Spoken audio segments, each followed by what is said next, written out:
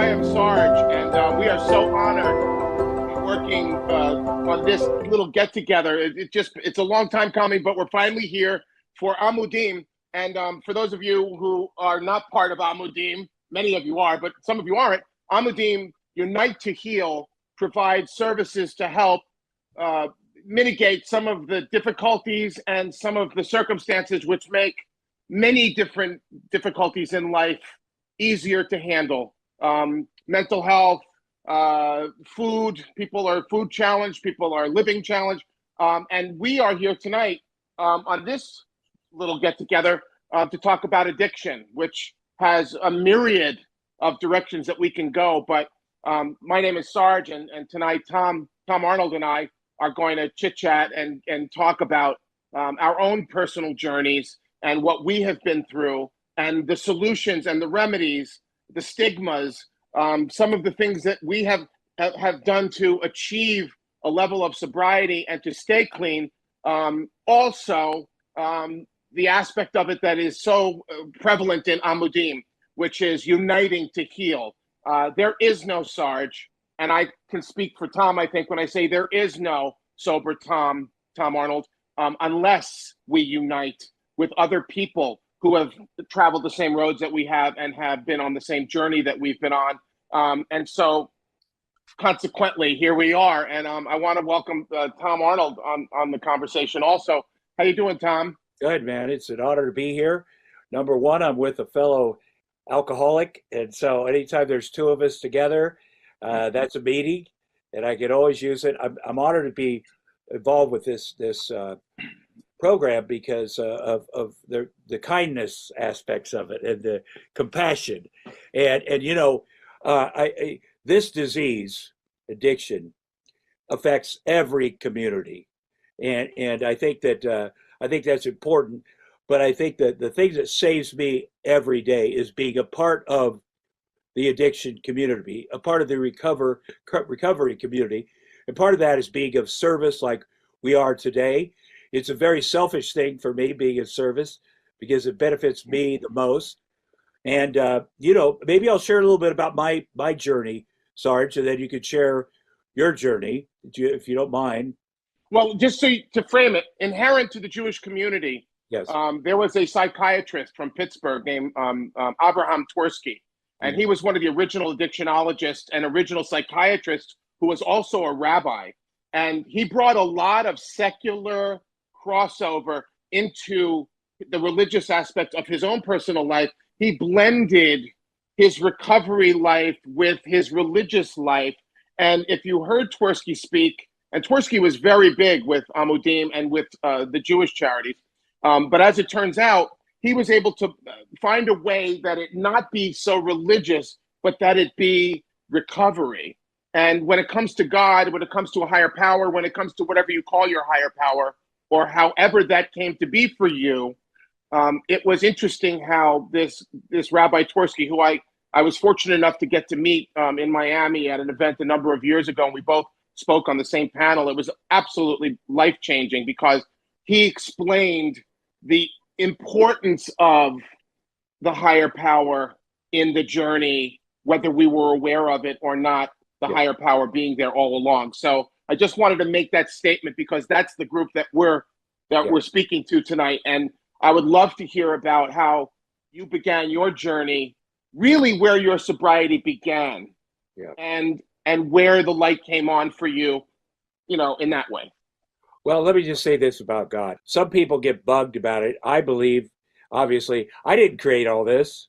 I look at my kids, I'm like, oh yeah, I did everything. I did look outside, I did everything. And I think it's important. I always tell guys, they're like, yeah, I don't want to be religious. It's a spiritual program. It doesn't matter what your religion is or whatever. You just have to believe that something greater than you out there. It could be that doorknob. You can start with that. But there's something greater, and it certainly has made things easier for me. That I'm not responsible for everything. That I'm not the guy. You know, there's something greater out there, and certainly I've seen the evidence of it. That's just the way I look at it. You know, I'm from a small town in Iowa.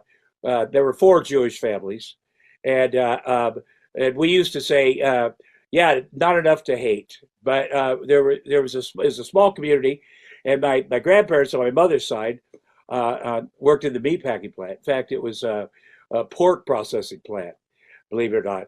But it was a small, tight knit community. They had the high holy days where in Artie Siegel's Western wear, and they'd have a rabbi come down from Des Moines, and they go back of Artie Siegel's, and he was a character. But when I came to LA, I had a stepson that was time to get bar mitzvahed, and so I studied with him for a year at the University Synagogue down here because I didn't know enough, and what the rabbi told me was at the end of it, well, what do you think Judaism is, and how do you define it? I said, I don't know. What goes around comes around. He said, that's it. What goes around comes around. And so, being a part of an organization like this, or doing this with you, Sarge, is such a blessing for me, and I will live another day because of it. I grew up where everybody drank. Everybody. It was a hard. It was a hard town. It was a meat packing plant town. And so from an early age, I started drinking. I suppose 12 or 13, and I started getting arrested. Because that's what happens. You get in fights with police, you act like a fool, you get arrested. And I kept thinking, and I remember being in the back of a squad car, thinking, there's something better for me out there if I could just get a handle on this stuff. There is something better, and I think I'm going to blow it. But I always believed in something greater out there. And in my case, it turned out to be, I had dreams to be an actor, which is crazy if you're from that small town. I had dreams of, I remember working at the meatpacking plant, which I worked on the kill floor of the meatpacking plant for 3 years after high school to save money for college, because I knew, if I get to that college, then I'm going to have a chance, because people are different there. There's all kinds of different people at the University of Iowa. In my hometown of Tumwa, everybody looked the same. Everybody did the same. But I said, if I could get out of here, do that. And I used to daydream. I don't know if you've ever worked at a meatpacking plant, but you're chiseling heads, or you're doing bone and hams, or whatever you do, and you daydream. And I remember I had a daydream that I was best friends with Robin Williams. And first, let me say, Robin Williams, who is one of us, everything good you've ever heard about Robin Williams is true, and then some. And if I called him at 3 a.m. and said, so-and-so's in trouble, whether he knew him or not, he'd be like, Tom, let's go get him. And when you say one of us, Tom, and when you say one of us, I know what you mean, but explain to the people what that means. He was one of us. Robin was a recovering alcoholic, and he worked very hard. In Robin's case, he was dealing with 3 things, and he had a mental illness, he had a brain disease, he had Parkinson's, so maybe more than 3. I would daydream I was best friends with Robin Williams, and I'd get home from the meatpacking plant, and I'd be looking in the mirror like, I'm crazy. I have to quit having dreams, because it's so disappointing that they're not going to come true. And 10 years later, I'm sitting at Robin Williams' house because we're doing a movie, 9 months, and we have the night before we started working on the movie, he had a dinner, and then at the end of it, I'm sitting there with Robin, and I said, I've been here before. And he's like, in my house? I go, no, here, me, you, best friends. And he said, we're not best friends. I go, I know, but it's close enough to my dream. So with Robin, like a lot of us, you don't know, you can't get a handle on your mental illness or whatever that other thing is until you get clean and sober. And a lot of people have dual addictions. I had to get clean and sober before I dealt with things that happened in my childhood. There was the pedophile in my neighborhood, something I just blocked out. And then when I got sober, I went, oh yeah. And I ended up tracking the guy down. And, he's a big religious leader. He has a big business, of course, big super Christian guy, and I found him. And I went to his place of business and confronted him, and I didn't beat him up, or I didn't want to get in more trouble, but I confronted him. And it felt like I came out of there and I felt like a ton of bricks had been taken off my chest. And I went right over to the Iowa Capitol building, to the governor's office, said, you got to do something about this guy, because the police say the statute of limitations is up, and you got to stop. He's about to adopt his fourth son. And he said, the governor at the time, Terry Branstad, said, oh my God, that'd be a federal offense. You're asking me to commit a federal offense. I'm not even going to pretend you weren't here. Get out of here. And then about 4 days later, my brother called, who'd found him. My brothers are really good about finding people, and said his adoption fell through, the guy's adoption. Paperwork snafu, whatever. And that's God right there. But then I thought, have I done enough? I confronted the guy, I did this. And so I put up posters, kid high, 6 blocks around his house, and had my brothers redo them every few days, saying his name, his face, his crimes. And I just felt like I had to let the other kids know.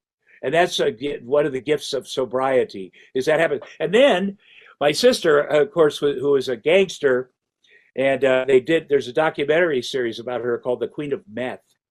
She was the biggest drug dealer in America. She got busted, of course, that's what happens. And during her trial, I went back to Iowa to support her. That's what you do with your family. And a person came up to me and said, I know about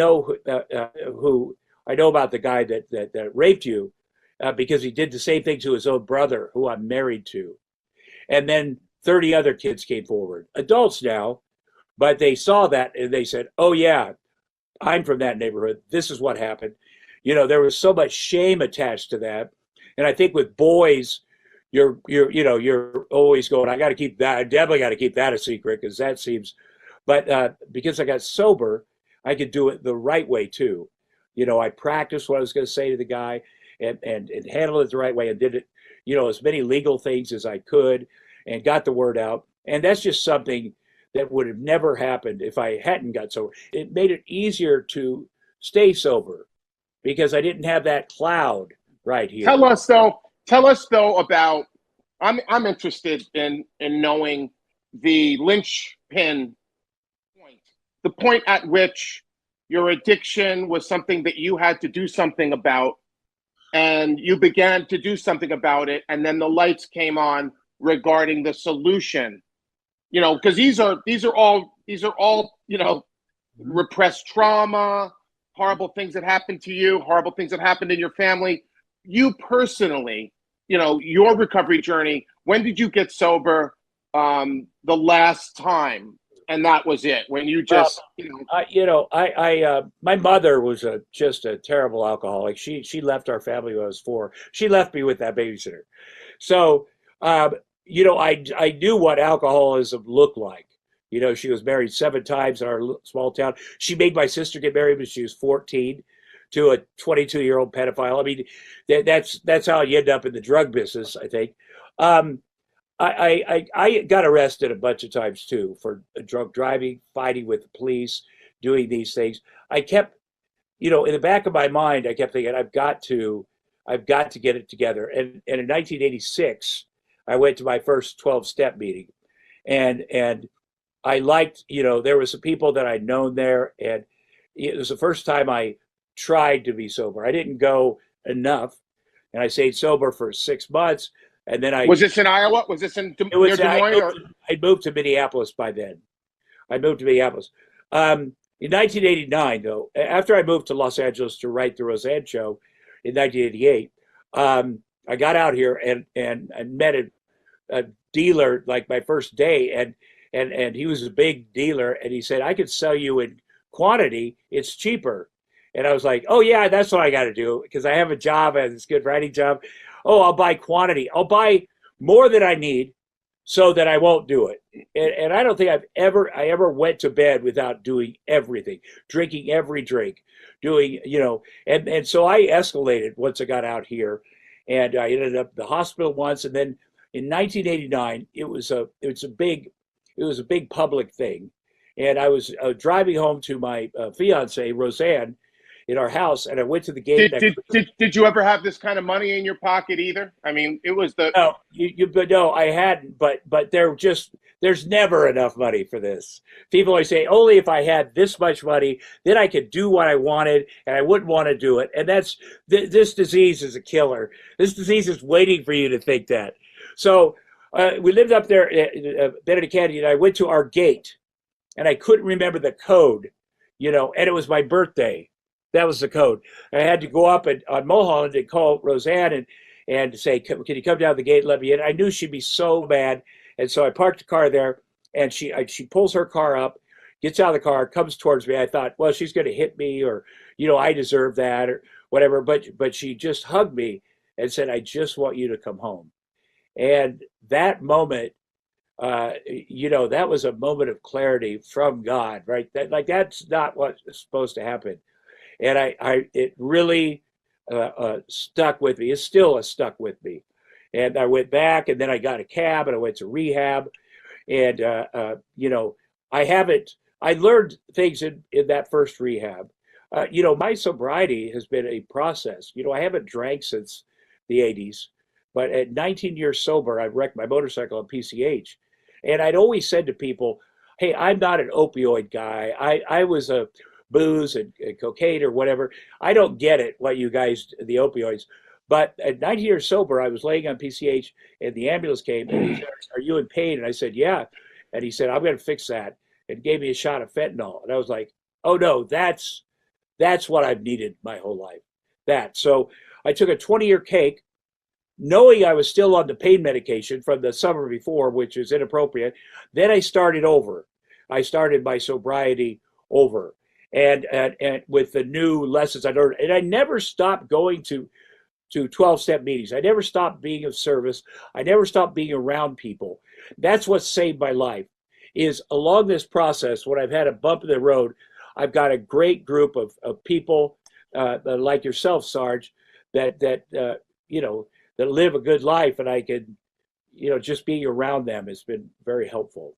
But how did I miss you? How did I miss you? Yeah. I lived in Los Angeles for 11 years. I went to the log cabin 5 days a week. I went to the Virgin America meeting in the basement of the Virgin store on Sunset across from the Laugh Factory every Saturday. I went after that meeting. I would go over to Roxbury for the CA meeting and sit with Shadow at that meeting. I don't know how I missed you ever, because I was everywhere conceivably, because I just love sober friends so much and love being around the Unite to Heal thing. I don't feel as comfortable around just regular people.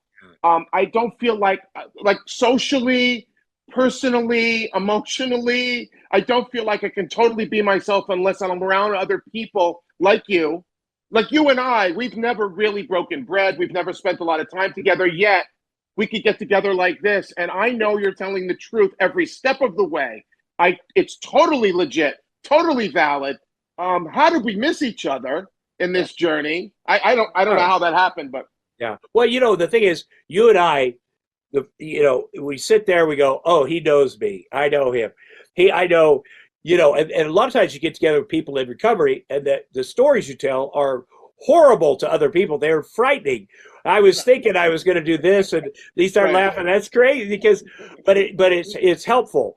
I have to say too, 5.5 years ago, a little bit 5.5 years ago, I became my own doctor, and I started taking benzos. And benzos are, be careful with benzos, like Xanax and things like that. And it became a problem. So I went back 5.5 years ago to another rehab and worked on that. And because at the time my kids were 4 and 1, and I just knew I can't be a good father and have any kind of issues like this. So my relapse has been a part of my journey, and I tell people not to give up, obviously, and don't let people shame you. We have a disease. The best thing you could do is get around other people that have that disease, and there's organizations like this, and it shines a light on this stuff, because if there's so much shame involved, and this, Sarge, I know this from when I was using the secret and the lies and the shame, and I don't have to do that anymore. That's a big relief, to not have to get my story straight. It's a great relief. No, that's amazing. to give you a little thumbnail, because you have no idea. When I got sober, it was because I had been homeless for about 9 months in New York City. Now, I grew up in Long Island in a very wealthy suburb called Great Neck. I moved to Manhattan. I went to Juilliard. I was a child prodigy. I was marked for greatness. I ended up in New York City, in Manhattan, and after a number of career changes, which we're not going to get into because we only have one evening, I ended up homeless on the streets of New York behind 3 different kinds of addictions. I was on angel dust, I was on crack, I was on ketamine, and I was drinking, and I was stealing for my habit.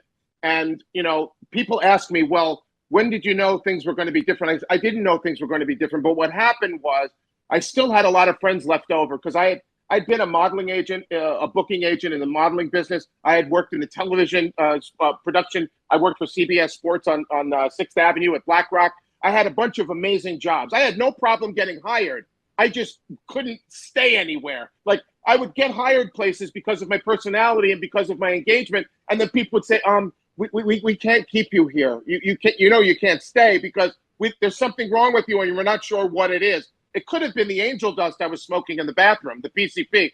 To make a long story short, when the bottom dropped out of my life and I ended up on the streets, I had one friend left who I asked if I could use his apartment because he didn't know I was homeless. And he went to Aspen to go skiing and he said, I'll leave the keys with the doorman. And he left the keys and I went and I used the apartment. And shortly after that, I had to get high because I had a $300 a day crack habit. So I took all the things I could find in the drawers, jewelry, a couple of very expensive Van Cleef & Arpels watches, cufflinks, a necklace, a gold brooch, some diamond stud earrings that he had from his grandmother. I took them all. I went down to 47th Street to the Hasidic jewelry exchange down there. I traded it in for about $3,000. I went and did a major blowout, which lasted me about 3 days. When he came home, he couldn't find his stuff. He didn't know what to make of it. We ran into each other on the street, believe it or not. We ran into each other on the street. I was homeless, but I ran into this guy, and he said to me, where's my stuff? And I said, I sold it for drugs. And I was very heavy. I was about 360 pounds at the time. I was the fattest crack addict in New York. And so he said, what kind of drugs are you using? I said, crack. He says, it must be some very high calorie crack. He says, you're quite heavy. I said, well, I know. I said, I can't explain it. So he said, well, let's get you some help then. And instead of pressing charges, instead of calling the cops, he went to an intervention counselor. And 24 hours later, I was on a flight and I was headed to a place called Delray Beach, Florida. So this was 9 years of drinking and drugging. And now I show up on the steps of a treatment center at 10:15 in the evening. No detox. There was, back in those days, to give you a time frame, this was the day after Christmas, 1990. So should I just so happen to stay sober another month or so, that will be my 33rd sober Christmas. But not bragging, just saying, I walk in and this gentleman meets me at the door. And he says, wow, he says, you really stink. He says, are you an alcoholic?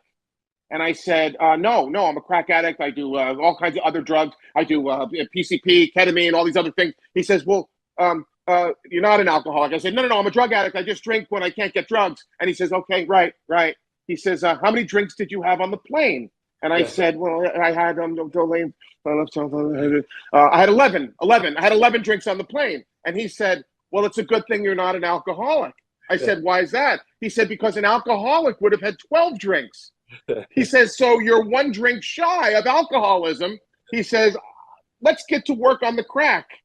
And he took me into the place and he went through my luggage, which was a trash bag, not from the kitchen, but a bathroom trash bag, like a small little sack. And he said, why don't you go in the other room and ask God to remove the obsession to drink and drug from your life? And I said, who? And he said, God. I said, God. Now, I've been bar mitzvahed. I've been to shul as a kid. We went every Sabbath. We celebrated the holidays. But you know what?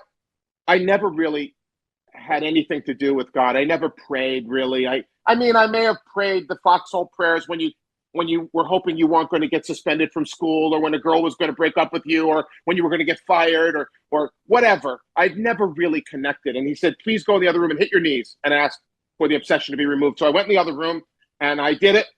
I sat in a chair and sitting up, I hit my knees with my hands. I was tapping my knees and I came out, and the gentleman said to me, did you do it? And I said, yes, I did. And he says, well, then come on, let's go get you checked in. We'll put you in your room. And so that's what they did. And I did that thing, and he took me to the room, and I woke up the next day, and for some reason, the spell had been broken. And you know this is true. I mean, a lot of people don't believe you, but I'm a one-and-done guy. I didn't have the desire to. There were no fences. There were no electric fences. There were no barbed wire. There were no locks on the doors. I was in Florida, where you can go this way or that way and get whatever you need. If you wait at the beach, a bale of cocaine will eventually wash up at your feet in Florida. So I had no desire, and the spell had been broken. I stayed there for 42 days. Incidentally, there are no coincidences. That gentleman who met me at the door at 10:15 at night, the day after Christmas 1990, is my sponsor to this day. He was the clinical director of this particular little mom and pop treatment center, but he's my guy, Mike. He's still my guy. And so there I am, 42 days. I lived in a halfway house after being from big, bad, fantastic, unbelievable New York and all of this Ivy League education that I was exposed to. I'm a guy bringing the carts off the lot at Home Depot in 104-degree heat in South Florida, because I was told the way you eat an elephant is one bite at a time. And so there I was. I got myself a sponsor, and then, I was encouraged by my sponsor to meditate. And he said to me, why don't you go on the beach and go get honest with yourself and think about what you would attempt to do with your life if you couldn't fail? And I said, who am I going to talk to? He goes, well, talk to God. And once again, this God thing came up, and I was like, okay, I'll talk to God. And I went along with it. Well, anyhow, I went to the beach, and I closed my eyes, and I made an attempt to do the 11th step, which in our fellowship of recovery is to improve my conscious contact with my higher power, asking only for his knowledge of his will for me and the power to carry that out. And so through prayer and meditation. And so I went and I do little prayers and I meditated. I sat quietly, and I got a vision in my mind of a time when I was 6, when my grandfather took me in a place called Grossinger's, which was the Catskill Mountains. And he took me to see Don Rickles opening for Sammy Davis Jr. in this gigantic showroom. And I was 6. And I was under the table with a tablecloth over me. And my grandfather moved the tablecloth to the side. And I remember watching Rickles working that room, sweating bullets, sweating Israeli bullets. I looked behind the table and I saw 2,000 people in shambles. And I remember at 6 thinking, I don't know what this guy's talking about, but I want to do that. Yeah. And so when I went to my next group meeting, I said to him, I know what I want to do. I want to be a comedian. Now, this all happened under the auspices of God. Cut to New York. I'm on my journey now. I'm someone who prays and meditates every single day. I'm someone who can't drink before I go on stage or smoke a joint in order to take away. And in Amudim circles, they would call it shpilkus. Shpilkus is, do you know shpilkus? Shpilkus is not butterflies in your stomach. It's pterodactyls. Yeah. I don't have that luxury. And I'm in New York doing open mics. And I pray in the bathroom, and then I go on fearlessly with all of my character defects sequestered and quarantined for the moment. I'm going on stage to be a comedian. And I go up at this club on the Upper West Side called Stand Up New York. And I come off stage after this one particularly decent set, and a gentleman grabs me by the elbow and he says, you're the reason I come here. I said, really? And I said, are you hitting on me? Or he goes, no. I was a comedian. He says, I live in the neighborhood. I pop in. I'm always glad to see you're going to be performing. And I'm nobody at this point. I'm still nobody, but I'm even more nobody then. So now he says, come on, let's go grab a slice. So I said, I can eat. And he says, yeah, you look like you can eat. And so now we go out of the place and we go to the corner, and every corner had a pizza place, a Korean market, and a Starbucks. I don't know what it's like now in New York, but that's what it was. And so we go to the corner. It was Ray's Pizza, original, famous, authentic, genuine Ray's. So we go in, and the guy says, oh, you want a beer? And I said, I learned this from my gurus in Florida from Sobriety. I said, I don't drink. And he says, you don't drink. Why do you emphasize don't? And I says, because shouldn't means things go crazy when I do. Can't means I still want to. Don't means I don't. And so I take you to just a snippet of neurolinguistic programming. Not only do we have to change our friends and our places and our people, we have to change our words because we hear ourselves. And when we're full of it, and when we're not speaking the right words, we actually are wrongly programming the hard drive. And so my guys knew this. I don't know how they knew it, but I learned don't. I don't misrepresent myself. I don't take things that don't belong to me anymore. I don't embellish, embroider, or try to impress people. I don't drink. These are the things I don't do. And he said to me, wow, you don't drink. He says, why don't you drink? I said, because I'm an alcoholic. He says, doesn't that mean you do drink? I said, no, it means I used to drink. Now I don't. He says, so you're one of those AAA people. You go to those meetings. I said, yes, I go to AAA. I ride around with a jumper cables and a gallon of gas in the car in case someone. No, I go to AA. I go to AA. I go to the AA meetings. Where? I got Perry Street. I go to Perry Street. I go to the 79th Street workshop. I go over here. I go over there. He says, wow. He said, that's amazing. How'd you get sober? And I told him the story I just told you, Tom. I said, well, I went to this place. The guy told me to hit my knees. I woke up the next day. I never drank or drugged again. He said to me, and who did this for you? I said, God. And he says, and you believe that? And I said, well, yeah, that's the story I've been going with for the last 4.5 years. He says to me, well, he says, do you suppose you would have prayed if that gentleman didn't invite you to when you arrived at that place? And I said, no, I would probably not have prayed had he not invited me to. He says, had you prayed a lot before you got to that place? I said, no, I hadn't. He said, so let me ask you something. Do you suppose it might have been something about being invited to or directed to that could have been just as important as the prayer itself? Because had you not been ready to take the direction, had you not been ready to take the invitation and do what you were told, there would have been no prayer. There would have been no transition. There would have been no conscious contact. There may not have been any waking up the next day without that desire to do that. And I thought to myself, wow, so you mean the taking of the direction was as important as the prayer itself? He said, maybe even more so. And it kind of twisted my head. And then we began to have our pizza, and he gave me his card at the end, and he told me if I ever want to come to the light show, the laser light show at the planetarium, I was more than welcome to. And I put the card in my pocket. I didn't think anything of it. And then a couple months later, I was on the road. I think I was in Slidell, Louisiana, and I'm in some hotel drinking a Diet Coke and eating a Snickers bar after a show. And I emptied out my pants, and the card that fell out of these pants that I'd been wearing, and it fell on the floor, and I put it on the desk, and then I laid down to watch some TV, and I'm flipping around the channels, and all of a sudden, there's the guy. He's got on Nat Geo, he's got a show. He's talking about the universe, and he's talking about, it was Neil deGrasse Tyson. That's good. I like him. And he's not a God guy. Yeah. So my sober friends are God guys. And so I learned one of the biggest pieces of spiritual inspiration from somebody that's not even a God guy, that I need to be someone who is willing to take direction from people who know how to do this, because otherwise I have no shot, Tom, on an ongoing basis at either staying clean or becoming the kind of person that doesn't resort to letting his addictions become the better part of him again. It would be impossible to function as a rabbi or a communal leader without Amudim. I recognize my limitations, and very often there are many challenges that are presented on our desk that we don't know where to go. So we have to turn to the people who have the professional experience, both in social work, both in addiction, both in whatever the challenge may be. So I look at my role as a conduit to get people to the place where they can be healthy. That's where Amudim comes in. There are so many different counselors, therapists, individuals who are willing to help you no matter what time of day or night. It is across the spectrum that Amudim has helped me on so many different varied issues, because they recognize they have one job. Their job is to help every Jew anywhere on the face of the earth.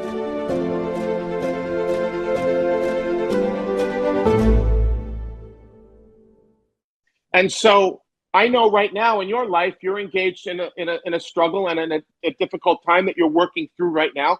And it's entirely on the side of family. It's entirely on the side of love, and strength and courage, what you're about and what you're doing. And I know you're doing that, and you couldn't do this if you were still battling yourself. You're right. You're right. And I thank God every day that I am. And 5.5 years ago, when I was taking the Xanax, I had a feeling, something in my head said, it's going to be, this is it. It's over. This is what's going to happen. It's going to take, you have to go back a day at a time, get your sobriety back. But this is it. Something changed in my brain, because I'm still holding on to that. I'm very grateful. You talk about, when I first got sober the first time, I did not like the guy in the mirror at all. So you're supposed to love yourself. And I did not, I hated myself.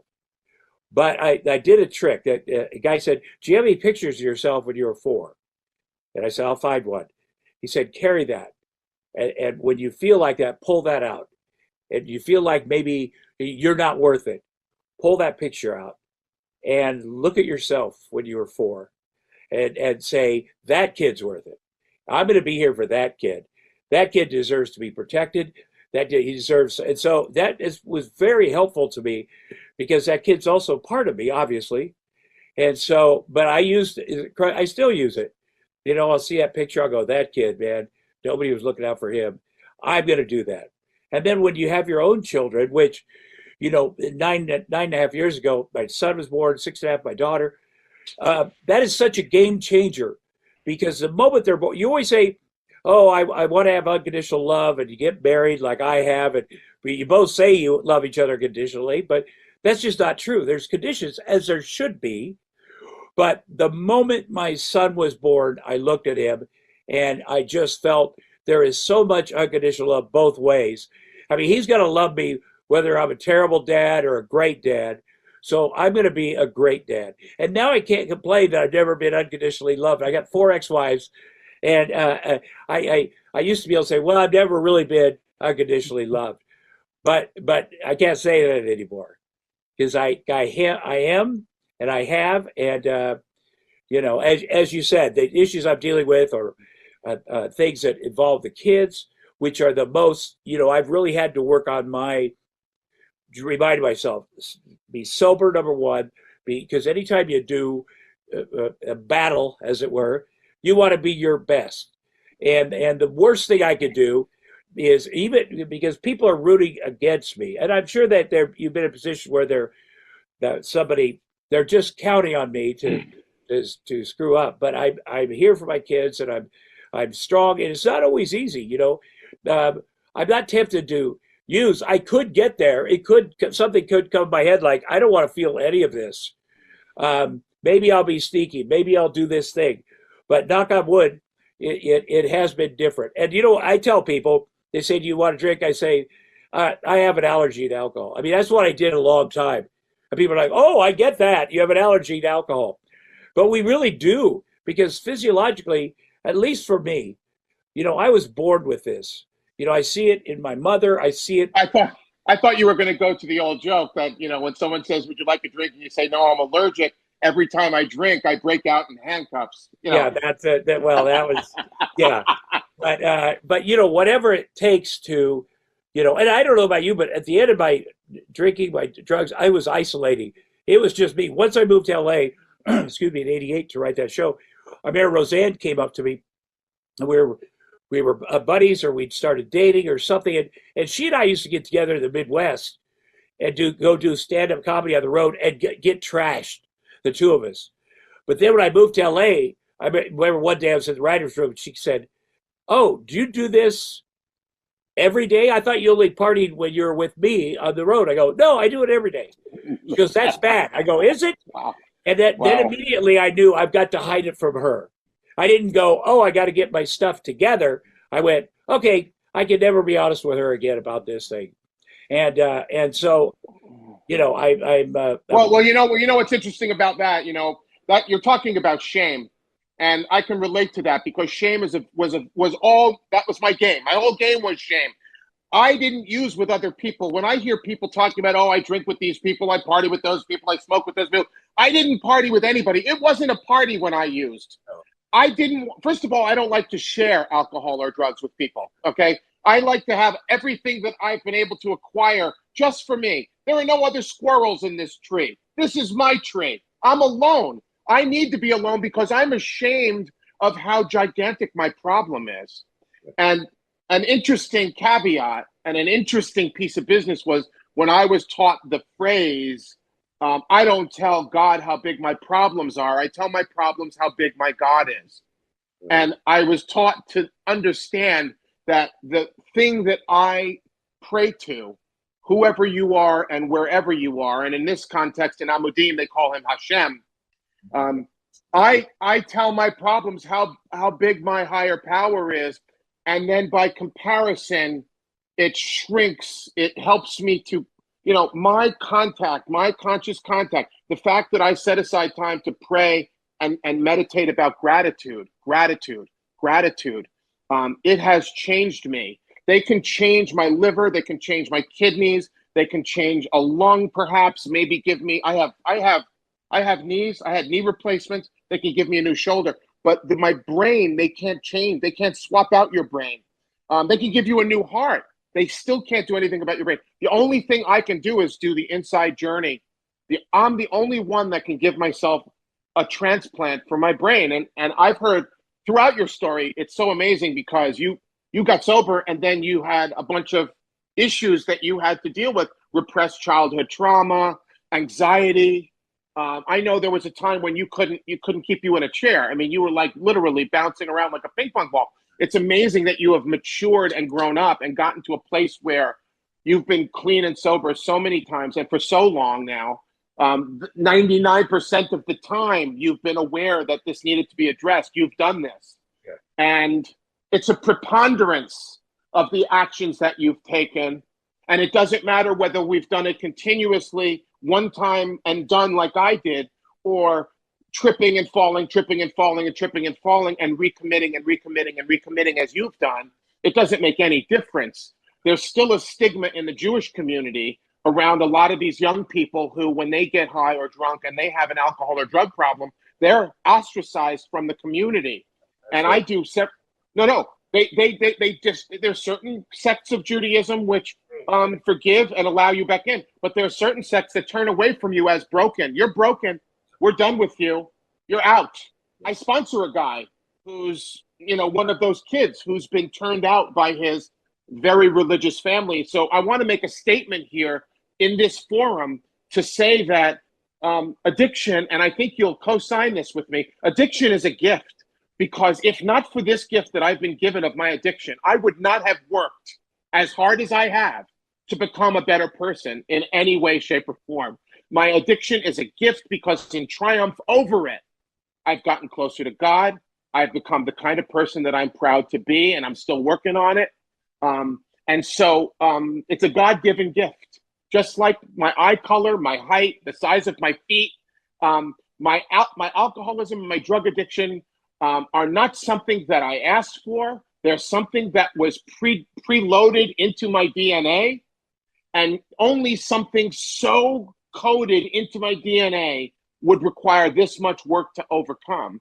And so consequently, that's why once we're an alcoholic for life, we know we have to pray and meditate and be spiritual up to our eyebrows, immersed in a preponderance of spiritual actions, so that we can become who we're supposed to be, as opposed to who we became. Yeah. Well, we're very lucky, I think when the first time someone said, you got to hit your knees and pray to God, just the idea of hit my knee, I was like, I'm going to do it the easy way. I'm just going to stand. No, you've got to humble yourself. I know you do. You and I have big egos. We have to do what we do for a living, but we're humble. We know who we are. It is a gift too. I feel that, but this gift that we have of being alcoholics, of being, the great thing about doing something like this is we could, there's a lot of people today with the drugs that kids take and people, they do it once, they're dead. You know, and I think when we look back and go, man, we used to do a lot of stuff, and why are we alive? So it's extra scary. It's extra scary for parents. It's extra scary for everyone. And you know, you love your kids unconditionally. There are ways to help them, to support them, you know, to not abandon them without destroying your life too. And I think that we both know ways to do that. But it's also extra important right now to think a kid can go to a party and take one pill and they're dead. And or so anybody can have that. So people used to be, you know, I'm not judging what people do. And normal people can have a couple drinks. They do. And normal people, when they have too many drinks once, they go, oh, I feel terrible. I have a hangover. I'm not ever doing that again. That's normal people. People like you and I are like, I need more. That here's the problem. I don't have enough of that and we take risks.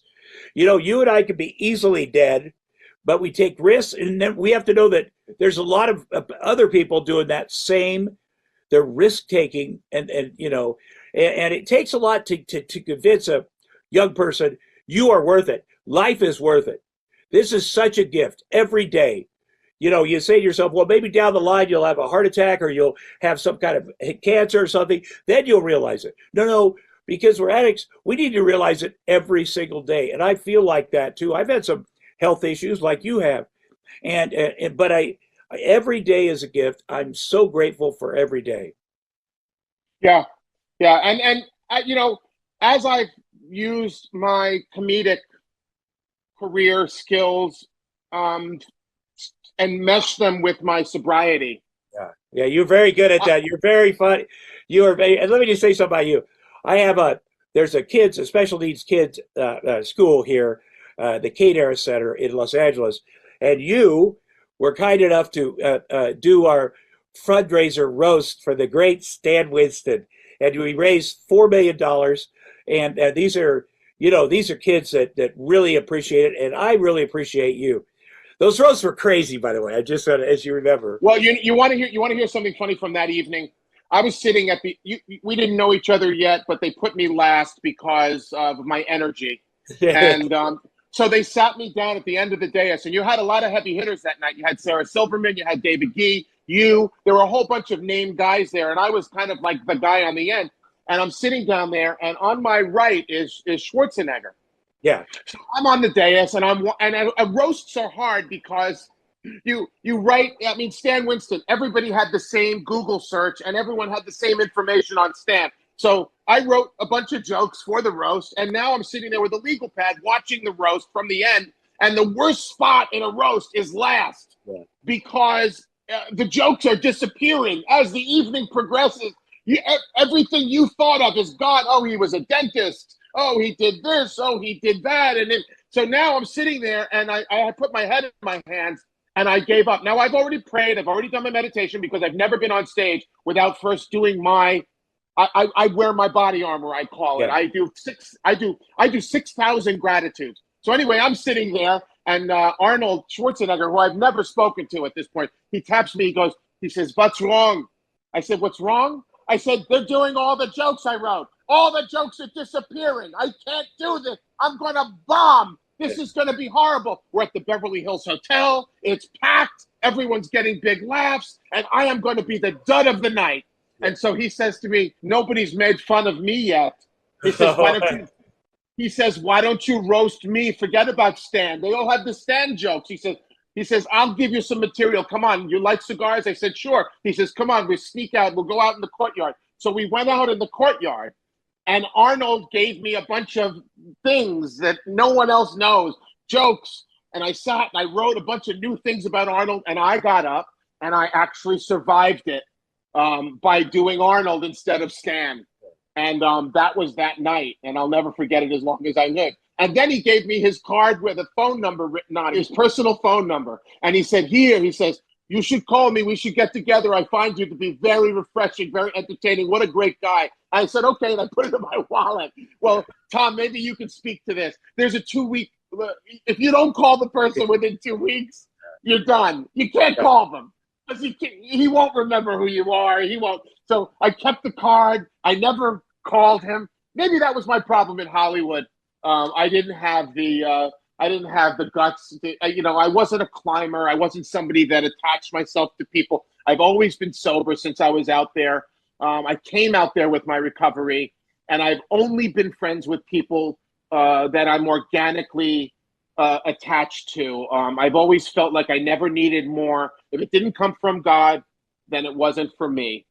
And so consequently, here I am in God's waiting. I'm in God's waiting room in Florida. For one thing, you're the anchor of the roast, which means you're the best. That you're absolute. We don't put guys that are not the best. Number two, Arnold loves comedy. He loves comedians. He considers himself a comedian. We roasted him. I don't know if it's the next year when he was governor, and the jokes were just, people were like, "Oh my God, why are you?" But he loves that. He's such a good guy. You know what? Jim Jeffries. Do you know Jim Jeffries, Australian comedian? Yeah. Great guy. He got hired to do a private party at Brett Ratner's house, and Warren Beatty was there, and Al Pacino, all these people, and he was nervous. Like, am I supposed to make fun of these guys? It could go bad. Anyway, he gets up at the table and gets it going, and it goes pretty well. And Warren Beatty comes up to him afterwards and said, "Here's my card. I want to work with you." So Jim Jeffries, the next week, called Warren Beatty's office, and his assistant answered, and she said, "Who is this?" "Jim Jeffries. We met at Brett Ratner's." "Just a second." And when he could hear her say to Warren Beatty, "Jim Jeffries, you met him at Brett Ratner's house," and he could also hear him say, "I have no idea who that is." And then he hung up.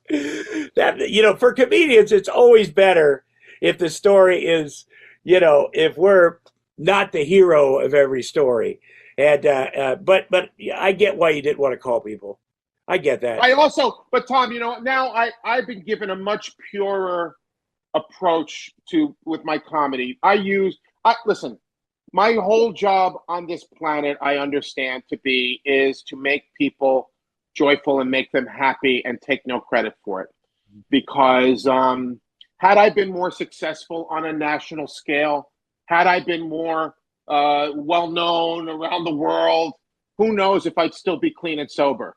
The point is, I've been given a task, I've been given a job, I've been given a mission. I stay on task, I stay on job, I stay on mission. I show up wherever I'm invited to go, whether it's $1 or $1,000. I do whatever I have to do to make people happy. I sign every letter I send to people, every email, looking forward to making you very happy.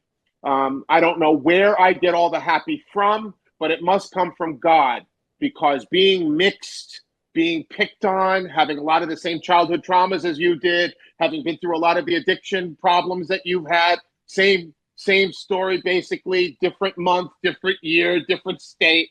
At the end of the day, to have this much happy must mean that it's a gift from someplace gigantic. Well, also, your Arnold story is perfect. Who knows what would happen if you called and the story of you and Arnold having those moments together and him helping you, that's the home run, I would be. I mean, I talk to him all the time, but that's only because, but I'd be nervous. Like I'm weird about calling him down. Like, geez, I don't want to call. Then all of a sudden he'll FaceTime me at 11 at night. There's his face. I don't want to bug people. The thing about you is you're so talented. That's the number one thing. Am I good at what I do? Am I talented? Yeah, I'll take that over any kind of success. Number one, I'm good, because we know people that aren't. And I'll tell you, man, careers go in different ways. Sometimes you're get discovered, you're 20, and sometimes you're 50, sometimes you're 60, but you go back and go, I'm respected. I love what I do. I'm very good at it. That's what I think about you. You're very good at it. You also share your sobriety. This is where exactly we all want to be. We all want more. But you're so talented, you can't. You wouldn't trade the talent you have for more success. You just wouldn't do it. You wouldn't be the same guy. You wouldn't be able to help other people. You wouldn't be able to share honestly, to be honest. So that's what we're here. We're on this tiny planet. in this big universe. And sometimes we think, oh, I am the most important thing, but we're not. This is, we're important to Yeah. other people. We're important to loving people, being loved, being of service, changing the world little by little by little, put good ripples out there because we used to put bad ripples out there. And that's how we were living our life. And now we've turned it around. Well, I'm just glad to be part of the natural order of the universe. And ever since like the zebras stay with the zebras and the whales stay with the whales, and like the alcoholics and the drug addicts and apparently tonight the Jews, we stay, I mean, you and I would never walk up to each other on the street and say, "Hello, Jew, how are you?" But because of, it's funny. Our Judaism is nowhere near as important to us as our sobriety, because without our sobriety, none of these other wonderful things are even possible. It has to be number one. And people are like, well, you have kids. It's like if you're on an airplane and there's a problem and the airplane dives and the mask drops down, you're supposed to put it on yourself before you put it on your kid. And that's how I look at it. Like, this is the number one thing I have to do. The thing about Judaism, once you have kids, you start going, okay, we're going to do this. Like, you get real sanctimonious and doing it. It's like, I don't need to. And then you see your little kids like, oh, no, we need to do all this stuff. And it'll be good for them. Maintaining an addiction, I forget what you said you spent a day, is hard. It takes all your brain power. Oh, yeah.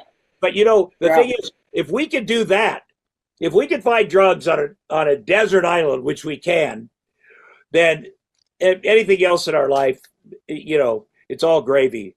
Where we learned to do that was in a room full of people that weren't there they weren't there to be entertained. They were there to hear about my gut level, my real story, my who are you? Who are you, and why should we sit here for 45 minutes and listen to you? And that's where I learned how to. I learned. That's where I learned not to lie. I learned not to hide. I didn't have to hide. I didn't have to lie. I didn't have to make anything up. All I had to do was show up, and the unconditional love that was there for me brought out a different side of my ability to convey humor through my actual story. And when you sit in a group like that and you tell the worst thing you did and somebody's nodding, nobody's judging you. Everybody's like, oh yeah, I get that. That's a great feeling to go, this is my place. This is my safe place where I can really share all of my, character defects, my things I've done. And then you don't carry that shame if because we love carrying shame. Anyway. Well, thank you so much, Tom, for this time that we got to spend together. I can feel us tailing off, so we should probably just say good night and God bless. And I look forward to seeing you in person in the near future. And I'll be thinking about you, and everything that you're doing and going through currently. The things that you have going on in your life. I pray, I'll remember you in my thoughts ongoing. Until we get to meet each other in person and go, hey, I remember we did that together. That was fun. Thank you. Well, I'll never forget this. And my problems are high class problems compared to the problems I used to have. So thank you for thinking. This made me feel a lot better. I hope other people get a little bit of inspiration after they see us two maniacs and what we've done with our life. And so that's why we're here. We're here on this planet to help other people. Well, thank you to Amudim for bringing us together. United, we heal. We unite to heal. And Tom and I have had a wonderful time. So thank you so much. And thank you, Tom. Thank you for supporting this wonderful organization. Thank you, thank you, thank you. And give more. Okay. Good night. Good night. Thank you.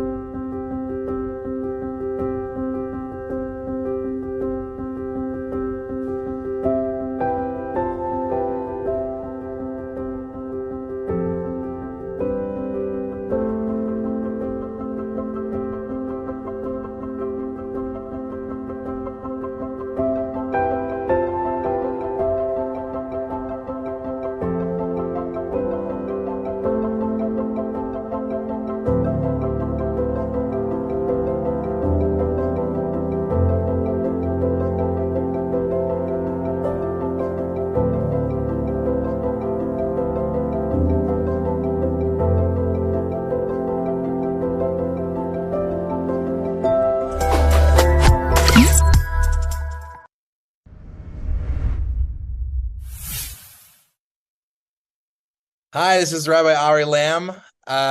We are here in support of Amudim, Amudim's Unite to Heal campaign. Amudim is an amazing organization. They provide a resource for anyone struggling with abuse, neglect, addiction, or any other crisis events. And this evening, we want to pan out a little bit, talk not just about a crisis afflicting a single community, but a potential crisis that afflicts two amazing American communities. And given the importance of our communities and our respective deep roots and culture, it has the potential to affect the entire American society. So this evening, we're going to talk about Black Americans and Jewish Americans. How do we heal?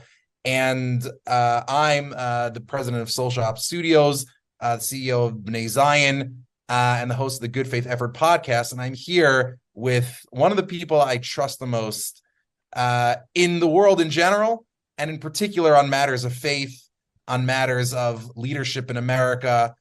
And as someone who has not just talked the talk, but walked the walk in so many different facets of life, he is the pastor of Greater Zion Church Family in the wonderful, beautiful city of Compton. He's a gospel artist. He's an amazing voice for faith in America. He's my friend, Pastor Michael Fisher. Pastor, I'm so excited that you're here with me. Hey, what's going on, Rabbi? Rabbi and the pastor. We're back, baby.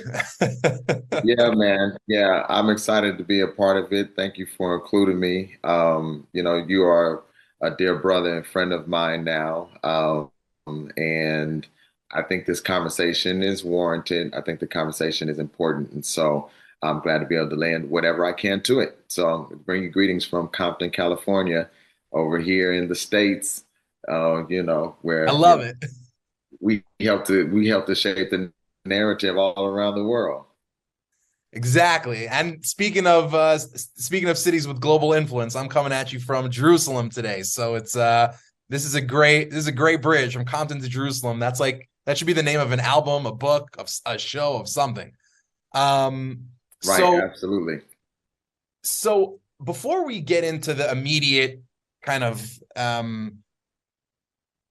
contretemps, the brewing crisis, or whatever it is, potential opportunity, maybe, whatever it is, before we get into the specific events that we can talk about, the current events, I want to kind of set the stage by maybe you and I reflecting a little bit on what it means to be a person of faith in America, and why that means that we actually have a lot at stake in what happens in this country, right? So in my case, I grew up in a rabbinic family, a family that, in my grandfather's case, helped steward American Judaism at a really crucial point, Rabbi Norman Lamb of blessed memory.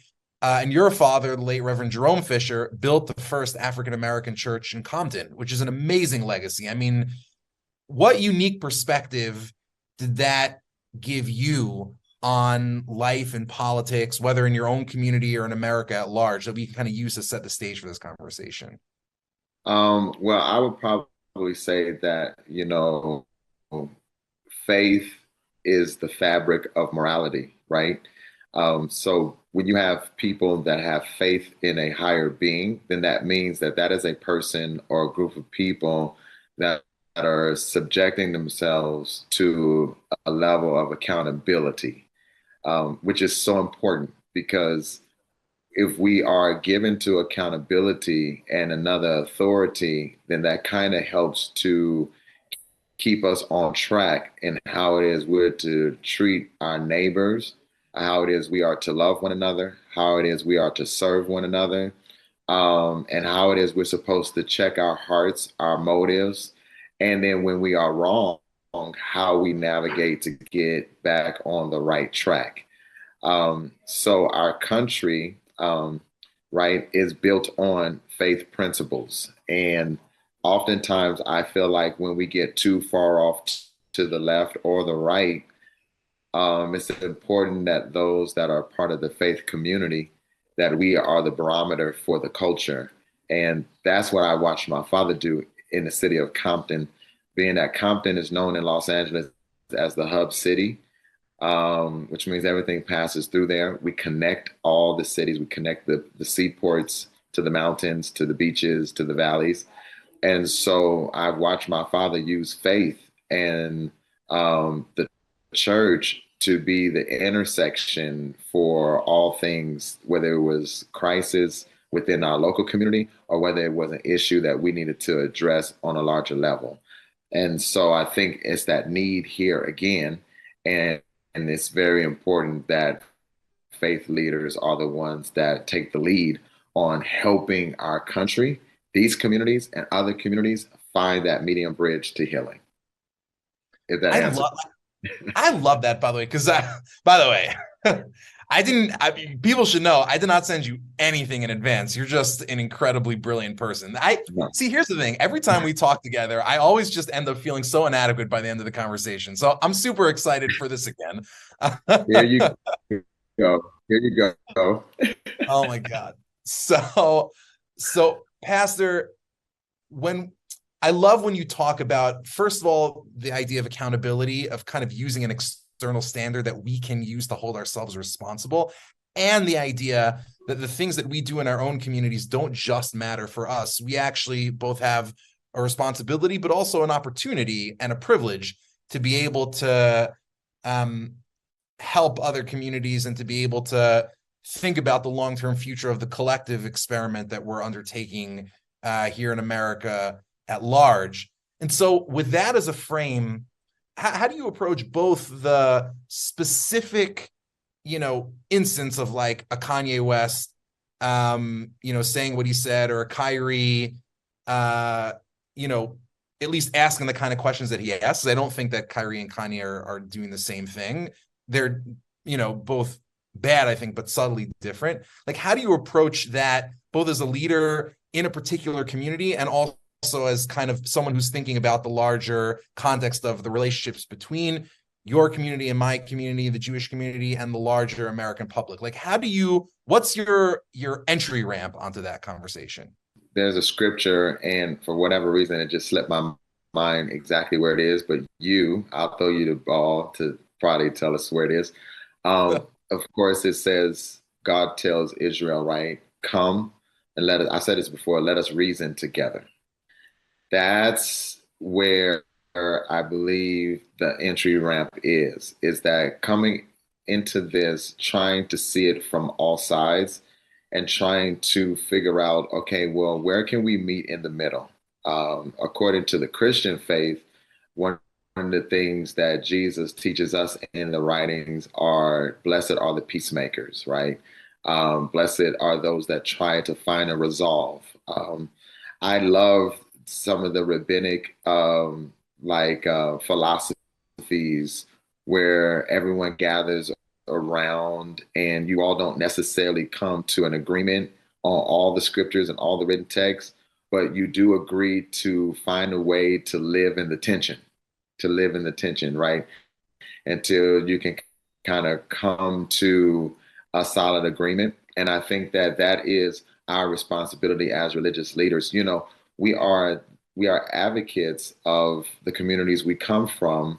And when we see that a community is hurting another community that we also care so dearly about, and we've seen work together hand in hand in so many ways, we have to find a very wise way to walk that walk where you kind of say, well, I want to hear your perspective so that you'll give me entryway to share with you another perspective, and also talk to the other communities and saying, hey, this is where maybe that came from.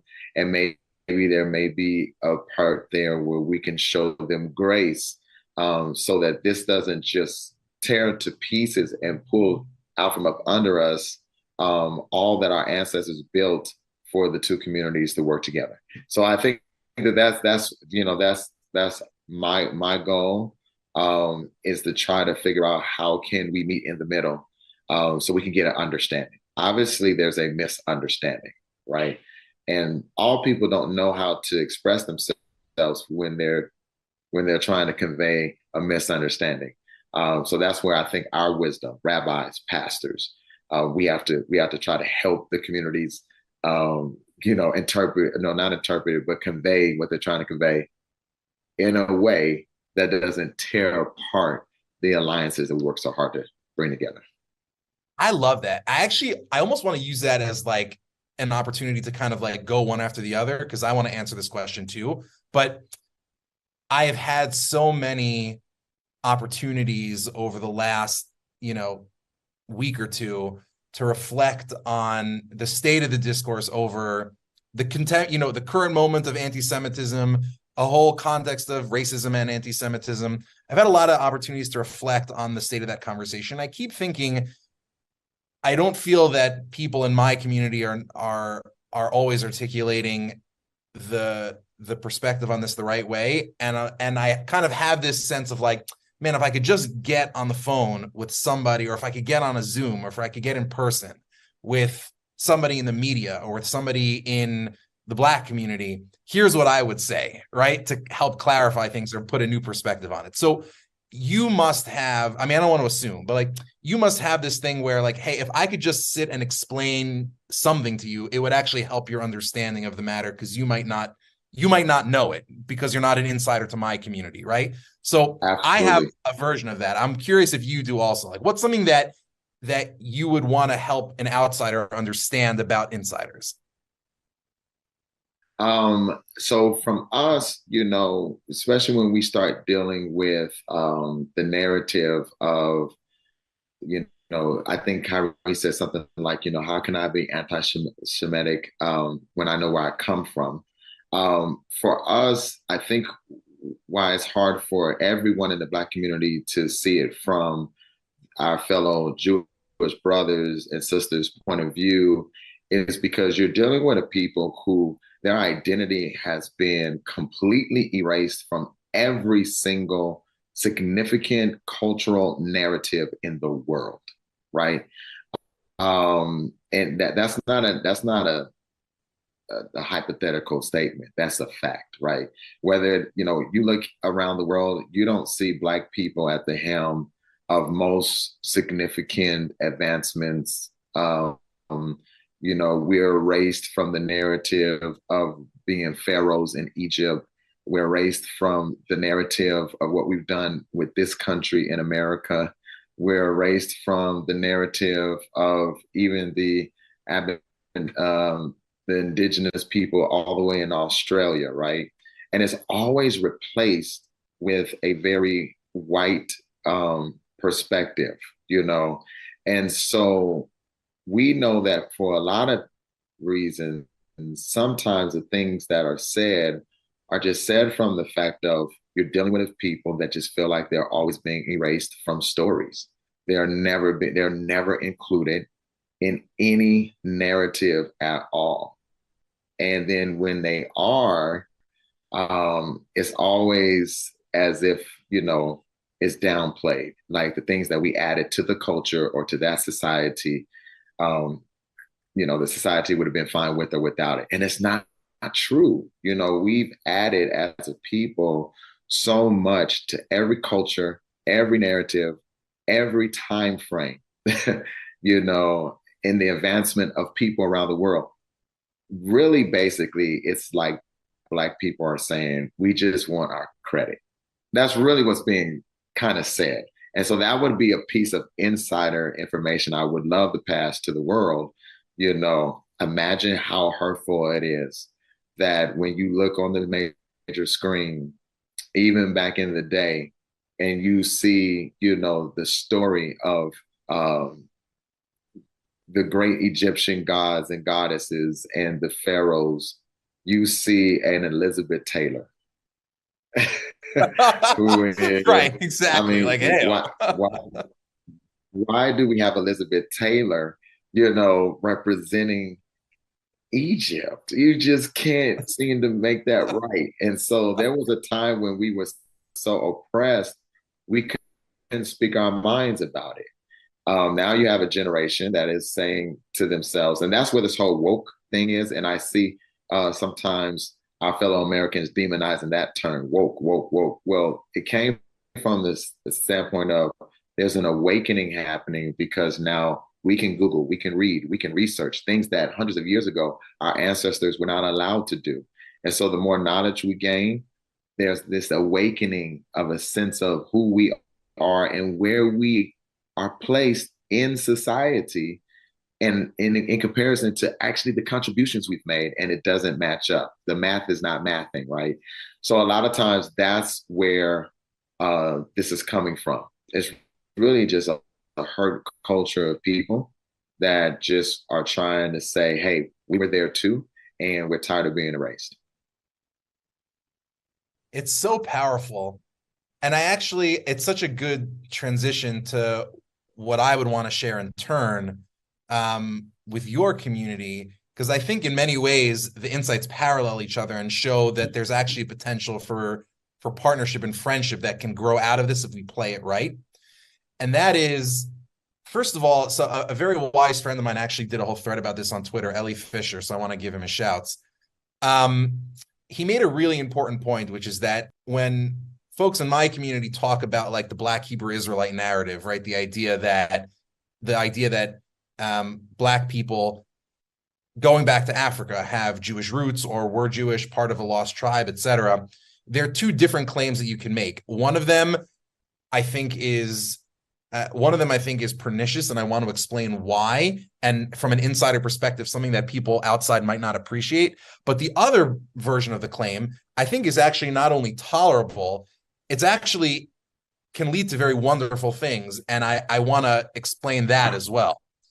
The pernicious version of it, and here I want to explain a little bit why, in the Jewish community, this sets off such alarm bells that seem incommensurate to the gravity of the claim. It seems like you guys are getting so worked up over nothing. The pernicious version of the claim is we are the real Jews, meaning you, contemporary Jews, are not real Jews. Like, we're the original Jews, you're not Jews, right? And that strikes alarm bells because of something called replacement theology, which I'm sure you're familiar with, but a lot of the listeners, both Jewish and not Jewish, won't be familiar with, which is an idea that goes all the way back to the 2nd century, like the early decades of the Common Era. So like, the 100s, which is as Christianity grows into a phenomenon that has its own self-identity as opposed to, just being an offshoot of, or a version of Judaism, or like a take on Judaism. As it grows into its own phenomenon, you have writers like Justin Martyr, like Irenaeus, eventually like Tertullian, Augustine, Jerome, some of the great lions of the, among the church fathers, who put forth the idea that the people of Israel are actually rejected by God. He's cast them aside. They have no more role in history. And all of the promises of the Bible that refer to the people of Israel have actually been stripped from them. And now they refer to the only true Israel, which is the church. Now, again, I'm not here to judge anybody's theology. Like, if that's your theology, that's your theology, and it has its own internal coherence. I'm not here to judge it, obviously.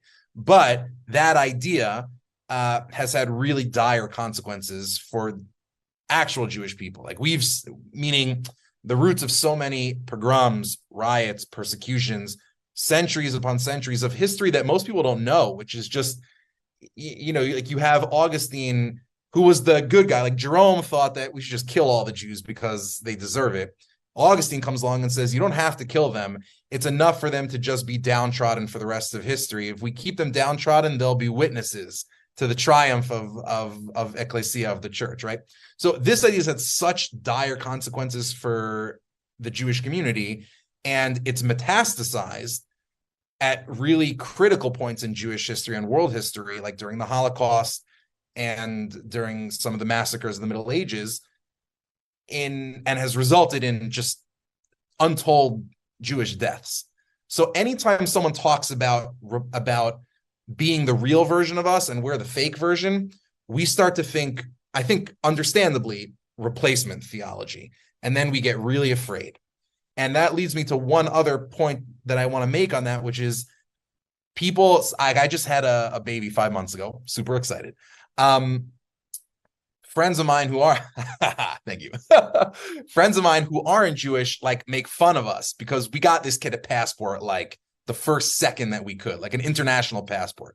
And we did that for all of our kids. And everybody I know in the Jewish community, certainly in like the traditional, like in the Orthodox Jewish community, we all get our kids passports like that, international passports. Why? It's not because we're neurotic Woody Allen types. It's because we've all had it beaten into us and not literally, but ingrained into our psyche by our parents, by our grandparents, by our teachers, that we all have to be prepared to run. Like, if things get bad here, we need to be able to run. The Jews of Nazi Germany made the mistake of not running. And we've been thrown out of every country. We've been chased out of every place. We have to actually be prepared to go to the airport. Like, I know I have friends, I don't have to personally do this, but I definitely have friends who actually have a suitcase packed under their bed at all times, just in case we need to run in the middle of the night. And I don't think people process like the fear in our community. But so that's like the pernicious version of the claim, you know, that someone else is replacing us, and no amount of empathy will get us past that fear. However, and this is what my friend Ellie Fisher pointed out, the idea of saying, of looking for Jewishness in your background, in the background of the Black community in particular, actually is a really powerful, or can be a really powerful thing. First of all, for all the reasons that you said, which is it's actually, meaning you should expect something like this for a community that's had so much torn away from it, forcibly erased from it. It's something to be expected, but also it has led to actual positive things. Like, just to use a really prominent example that everyone in my community will know, Amari Stoudemire, amazing NBA player, Knick legend within the context of everything since the 90s, right? But we love Amari Stoudemire, and Amari actually, who believes in this narrative, he actually ended up converting to Judaism. Now, we're not a proselytizing religion. We're not going out and trying to make converts, but Amari embraced Judaism, Orthodox Judaism, and has become like universally beloved within our community. Like, we love Amari, and he's studying, and he's actually becoming quite learned. It's an amazing thing to see. And it all came from this like deep curiosity of trying to find faith and Jewishness in your past in a way that actually is really wonderful.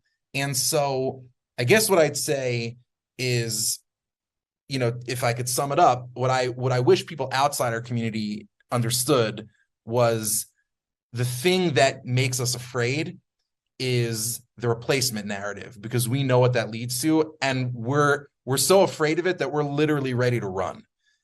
And at the same time, and this transition, I think we'll transition to the next question I want to ask you. I wish there was more pause in the conversation on the part of my community, and I think you're starting to see it among some of the right people, to say, hey, here's why someone would be attracted to a Black Israelite narrative, not a replacement version, but hey, here's what's in our past version, like trying to recover origins. Here's why someone would be attracted to it, and here's why it actually is a positive thing and something that we should want to embrace, like curiosity and a sense of history, like something we should want to embrace. But that gets me to the next question that I would love for us both to tackle also, which is, what's something that you would want to say to your community as like, hey, and I want to do this to my community also. Like, what's something that you would want to say to your community? Like, hey, here's something that we could actually do different than what we're doing now that would help things. Before I jump to that, I would just say that, you know, that concept of the replacement theology is the exact same fear of the Black community. Ooh, I like that. Can you unpack that? That's great. Yeah. Well, it's what I just said before, you know, you talked, is that you all are afraid of being replaced. We've already been replaced. You know, I mean, when they came and took us from our continent and from our land, and they brought us over here, they erased us. They rid us from our native language, our native tongue, our names. They ripped children from families. It was barbaric. It was an atrocity. And then they replaced all of it with, you know, their version of what Jesus looked like, and again, what the pharaohs looked like. You know, so for us, we've already been replaced. You're like in a post-replacement world. Oh man. So, and the reason why that's important to say is because I think that the Jewish community, I think, can take solace in the fact that I don't think everyone, now I can't speak for everyone, just like you can't speak for everyone. I think though, from the people that I talk with and from some of the folks that think like I do, it's not about replacing the Ashkenazi Jews. It's not about replacing, saying, oh, we are the only ones, and not me. First of all, I don't, Right. I don't know if I'm Jewish or not. So let me just say that for the people that are watching, but so when I say we, I'm just talking on behalf of my fellow African American brothers and sisters. But we are not trying to replace. I think it's more or less. I think which they're trying to get the narrative to say and it's the Jews the contemporary Jews that we see, and there are tribes that are of dark skin that are also, possibly linked to the same birthright privilege. And when all the Jews had to scatter and leave, everyone didn't go up north. Everyone didn't flee to the regions of Poland and Russia. That there's some that fled towards Ethiopia, or they fled to West Africa, or they fled to the southern regions of Africa. And it could be possible that some of them also now have come home. And I think that's what they're looking for. It's not a replacement. Now there are some, and let me say this, let me speak against this. There are some that are operating in the replacement theology, and anyone with good sense does not stand with that. There are some that want to downplay the horrific events of the Holocaust. And anyone that thinks that what happened during the Holocaust was not horrific, or that in some strange way the Jewish people would create that only for it to kill and destroy their own people, their own community, is delusional and crazy. So I just wanted to say that, what happened in the Holocaust, horrible. It should be forever damned and shamed. So let me say that. But there is a group, unfortunately, that is spreading those messages. And I want to say this: majority of the Black community does not stand with that. Period. Now, next page. But there is a sense of wanting to reclaim, like I said at the beginning, our place in the Jewish narrative as well. When we look at the origins being the land of, the Mesopotamian land, and, the northern Africa and Egypt, and where present, Iraq is, and, the Middle East and all of that, we know that for a fact that when we deal with maybe the descendants of Noah, or Abraham, it could be a possibility that they were of a darker hue, if you will. And I think that what the Black community is saying is that, is it possible to just get an and in there that, yes, we are the original Jews, and I'm pretty sure we have some brothers and sisters that are also part of that birthright, that their skin color is a little darker than ours. That's a whole different conversation. And I think that conversation, unfortunately, is being overshadowed by the squeaky wheel, that is pushing this more dangerous narrative that you guys, unfortunately, are hearing in the mainstream. Amudim is not just trying to answer a question right now. What does the client say they want right now? Amudim understands that whoever's calling them is dealing with something, and is dealing with having to make very, very difficult decisions. And Amudim's always there and available to articulate what the right decision is, to walk you through the right decision, to make you feel that you're comfortable, to make you feel that you're safe. I believe that Klal Yisrael, who wants to continue to exist forever and ever, has to deal with certain issues they're facing. And that's going to restore life and sanity into Klal Yisrael. And I think Amudim is there and wants to be there, past, present, and future, to be able to be there to save those lives and give people that life of not only life or death, but that life to walk around as actually a living human. Therefore, I would recommend to anybody who wants to feel fulfilled, who wants to feel that they're part of something bigger, they want to feel that they're part of the Rebbeinu Shalom, that they're helping the Rebbeinu Shalom's children, I would say to get connected to Amudim, contribute if that's your connection, if that's what you could give, if that's what Hashem gave you to be able to do. This is a worthy course to be part of. You want to be part of something that's godly.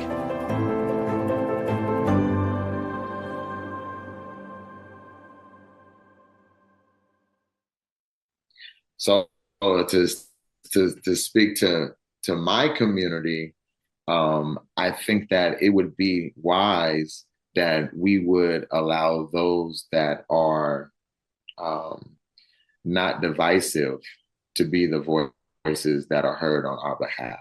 I think that's very important. I think I can say very straightforward that all conversations about the Holocaust should be off the table, period. That was a horrific event that happened. And we, out of all people who lost so many of our ancestors in the transatlantic slave trade, we should know, how that feels for someone to downplay how horrible slavery was, because we hear it even to this day. When we hear just second generation people who their grandma were slave owners telling us that we should be grateful because the slave owners took good care of us while they were and that's like a legit, that's like a narrative that's out there. I know. So I'm saying that therefore no one from the Black community, if we know how hurtful that is when we hear it about what happened with us with slavery, no one from the Black community should ever stand by anyone that is downplaying the Holocaust narrative.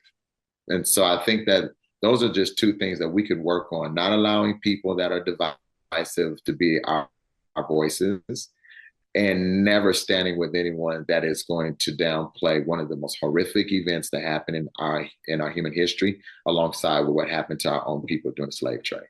And then lastly, I think more meaningful conversations like this, where we come in ready to live in the tension and be humble enough to walk away from the conversation and chew on the thoughts that were brought up in the conversation, and to wrestle with it until eventually we can find a common ground. I love that. And in turn, I think what I would want to say, I've been like dying for a venue to say this. What I would want to say to my what I would want to say to my community is I really, really, hate's a strong word. I really find a lot lacking in the way that organizations like the ADL have dealt with this particular matter, particularly Kyrie. Kanye may be a separate issue, and I want to get to that in a second, but I think the role the ADL is playing in Kyrie, and particularly the way in which they kind of have been like anointed as like the Jewish popes who get to represent the whole community in dealing with this matter, is maybe not intentionally awful, but it's awful. And I want to articulate why. Listen, there are a lot of different opinions about the ADL within the Jewish community because, that mostly have to do with politics. I'm not here to adjudicate that. The ADL, if you just assume that its role is to combat anti-Semitism, and let's just assume for the sake of argument that that's all that they're doing, which may not always be the case, but that's what they're doing. So that's great. It's important to fight anti-Semitism. The Holocaust is within living memory. There are still something like 115,000, maybe more. There are actually, I think, 190,000 Holocaust survivors still alive just in the state of Israel. So the worst event in the history of anti-Semitism since like the destruction of the Second Temple is within living memory. So it's important to fight anti-Semitism. The problem becomes when that's the only voice that any mainstream American hears. And in particular, when the people who are prosecuting that fight are themselves just, not more, not less, but just experts in anti-Semitism. Like, it's not like the people prosecuting the fight against anti-Semitism are the great sages of the Jewish tradition, or are our greatest rabbis and scholars and intellectuals and people who've spent their lives dedicated to the study of our tradition and are representing all of that along with the fight against anti-Semitism. It's mostly people whose only job it is and whose only qualification is fighting anti-Semitism. Now, again, I'm glad those people exist, but when that's the only voice that most mainstream Americans hear, what it seems like, and you could be forgiven for thinking that Jewishness has no content at all but the fight against anti-Semitism. And that makes us look like a deeply intellectually, spiritually, morally impoverished community, because it makes it seem like we don't stand for anything other than fighting prejudice. And in fact, if you asked many Jews who are in one way or another not super connected to their tradition, like, what does Judaism mean to you? Often the answer you'll hear is, it means the fight against injustice. Like, okay, great. Like, injustice is bad. Like, I'm also anti-cancer. Great. Thanks for the brave stance. But Judaism is about, and Jewishness is such a rich tradition. It's one of the richest intellectual traditions to emerge from the ancient world. We are the stewards of an incredible 3,000-year history of wisdom and values and ethics. To reduce the whole thing to just don't hate us is a catastrophe. It's a catastrophe. And it's a product of, and this is the first time in the history of the Jewish people that we've ever presented ourselves this way to most people. Now, this is also a great time to be a Jew because you're much less likely to be killed for being Jewish today in 2022, which is great. I'm super grateful to every person and particularly to God who made that happen. However, this is also, and this is, not all good things have to go together. There can be bad things that go along with good things. One of the bad things about this time in history is that it's the first time in history, really since, maybe if you include the Enlightenment a little, the Jewish Enlightenment a little bit, but it's the first time in history where you can identify as a Jew, but literally do nothing else to invest in your Jewishness. And that is considered not only an acceptable way of living, in some cases, that's lionized as a way of life. And the tragedy that introduces is that, therefore, if all you do is identify as a Jew and you invest nothing else in your peoplehood and your tradition and your intellectual content and substantive values, then the only way that anyone outside your community can ever interact with your Jewishness, the only way your Jewishness can be activated, so to speak, is if somebody hates you. Because that's the only time, since the only thing you do is I identify as a Jew, there's no way to interact with it at all. You can't ask any questions about it. You can't engage with it. You can't ask about traditions and values and practice and worldview. The only thing you can do to activate it is to hate it. And so the only time that many, many Jews are ever speaking Jewishly is fighting anti-Semitism. So the sad calamity that this has introduced is that many, many outsiders, and I think it's particularly true for a community like your community, which, as you said earlier, has a really robust culture and is so invested in identity, especially in this generation, and like recovering identity and exploring identity and excavating identity. It can seem weird to interact with a community that seems like the only thing it wants is for you to not hate it. Like, we don't have anything to offer back. And like what that produces for my community, and I think this is bad, is if our only tool, like fighting anti-Semitism has to be a tool in our toolkit. We won't survive otherwise. But if that's the only tool in our toolkit, then the only thing that we know how to do is punish people for being anti-Semitic. Now, sometimes people do need to be punished for being anti-Semitic. We're recording this on the evening of Kristallnacht, right? So Germany on the eve of the Holocaust could have used some international punishment, and it didn't get it, and it was a disaster. However, when I look at a Kyrie Irving, and we talk about that question of, like, as you put it, the yes and, right? There's an opportunity here. Like, Kyrie did not, at least I personally think Kyrie did not speak about this in a unifying way. I think he spoke about it more in a divisive way, to speak to your point earlier. But that said, if you ask me, what do the Jewish people actually stand for? It's not fighting anti-Semitism. That's something we have to do as a tactic. What do we actually stand for?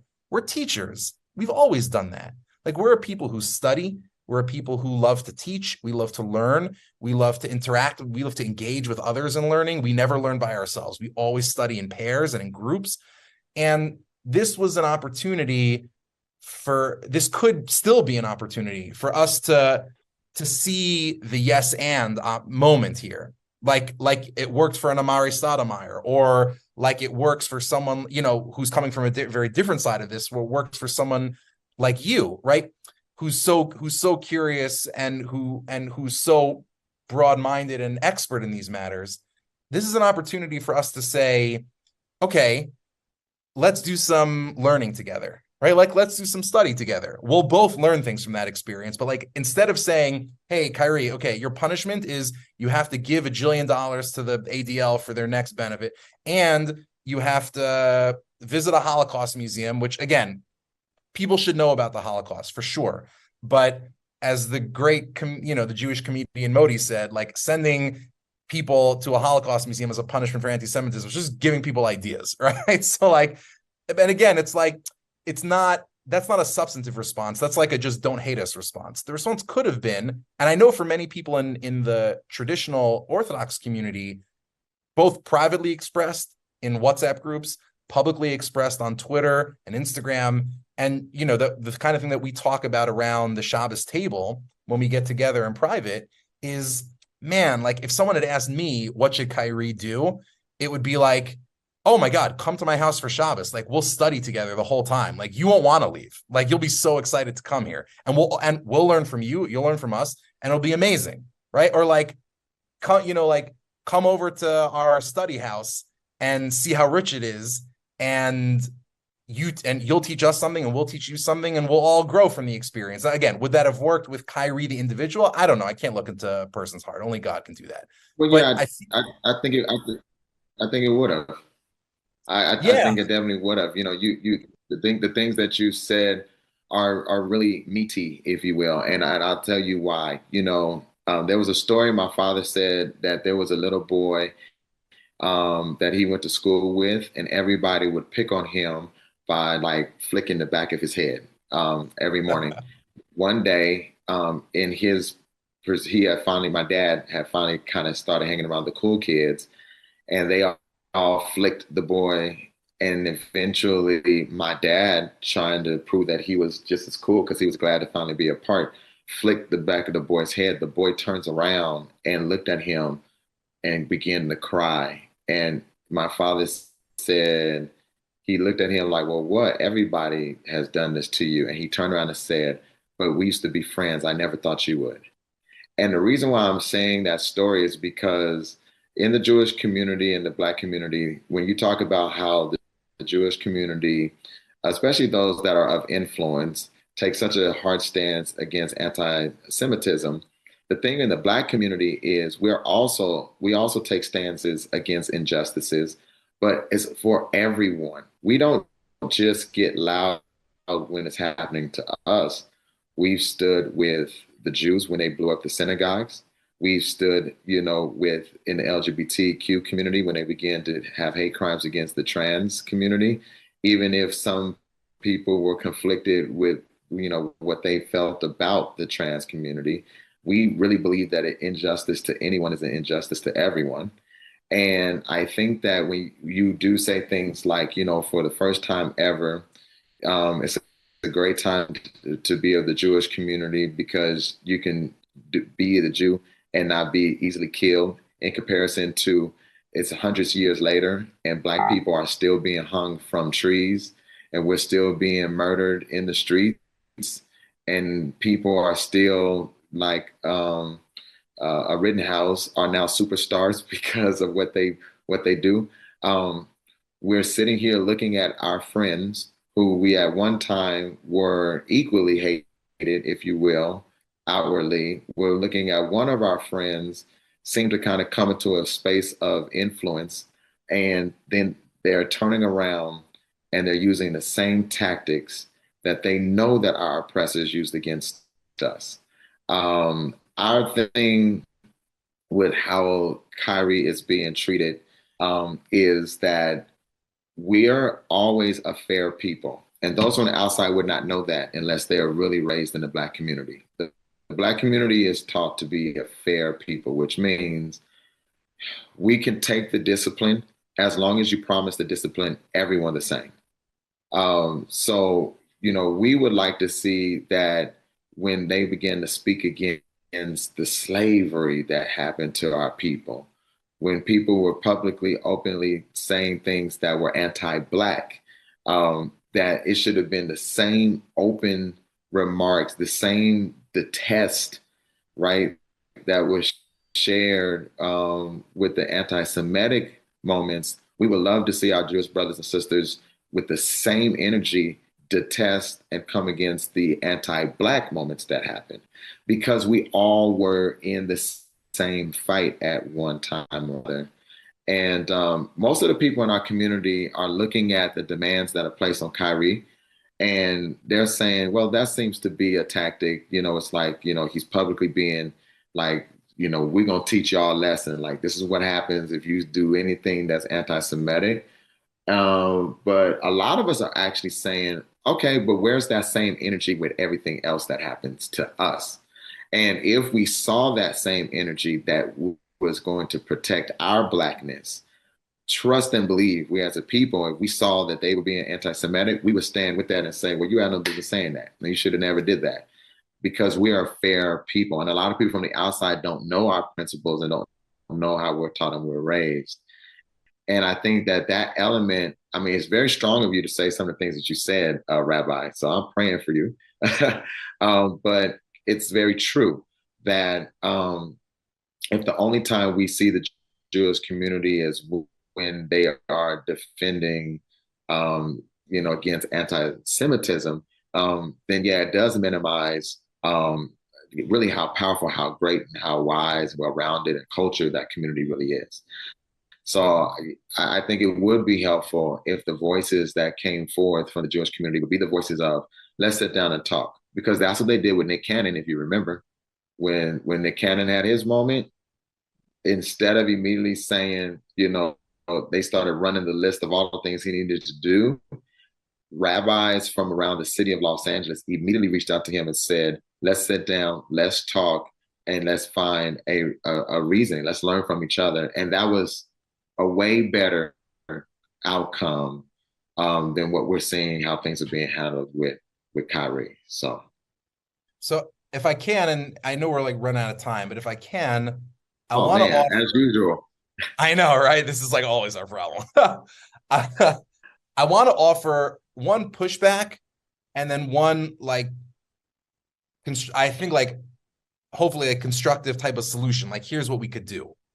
My pushback would be, in the Jewish community, we often feel like it's sort of like a heads I win, tails you lose scenario, where if we say nothing, then anti-Semitism goes unchecked, because it's not unsexy to say bad things about, Jews, right? Like, we're not one of those groups that it's like uncool to say bad things about us. It may be it may be sanctioned, but the kind of stuff, you could print a whole, front page New York Times story about how our, Orthodox religious schools are bad, when literally every school that you compare it to is as bad or worse. You could accuse us of being like vectors of disease during COVID, which was not true, like all that kind of stuff. And so I think the feeling is, look, if we say nothing, this will just keep going unchecked, because no one's standing up for us but us. And if we do say something, then it confirms the conspiracy theory. Like, see, like the Jews are being so powerful and trying to shut us down.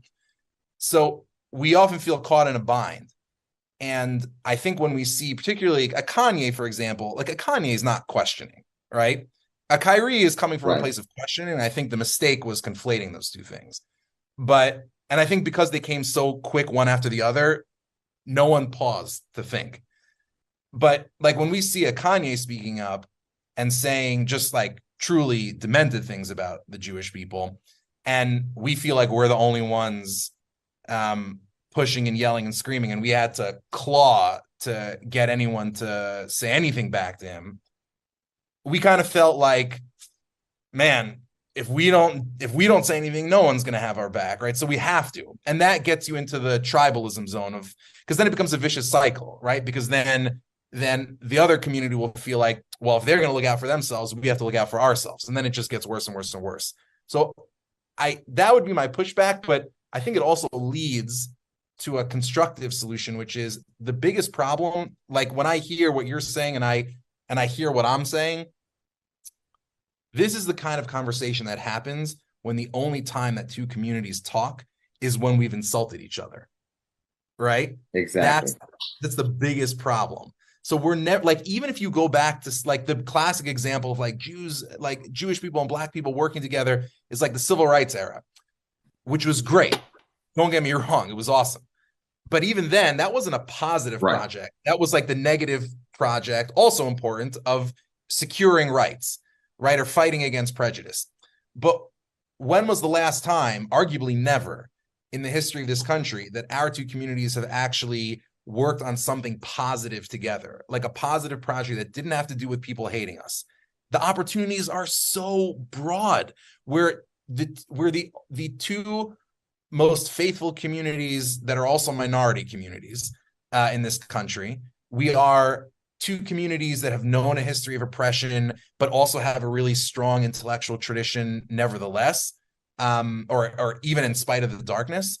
We are two communities that have contributed a tremendous amount to culture, whether it's arts, entertainment, literature, film, TV, go down the line. Like and we both look to the Bible, and specifically the Hebrew Bible, as a North Star, not just spiritually, but in terms of political philosophy and in terms of historical narrative. So there is such fertile ground for us to work on productive projects together and creative projects together that would, to use a metaphor from a teacher of mine, when he was advising, like, young guys about to go into the rabbinate, like, how do you deal with like balancing family responsibilities versus the needs of your congregation? And he always used to say, you got to put money in the bank. Like, when it's time for a crisis and you have to make that decision, family, congregation, it's already too late.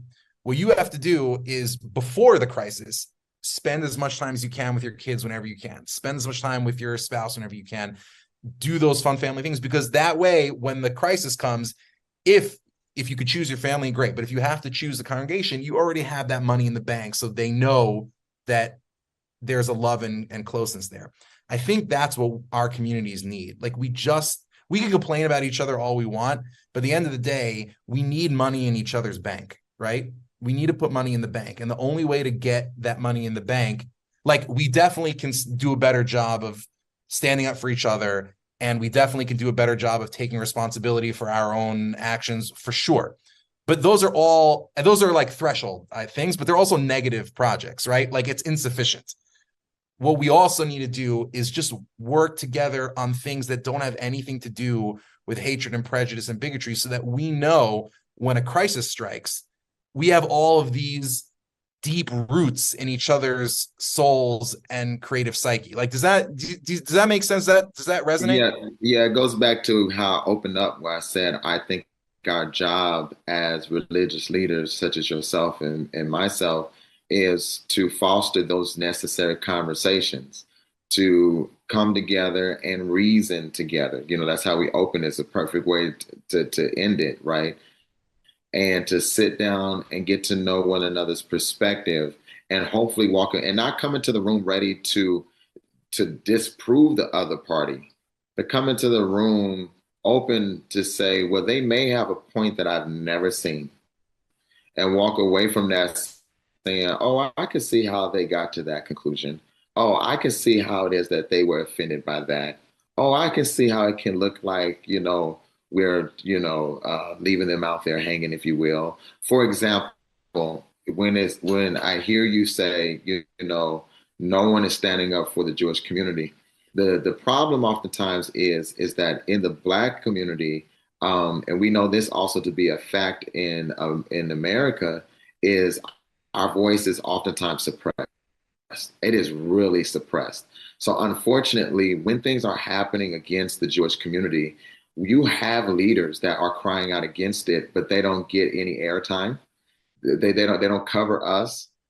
They don't magnify. It's not newsworthy to do the right thing, right? It's not newsworthy. And the reason why is because there is so much more to gain by having the two communities pitted against each other, you know, taking our eyes off of the greater picture. So no one covers the leaders when they say that's horrible, you know, what happened to the synagogues when they were blown up, or, you know, the I never know how to pronounce the Nazi symbol that they draw on, the swastika, you know, yeah. synagogue. Yeah, you know what I mean? We speak out against that, but you all will never know it because our voice oftentimes is not magnified in those moments. But when we have conversations like this, you leave saying like, oh no, it's not just us crying out. No, they're with us. No, they too disagree with some of the things that are being said. And so I think it is vital, it is important as we move forward from this, that all leaders, whoever's watching this, from my community, from your community, that we continue to advocate for the conversations, again, not to disprove one another, but to be open-minded and see where one another is coming from. And then we can walk away with a better understanding of both cultures, and we can live in that middle ground. Amen, Pastor. Man, see, you always get rocking right at the end there. That was amazing. I love it. It is so beautiful to speak to you.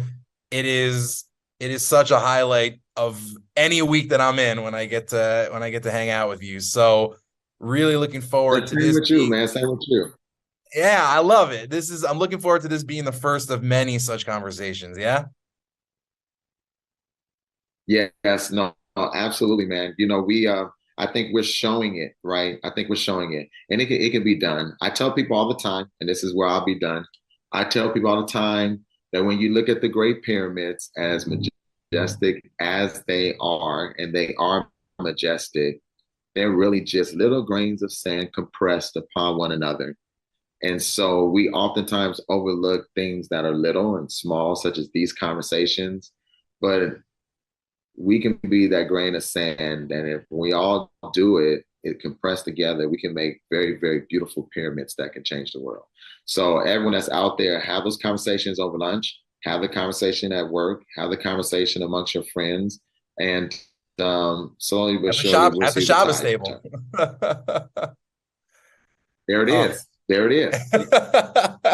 Amen. Listen, last word is, please, we've been able to do all this in support of an amazing cause, Amudim, Unite to Heal, resources for anyone struggling with abuse, with neglect, with addiction, with any crisis event. Amudim is here for you. Support the Unite to Heal campaign and support Amudim. We love you guys. Yeah, we love you.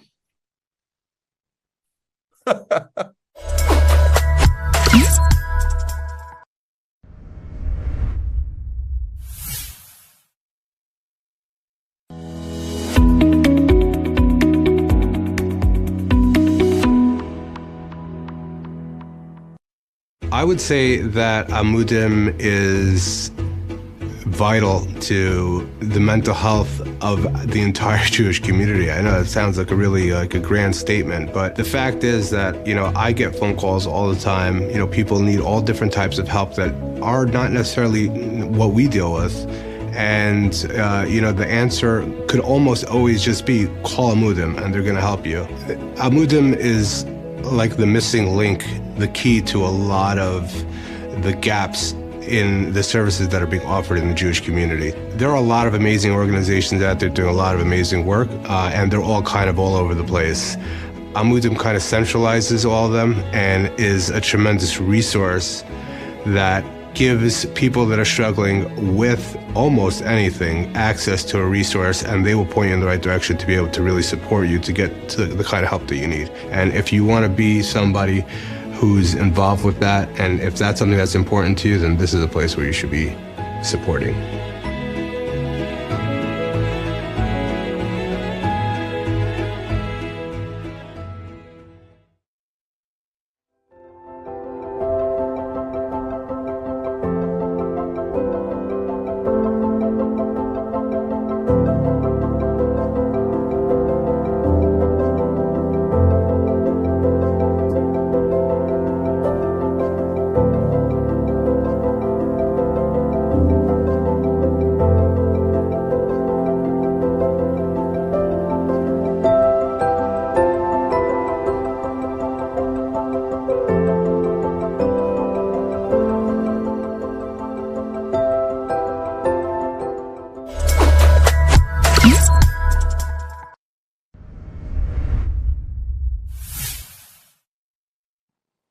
Hello, welcome everybody. Thank you so much to our three rabbis who we respect so much for being here today, Rabbi Simon Jacobson, Rabbi Manus Friedman, and Rabbi Shays Taub. Thank you to Amudim for bringing us here today to do this panel. And thank you to my podcast partner, Ida Schottenstein, for doing this together with me. We have three rabbis here today. And we may have three opinions, but you can have two opinions. And the third element is the part that's infinity. That's the part that understands that both can be right. And so we'll see who the infinity is here today. But what we want to bring to the table is infinity, that everyone here who is sitting here and listening to the podcast can tap into infinity, into our essence, and really come to a place of hearing different perspectives and also understanding that all perspectives can be truth. Welcome. And we'd actually like to address the first question to Rabbi Shays Taub. We had you on our podcast to discuss parenting. Our first question we really wanted to ask you about is trauma, because first of all, Amudim is a lot about dealing with trauma. And essentially, once we address our own traumas, we are better suited to raise healthy families and live healthier lives.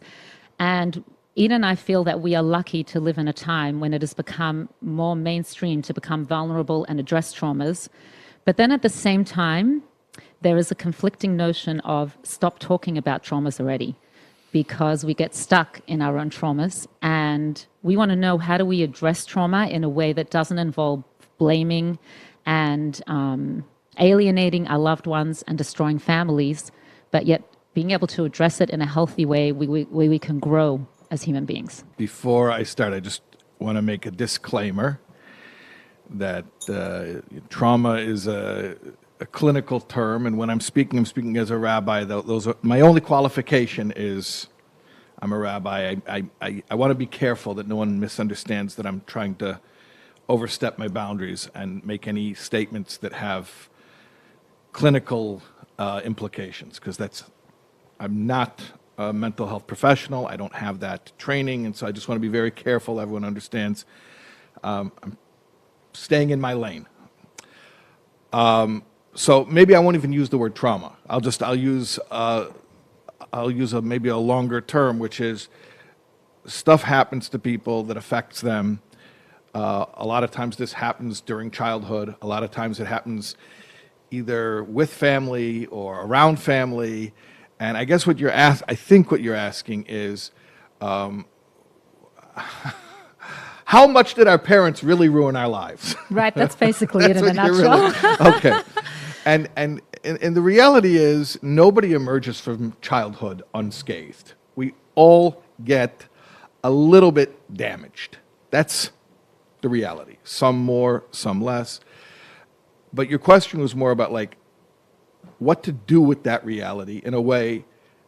I'm going to rephrase your question, because in a way that honors the fact that people have been hurt as children, and at the same time that doesn't turn that into a life script where, because of this, now I'm incapable of living the life I would have lived had that thing never happened to me. Yeah. Basically, That's did it. I get the question? Yes, you did. Thank God. Okay. So I said I'm answering as a rabbi, and this is a very rabbi answer. And that is the only way to my thinking, to really properly process this truth and honor this truth, but yet to move on from it, is through faith in God. Is to look at your life as written by the divine author. Nothing happened to you that wasn't under his domain and his loving wisdom and care. And even though a lot of it can even be horrific, and from our perspective, we can't process it, and we're not justifying it, and we're not excusing it, and all the standard disclaimers. But for the person himself or herself, I think it's very, very important to realize your parents didn't mess you up. Whatever life you had, whatever childhood you had, whatever experiences you had, that was your journey. Some of it was hurtful. Some of it caused some breakage, which you have to heal from. But ultimately, my life is not some imagined ideal life that could have happened, should have happened, if such and such would have never occurred. That's not reality. Your life, your perfect story, your perfectly imperfect story is whatever happened with all the good, the bad, the ugly, and everything else. So I really believe that the healthy way to start to process this stuff is for each person to sort of embrace the godliness of their own personal story, to use the real technical Hasidic term, the hashgacha pratis of it, that Hashem is specifically engineering and orchestrated the details of our lives. And when you can start to see the divine authorship, I think you can honor the reality of what happened, but also become strengthened by it rather than defined by it. Yeah, I that think speaks to that's me. true. That speaks to me, yes. Does it speak to you, Ida? It does, embracing a reality. And we also wanted Rabbi Friedman to elaborate, because we've got many messages after the episode about this particular thing that you had shared, was that, in a nutshell, if someone is going down the chuppah and they feel unsure, then they should probably call it off, calling off the engagement, because usually that kind of scenario leads to a difficult or a lot of trying times in the relationship. So my thought was, first of all, it was refreshing to hear that for somebody who should really call off the engagement. But at the same time, there are many people who will go out and date, and they're always going to be unsure, no matter who they marry. And there are also some people that you'll hear them say that they went down to the chuppah unsure, and then they became very happy. They have a very happy relationship. So how does one know? How does one use that motivation and dedication in the right way to know that they're marrying the right person if perhaps they are unsure? Well, first of all, there's unsure and there's unsure. Are you unsure about marriage, or are you unsure about your spouse? If you're unsure about marriage, you'll get over it, you'll settle down, and you'll be fine. But if there's something about your spouse that you're unsure of, this is going to be trouble. Well, I guess the question is, what is it that you're unsure about? Maybe that's what it is. But sometimes you can be unsure about something and you evolve and you don't really know yourself what you want. But this is the process. I mean, it could happen, right? The process of getting married, the process of dating is eliminating all problems and obstacles. It's a process of elimination. It's not falling in love. It's not becoming impressed. It's removing or discovering that you have no obstacles. There's nothing going to get between you because everything's good. But can I pause right there? In life, there are many obstacles. After you're married. Yes. But when you're getting married, you should see no obstacles. Anyone who walks under the chuppah thinking, well, I'll have to handle or I'll have to tolerate, not a good idea. And don't wait until you're under the chuppah. That's the point of going out. The point of dating is to make sure that there is nothing about the other person that disturbs me. And what about if the person doesn't see, oh, I'll have to handle this, but it's more like I don't feel that spark that I want to feel? That's negotiable. Could be you're too nervous to feel the spark, you're not close enough, you're still a little awkward with each other. In other words, it's not what you do have that is important, it's what you don't. You're not uncomfortable with each other's presence, you're not uncomfortable with each other's thinking, you're not uncomfortable with each other's looks. There's nothing making me uncomfortable. Does this need to be like an ongoing thing? Meaning there's this whole notion of don't make a permanent decision based on a temporary emotion. So let's say one day, someone's feeling like this is my bashart, and then on another day they are having doubts, but then they're kind of wishy-washy. Does the same rule apply? Once you're married? Before. Before. Yeah. We'll There get should to be- once you're married. There should be no doubts before. None. Not even when you haven't had Wow. coffee yet and you're not having a good day and you're okay.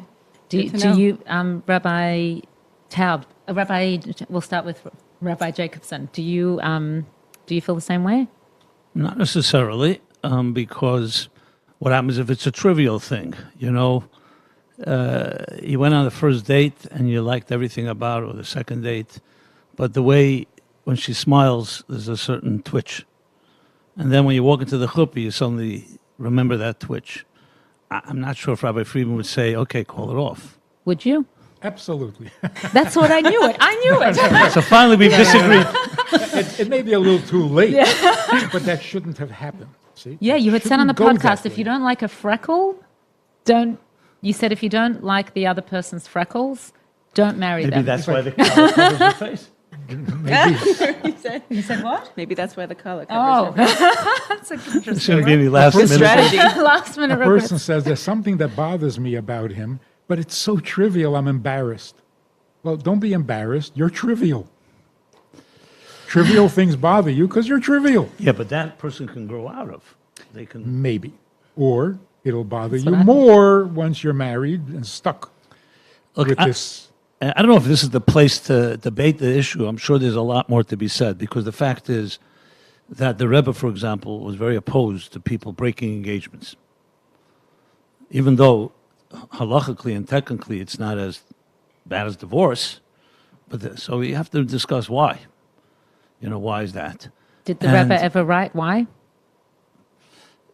My understanding, I don't remember if I saw exact reason, was because in a way it's like you've given your word.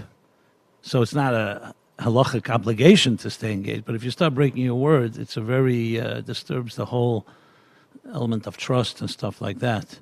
And of course the Rebbe didn't want to have also a situation where people just, okay, you know what, we were engaged and tomorrow we're not.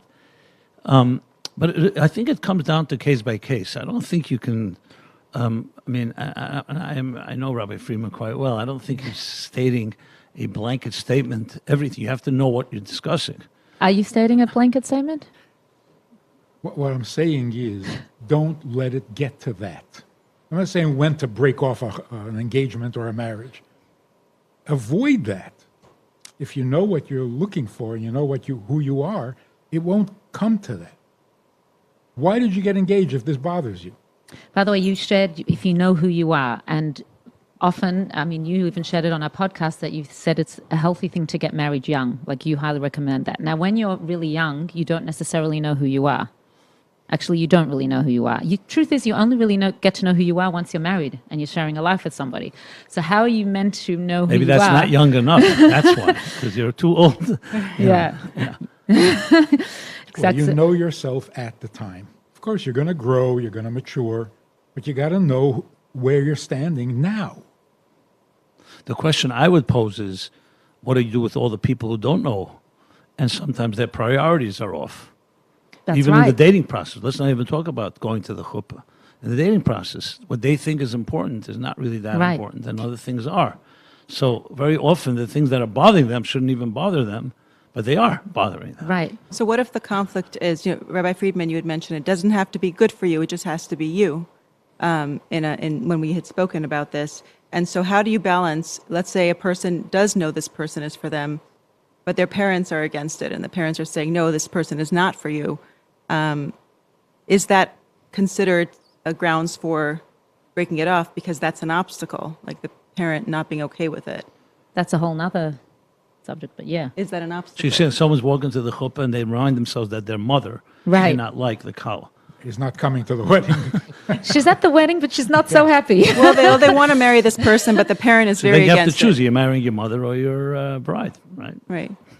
Right. Right. Well, you have Well, to here the cleave Rebbe's to your wife. instruction was parents should not get in the way of a couple that who already decided to get married.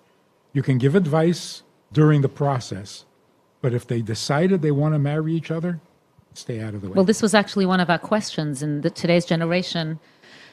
children have more free reign. We have a different approach today. We're here to fulfill our children's needs. I mean, that's one of the approaches, and that we got to be more understanding of them. It's their story, not ours.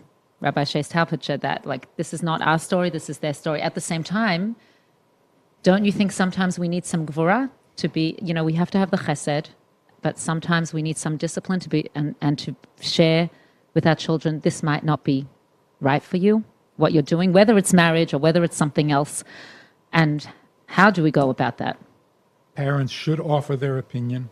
Children should seriously consider their parents' opinion before they come to the decision. Once they've made the decision they want to marry each other, you can't toy with that. Dangerous. In general, Rabbi Taub, what do you feel about parents giving opinions to children? In general? Yeah, in general.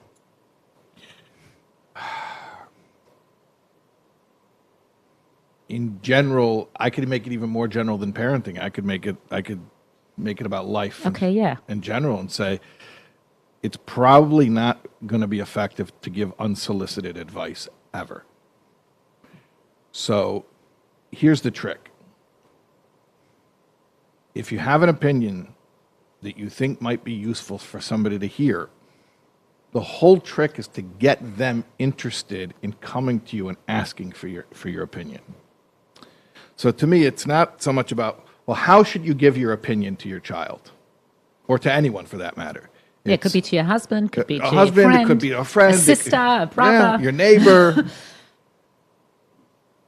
It's about, how do I establish a rapport, a context within which this person is going to seek out and actually be interested in what I have to say. So most of the work of getting our children to actually hear our advice and consider our advice is about building the relationship.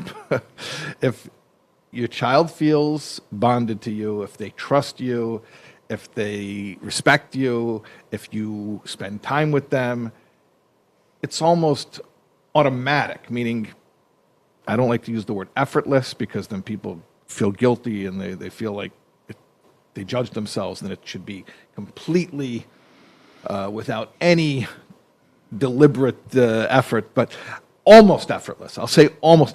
It's just natural. It's a natural thing. When a parent is bonded to a child is bonded to a parent, it's a natural thing. The parent is more experienced. The parent has been given a job by God to parent the child. It's a natural thing. The parent is sharing wisdom. The child is listening to it. But if you have to chase someone down and say, by the way, I'm the parent, you're the child, here's a few things I want to tell you, you already lost. Imagine somebody, well, you don't have to imagine, like people stand up in the subway and start preaching. How many people are moved by that? You have to attract your audience. That's why, like every Chabad house, what do? Come over, have a meal, have some chicken soup, say l'chaim, we'll sing a song. And then when everyone's calm and they decide they're safe and they like you, oh, here's the Dvar Torah. 30 seconds, get in, get out. But I've said this many times, and I'll say it again. It's not my original quote. I think it's Teddy Roosevelt, actually. But people don't care what you know until they know that you care. We love that one. We Yeah, use it all and the it's a- time in it's our a great podcast. one. It's just- I think even you shared it too, right? Yeah. It's whatever. It's an old quote, Yeah. but the point is, it's true. It's unavoidable. You cannot escape this. So, to answer your question again, parents giving advice to children, yeah, great, but that means if your child is 100% certain that you are caring, you are safe, you are trustworthy, then it's going to naturally happen that you're going to be able to give them guidance and input. Sometimes, I mean, you say natural, sometimes it can be tough, and you can have a really good relationship with your child because of outside influences, like children with their friends. but that's what you're competing with. I don't want to scare anyone, but when I talk about parents bonding with children, I don't want to say it in a scary way, because we should do it just because it's the right thing, not because we're afraid of what could happen if we don't. But fine, let me say it since you brought it up. If you're not the person that your child comes to share news with, to process events of their life with, to talk about their day with, to just check in about reality, if you're not that person, so there's only two other possibilities. One is they don't have anyone in their life like that, which means they're terribly alone, which is a disaster. Or it means they found someone or think they found someone who fills that role, and you don't get to pick who that person is or what values that person has. The healthiest thing is that a parent should be that person. Or at least, let me rephrase that. The parent should be the first person in their child's life who plays that role. And then as your child grows and has a healthy model for what a trustworthy person is, God willing, they'll find other people. They'll find a best friend. They'll find, God willing, their spouse. They'll have that level of trust in their spouse. But it's about the relationship. If there's a connection, then advice and guidance is natural. It's easy. And if there is no connection, then you can have all the great speeches in the world, and you can be right. But it's another way of saying last night, Ida and I went to the Ohel, and when we came in, the Rebbe was talking about when you have a relationship with someone. He was actually talking about our leadership roles. Mm-hmm. And as He's saying the video that plays. Yeah, the video, the gem video. When you come into the Ohel, there's a gem video. It was actually when we came out. When we came out of the Ohel, the Rebbe was talking about leaders, and that the first thing to do is to be kind and have compassion when you're sharing. And after that, you can give rebuke. The translation was rebuke. There you go. So first comes, like you're saying, the bonding and the connection and the caring, and then you can do it. You're saying if they come to you to ask for it. Is that what you're saying? But there's something about marriage that's a little bit different. Every parent knows that they have a vested personal interest in how their children are going to, what their children are going to be. I want you to be a certain kind of person, so I want you to marry a certain kind of person, but you're not that kind of person. Yeah. So on the parents' part, it's a little selfish. It's what I want. So they have to be careful. Are they giving advice or are they manipulating? Right. So it becomes very like al tam voreach. You can't tell a person what they love, what they're comfortable with. They either are or they're not. So there's got to be a little bit of independence or distance where you got to let the kid be who he or she is and not try to make them into your image. So all the great advice, but in marriage, parents and children, I think they're looking for different things. So parents have to be a little cautious on that one. The problem arises when a parent thinks it's not manipulation and they think it's advice. Right. They think it's the best thing for my child and my child doesn't know. And the parent convinces themselves that they're absolutely, they don't even realize that they're imposing. And then how do you distinguish when you do see your child doing something that you would disagree with, but the child may have to learn on their own? We're not talking about a 5-year-old. We're talking about an adult. And that's why a concept of a Rav and a Mashpia sometimes plays a role that a parent cannot play because a parent is too close for comfort. Since we're in the topic, just throwing in another qualification. I mean, the Rebbe says there has to be hamshachas halev. It's not good if there isn't. But when there is, you got to respect it. Can you translate hamshachas halev? An attraction. Drawn. Once that attraction is there, you can't argue with it. You can't say it's a good idea, not a good idea. It's not an idea. Well, you said there's a difference between attraction and infatuation. Yeah. Maybe you can define for us, because you have your book, Creating a Life That Matters. Maybe you can share with us the difference and what love is. Ooh. Or what love is not. Yes. What love is and what it's good for, what it's not good for. What is love? Yeah. I think a more important word than love, which is overused and lost all meaning by now, vulnerability, right? Somebody mentioned, we already talked about vulnerability. The purpose for marriage, which I think everybody should know before they get married, the purpose of marriage is to not be alone. right? That's what it says. God says, I'm going to create you a helpmate because it's not good to be alone. What's not good about it? What's wrong with being alone? If you're self-sufficient, why not be alone? It's much easier. I joke about this, but Torah says it's not good to be alone. Every human being in the world says, leave me alone. So is it good or is it not good? Vulnerability means I am not enough. It doesn't mean I can be hurt. That's the weakness of vulnerability. The beauty of vulnerability is I am not enough. I am self-sufficient. I can do well by myself. I don't need any help, but I am not enough. That is the ultimate vulnerability. And that's what it means. It's not good to be alone.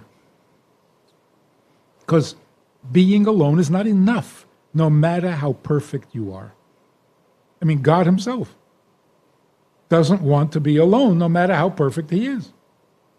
Because goodness begins when there is someone else. So being perfect, self-sufficient, almighty, all-powerful, that's functional. There's nothing good about it. Where's goodness? Goodness begins when there's somebody else. And that's because we were not created for ourselves. If we don't teach our children this, maybe they shouldn't even try to get married. Because if you don't understand this, when you talk about bittul or humility or selflessness, this is what we're talking about.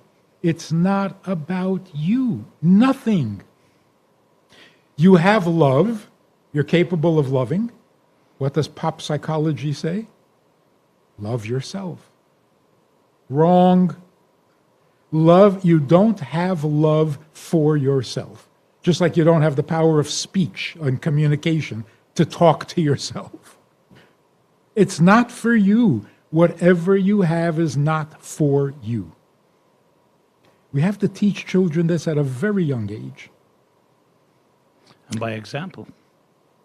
I mean, it could be a slippery slope because then you have, codependency, which can often result in, behaviors that can undermine a person's growth. So how do you, it's interesting because there is this whole notion of independence, like togetherness, but also being apart and balancing the two.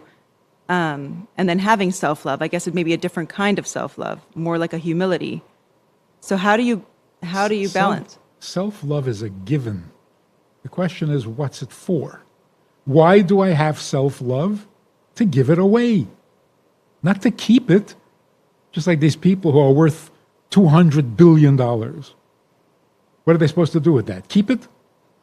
It's ridiculous. It's so obviously not for you, even though it is yours legally, according to Torah. It's yours. But who says it's for you? You have information. What, it's for you? Of course not. So this whole idea that it's not good to be alone means it's not good to live for you. It's not a life. It's just an existence. Life begins when there's someone else. And that's how you define love. That's how you define marriage. Right? So that is the ultimate vulnerability.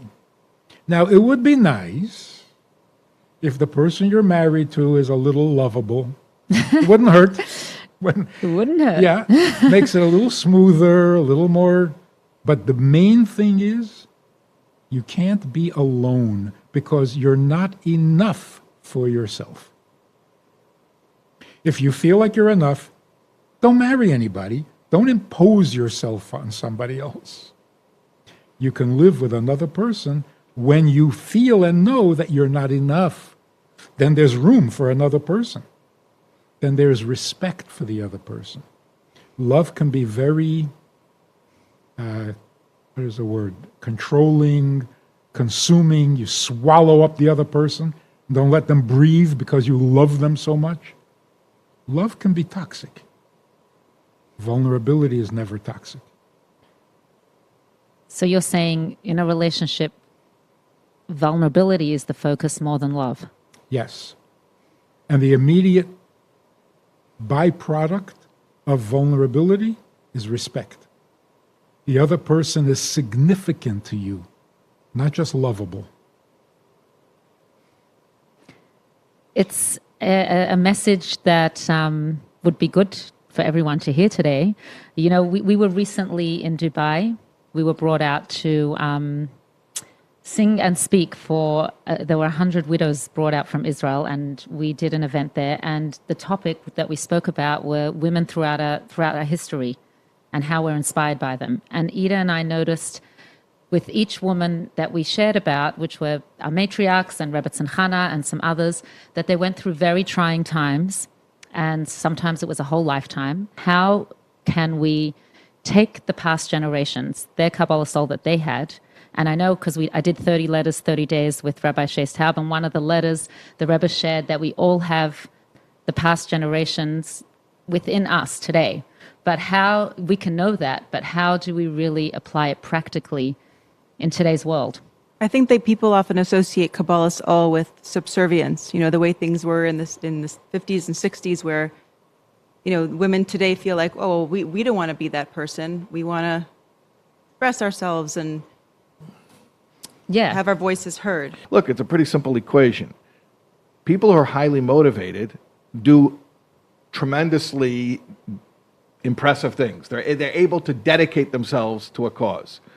So then the answer is we need to provide more motivation, which is, by the way, I assume the purpose of something like this. Why are we doing this podcast format? We're having a discussion about ideas that are important to people in their day-to-day lives. Why are we discussing this? Because we're trying to explain things to people in a format that is digestible, in a format that they will appreciate, where they can think about some things a little bit more deeply. And we're trying to change the way they see their lives, how they see relationships, parenting, marriage, whatever it is. And once that clicks and they say, oh, I never appreciated that before. I never recognized that. Oh, that's a new idea for me. Then there's your motivation. And then they can do selfless things. Then they can put themselves aside for a greater cause because they understand that there is a greater cause. But running into a room and saying, everybody, there's a greater cause. Everybody, jump on the floor. You can't just bark things at me that I don't understand. Now, going back to what I was saying before about trust, about a relationship, there are some people who have earned the right, if they walk in the room and they say to me, jump up, jump down, jump out the window, I'll do it, because they don't have to explain to me what the greater cause is. If he says there's a cause, he's got me. He can explain later if and when he chooses to. Okay, but that's because of the relationship. That's the context. So there's the trust there already. But I think by and large today, actually I should say, so basically I think there's two jobs that we need to do. One is to win people's trust. God forbid never to break their trust.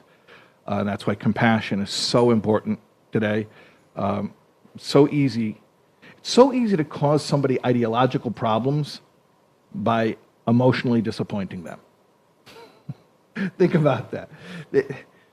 And people don't like to hear that because they feel it's patronizing. It's like calling into question the validity of their ideological quandaries.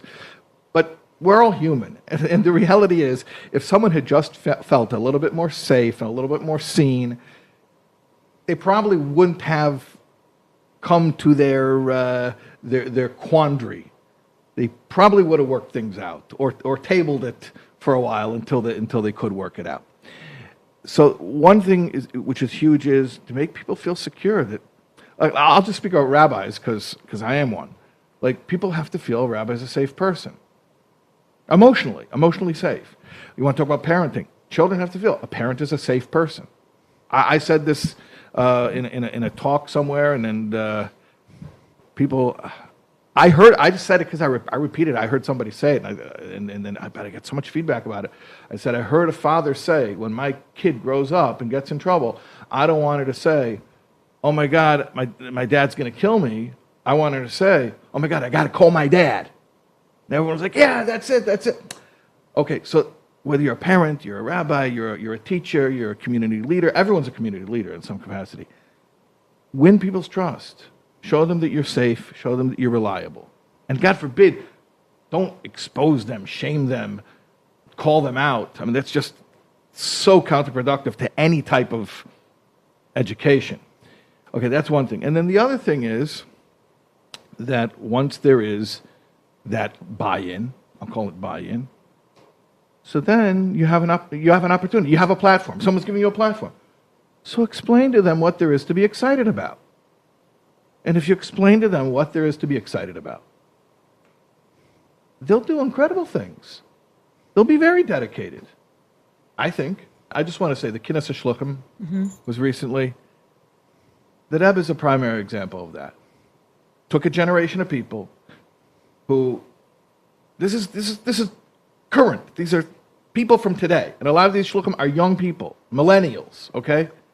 But when there's the trust and there's a clear articulation of the greater purpose, you can get people to do amazing things. And you look at the Kines HaShluchim, and there's your proof. And there's so many crises going on everywhere with mental health crisis. We have a marriage crisis with the divorce rate going up, and parents and children are not getting along. There's a lot of division. And there's this quote, "Don't be so busy mopping the floor that you don't think to turn off the faucet."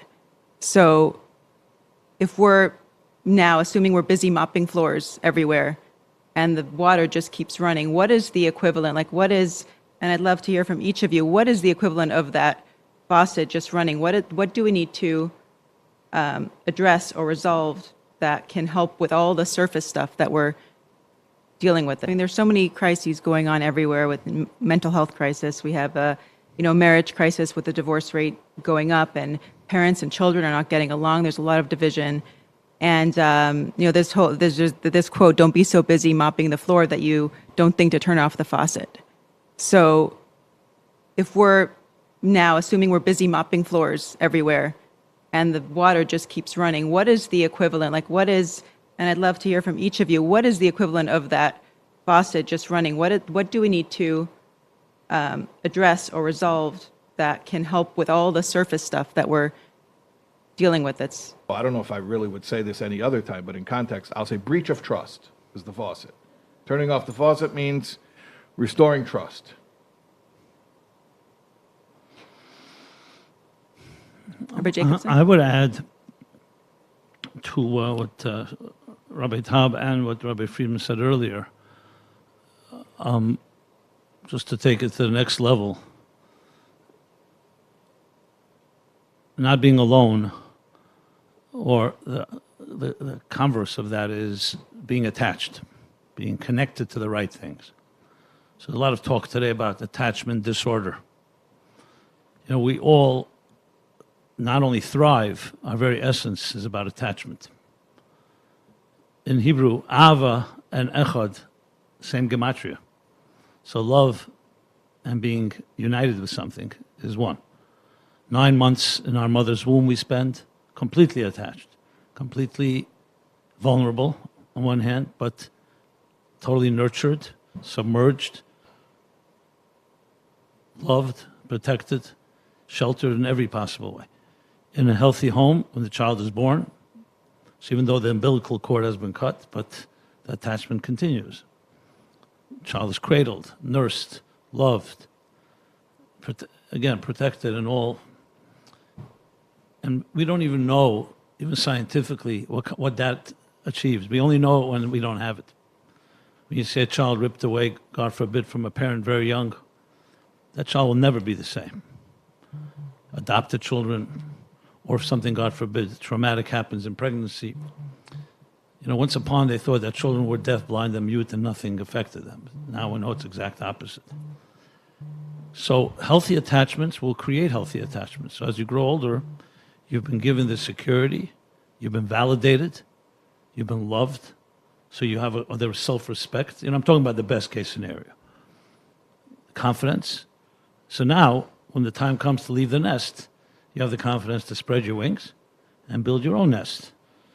And you won't bring all your phobia and neurosis and phobias and fears and insecurities and inhibitions in your relationships. Again, I'm talking best case scenario. Take away healthy attachment. That doesn't mean the person doesn't need attachment. It just means that they don't know where to find it. So they're going to find it elsewhere. They'll find it sometimes in neutral places, but very often in destructive places. What do you think an addiction is? An addiction at the end of the day is an unhealthy attachment. Someone that is mediocre will have mediocre addictions. Someone who's passionate is going to have passionate addictions because you're desperately looking to fill a void. You're thirsty, you're hungry. There's no healthy water to drink. You're going to drink toxic water, whatever will come your way. And to the point where you become so attached you can't detach. So healthy love, healthy relationships, healthy marriage is, of course, not just the antidote, that is the expression of healthy attachments. Ultimately, it all comes down to attachment with God, because you're not attached to anything that's man-made or mortal. You're attached to something greater than you are, the Creator. And that's really the essence of Torah, Yiddishkeit, Chassidus, an interface between the human and the divine, total transcendence. That's the healthiest attachment. And that's why, indeed, yes, God is always used, because even in 12 steps or elsewhere, because you can't do it on your own. But it goes much deeper than that when you learn Chassidus, because it is the ultimate relationship, the ultimate achdus echad, and the ultimate ava, v'ahavtas Hashem Elokecha, which we say right after Shema Yisrael, Hashem Echad. So I go back to what Shei said, Rabbi Taub said before. I do agree that we have, previous generations had things we don't have, but also we have things they don't have. I would just add one more thing into the equation. They also had oppression. They had what is called Nedochem Be'eretz Mitzrayim. They were downtrodden. They were afflicted, poverty, discriminated against. We have freedom. We have prosperity, relatively speaking. That usually creates apathy. So it's like the opposite of Kabbalah Sel, and then you become consumed. So when someone worships their substances, or they're addicted to something, the antithesis of that is worshiping God. Kabbalah Sel, and attachment to the right thing, not to the wrong thing. So that's how I would phrase the faucet and the mop. And I totally concur that it's about giving people the motivation, well, and prior to that, the trust, to want to embrace it, because at the end of the day, the lack of healthy attachments also creates distrust. So there's no way they're going to get attached to something that's beautiful if there's no trust there. And that's why very often, I mean, it's a very radical statement to make, but some people have to lose God before they find God, meaning they have to lose the wrong God, the false God. And they have to lose their false, even religion, and the ritual and the cultural almost addiction to religion, to find the true religion. Or we don't like even to use the word religion, to find the true connection to God. I mean, I know I'm saying a mouthful, is a lot here, but that's how I would frame it. And our comforts are both a blessing and can be a great challenge. Comforts create apathy, comfort zones, no motivation. So no motivation, you're not going to really have Kabbalah Sel. Whatever serves your needs at that moment, and you have all the alternatives, and every channel, every convenience, distractions, and people are, we're being inundated. Our attention and our senses are overstimulated. So the only alternative to that is to create a very passionate commitment. Ibergebenkeit, I used before, Bittel, Kabbalah Sel, Mesiras Nefesh, they're really synonymous to something that is healthy, and not just healthy, will allow you to be the best you can be. That's Right, somewhat how I would frame it. So it requires discomfort. And what you're really saying, getting to the faucet that is leaking or running, is that we don't know why we're here. The problem is not that we have problems. The problem is when I solve my problems, I still don't know what I'm doing here. It's a bottomless pit. I solve a problem and nothing gets better because I don't know why I'm here. Why did I have the problem? Why do I have to solve problems? Why? Now, in the olden days, only the great philosophers asked this question, and they got famous for it. What is the purpose of life? Today, everybody is haunted by this question. It's in the back of everybody's mind, the successful and the non-successful, the traumatized and the non. Why? For what? If we can't answer that question, we're not stopping the leak. So how do we answer that question? Well, Viktor Frankl had said that in order to do the how, we need to have the why. The big why. Long before Viktor Frankl, Yeah. the Bible said it. Right. When Frankl says it, by the way, he quotes Nietzsche. That's right. Interestingly enough.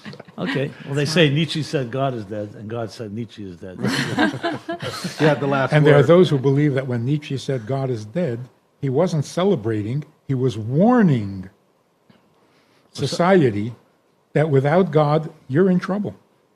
So he was actually... And he was also revealing that the God that he was exposed to was never alive in the first place, was stillborn. So the question of why am I here?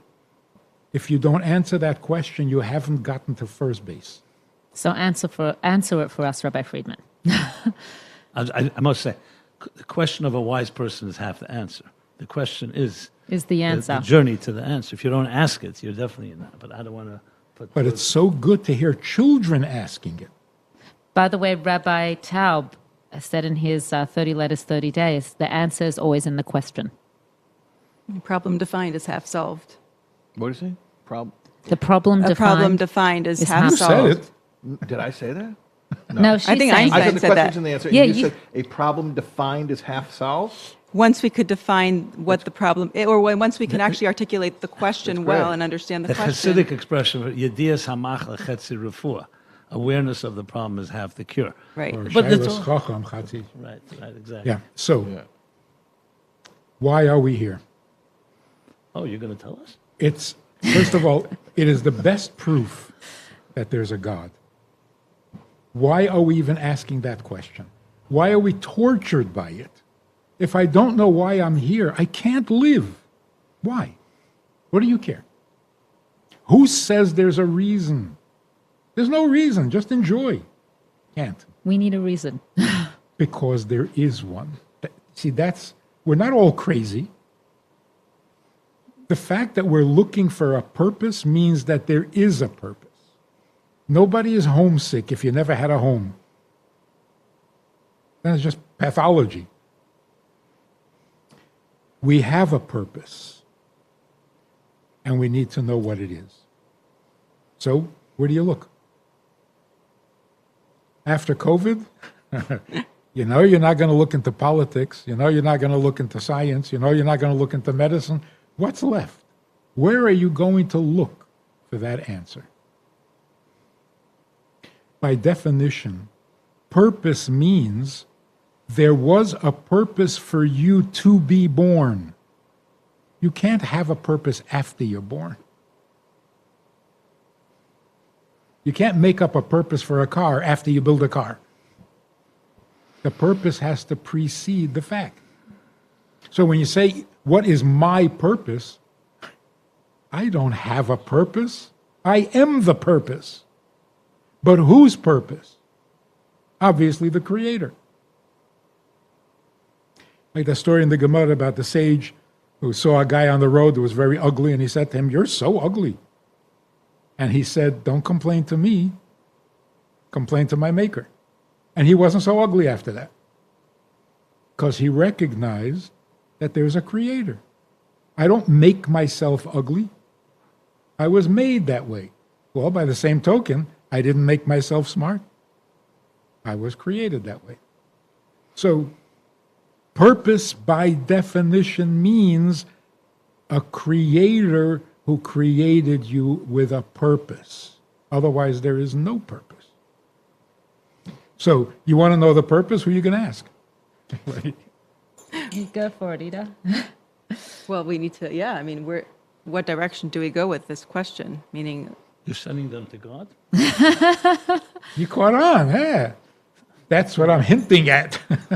No, you wanted us to ask you what is our But purpose? another way of saying it is, the leak is my neediness. I need. It's never going to end. But we need a purpose.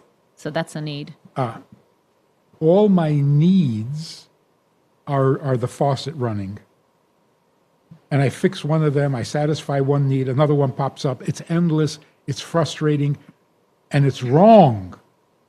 That's why it's killing us. We're not needy, but we are needed. Well, then the question is, needed by whom? So in the last years, the Rebbe kept emphasizing and repeating over and over and over, Ani lo nevresi elo l'shamesh eskaini. I don't exist for me, I exist to serve. Isn't that what purpose means? I exist for a purpose, which means not just to be me, but to fulfill a purpose. Whose purpose? The one who created me. I was created with a purpose. That's why I feel it, I sense it, I need it. So I have only one need. One. Not for food, not for water, not for wealth, not for security. All of that comes after the fact. Now that I exist, I need all those things. But why do I exist? The answer is to serve him.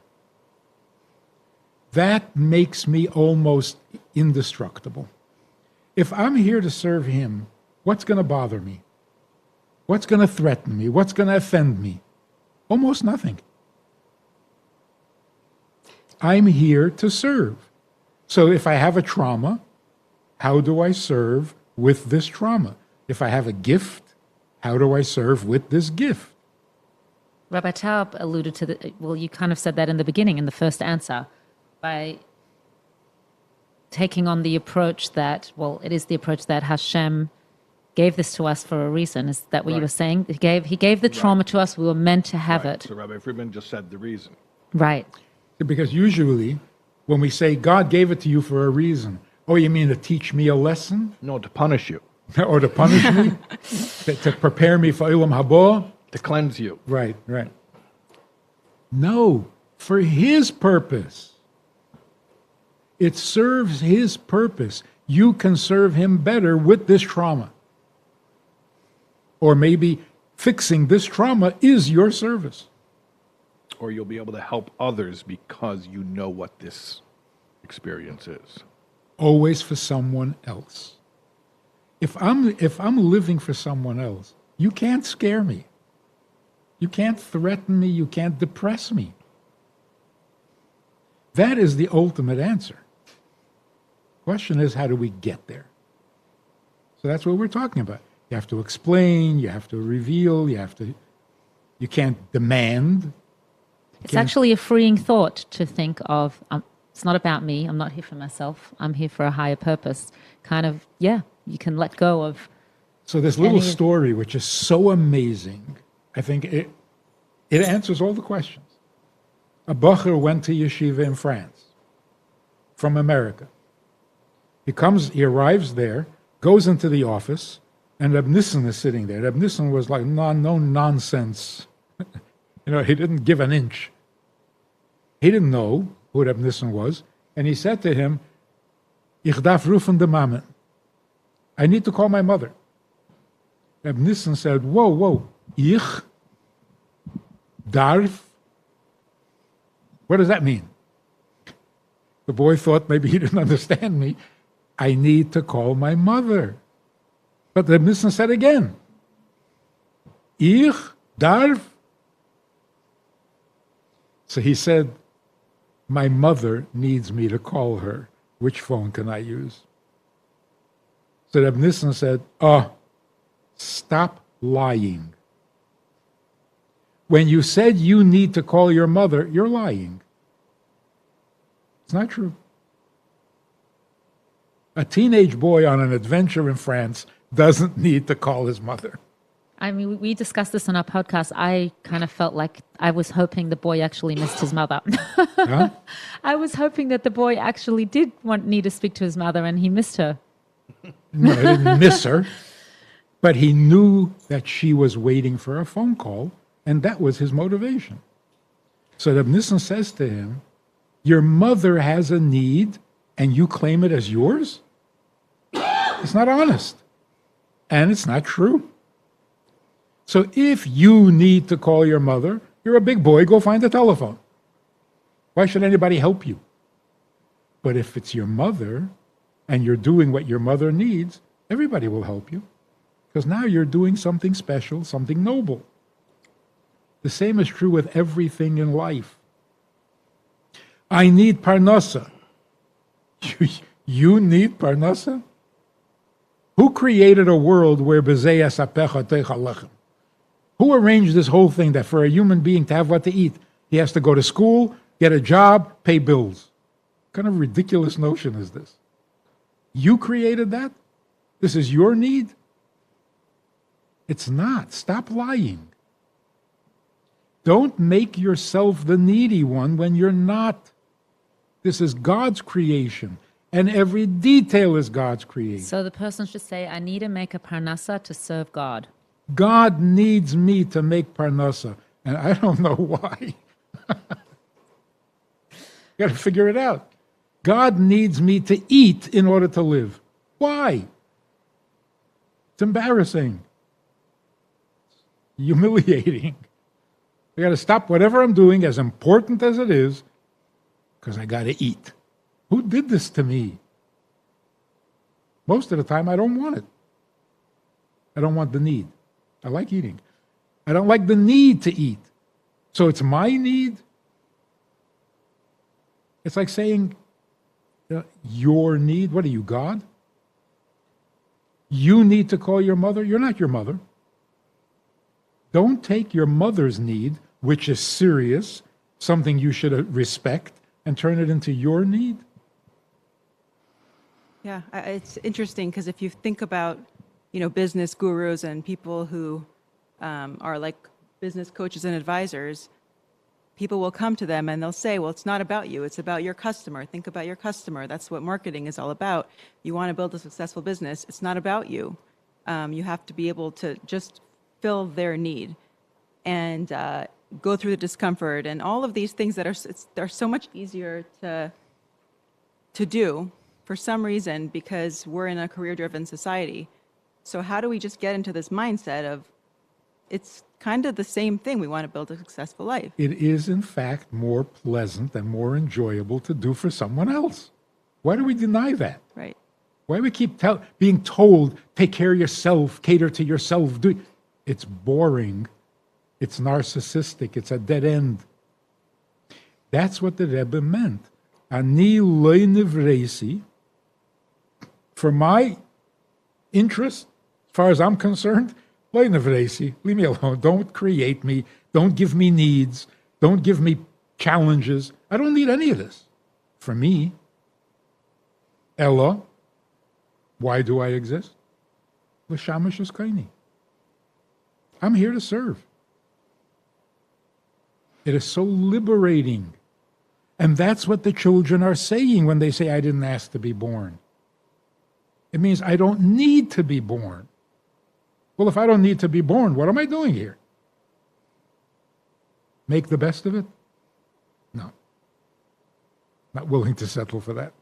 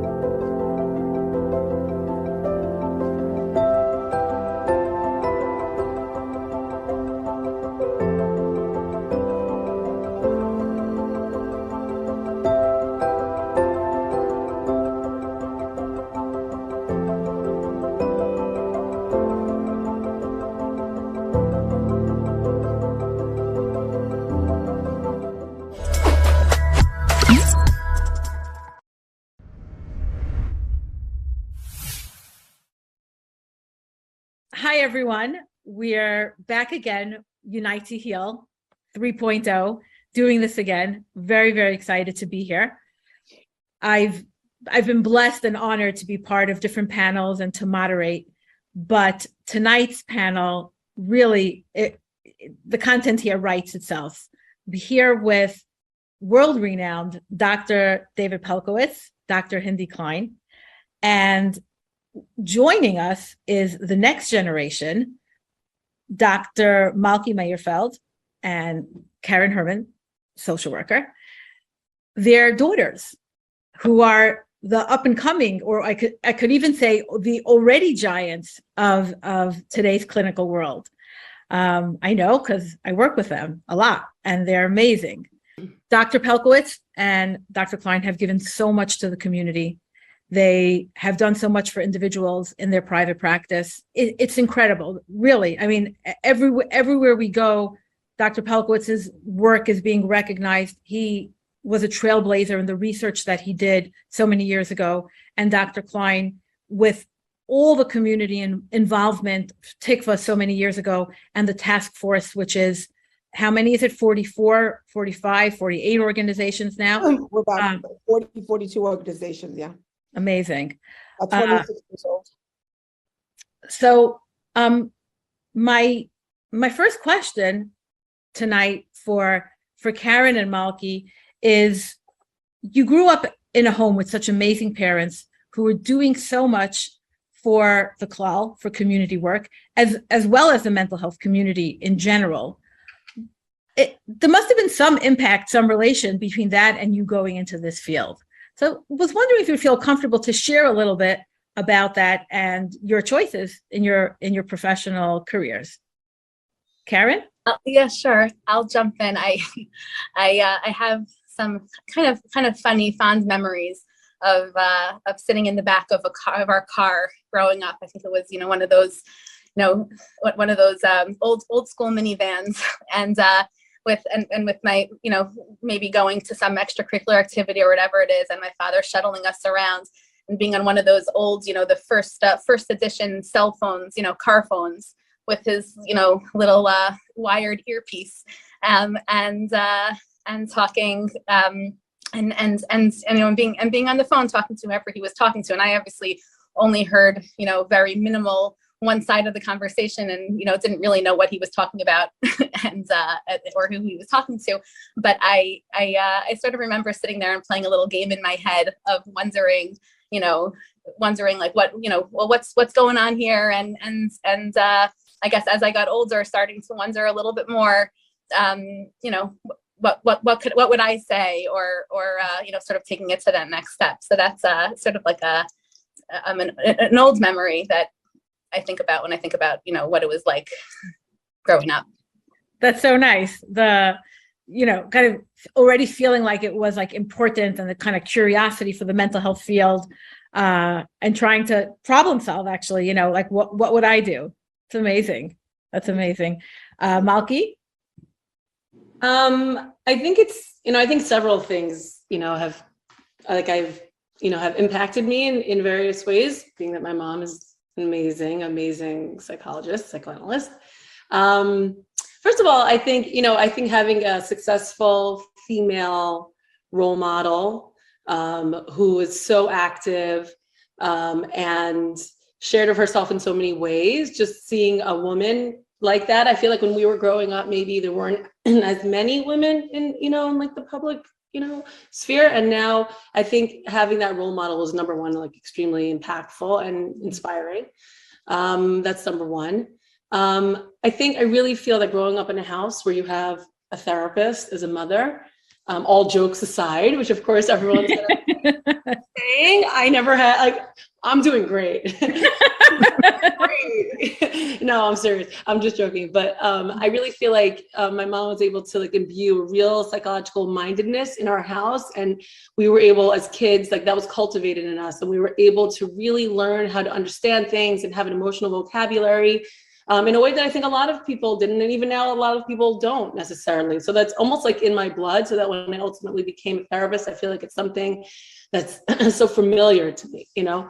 And I think also what we were saying before, that I think just seeing a parent who is so involved and contributing to the community left such an impact on me that made me always see that as something like a value, you know, that I would want to strive towards. And I'm trying to, you know, now like as more, you know, my kids are a little older, I'm able to do that a little more, but that really left an impact on me and continues to inspire me because, you know, my mom does so many different things for so many different people.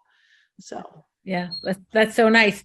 Malky, bring up, you know, really important point that so many, you know, your mother was able, Dr. Klein was able to imbue in you like a psychological language, words for experiences in life that really a lot of people didn't have, and like you said, still to today, a lot of people don't have.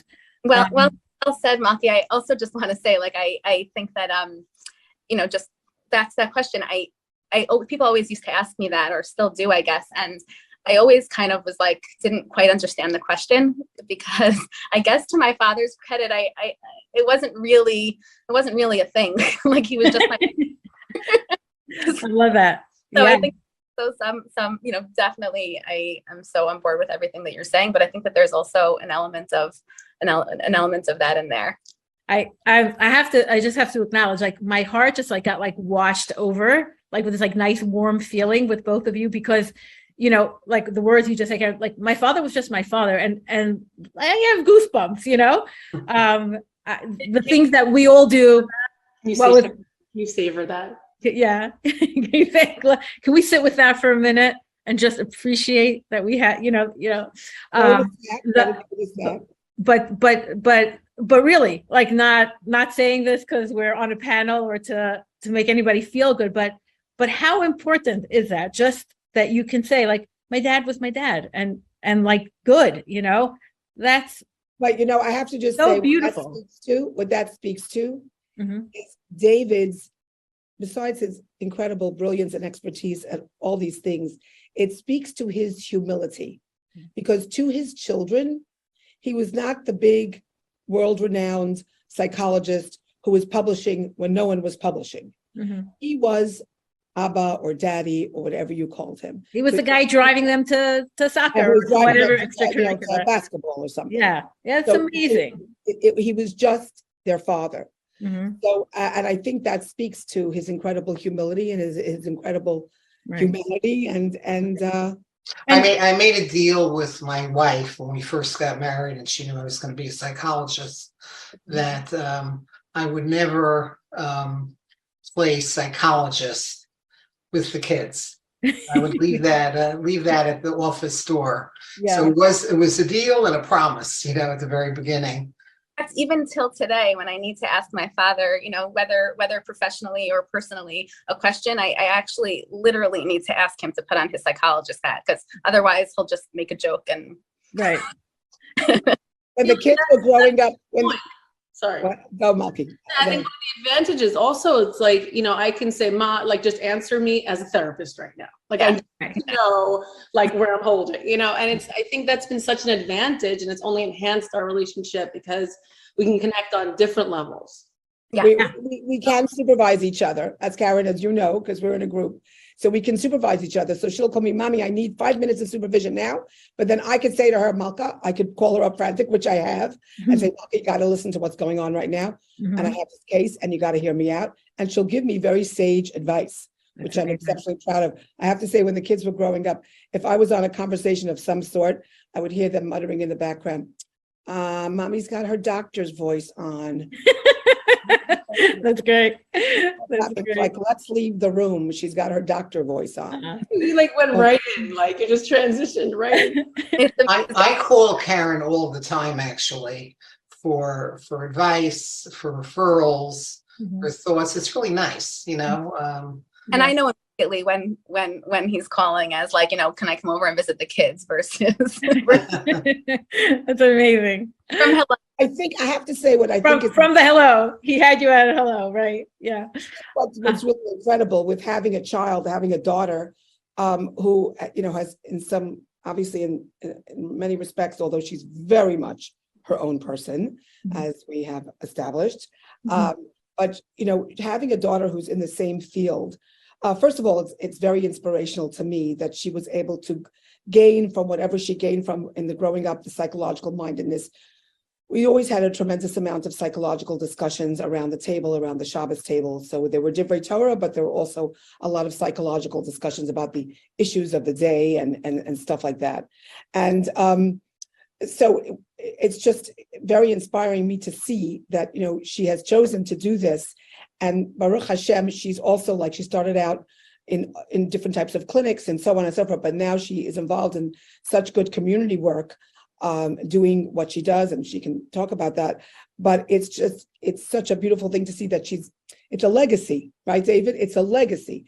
Where we started something. My parents were Holocaust survivors. They were not college educated. And, they were very pro. My father, Alav Shalom, was tremendously pro-education and very sophisticated intellectually. But I was, we're all college graduates, but, we didn't have education in our history. And to see that continuing now, saying, Malki's in the field, Yaakov is kind of indirectly in the field. He's an industrial organizational psychologist and so on. It's so, I say, look at this legacy. Look what they're carrying this for us. We started this, that, and the other thing, and they're going to continue it. And the piece of resistance, which is when I go to Nefesh, and people used to say to my daughter when we were hanging out together, Hindi Klein's your mother? Wow. Well, guess what? Now I go to Nefesh and I say, Hindi Klein, they say, Malki Meyerfeld's your daughter? Wow. That's great. Amazing. So how much better nachas can you get than that? That's amazing. That's beautiful. Really, it's so nice, and it's nice to see the nachas going in both directions. And actually leads me to my next question, Dr. Pelkowitz. When the world is always changing, everything's always in flux every day. But there's several decades of this work. What were the things that you were seeing in your clinical work? What was your experience back then? Within the community, without the community, from outside the community, what was the issue of the day, and how were you approaching it then?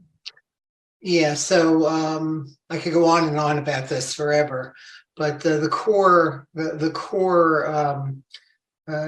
issue of the day, given what I was focusing on, was trauma and child sexual abuse. That's where I was doing some research, I was doing some writing, and I have these memories of maybe a little bit of the rebel in me back then, of raising it without permission at certain conferences that I go to. I won't name the organizations, right? And there being like this shocked silence. But then there being huge, long lines of people, of therapists or of educators or principals waiting to talk to me almost in whisper about the burden that they're living with in terms of certain horrific cases of trauma, of sexual abuse, of physical abuse. And it wasn't allowed. In other words, it was really breaking the rules to name that monster and to talk about it. And it's been so nice to see little by little the walls breaking down. The first time I spoke about this in a public setting, there were these long lines. If I remember correctly, I was up till 3 a.m. with these burdened therapists and educators, just not knowing what to do with themselves because they were so worried and needing to talk about it and being almost drunk with the ability to talk about it. But now it's gradually changed, so that going back to let's say, there I'm talking about 40 years ago, going back to 30 years ago, I remember there was almost like a rebellion where I spoke at one of these large conferences, and they put the group that was supposed to be talking about abuse into a tiny little room. And there was literally a rebellion of hundreds and hundreds and hundreds of people who came to me to hear me, and that time Rabbi Dr. Twersky, Zecher Tzadik Livracha, just to hear us, and his brother, the professor, And now they know we no longer have to have that fight. It's just been so nice to see the growth and the change. That's incredible. It's also nice to hear that.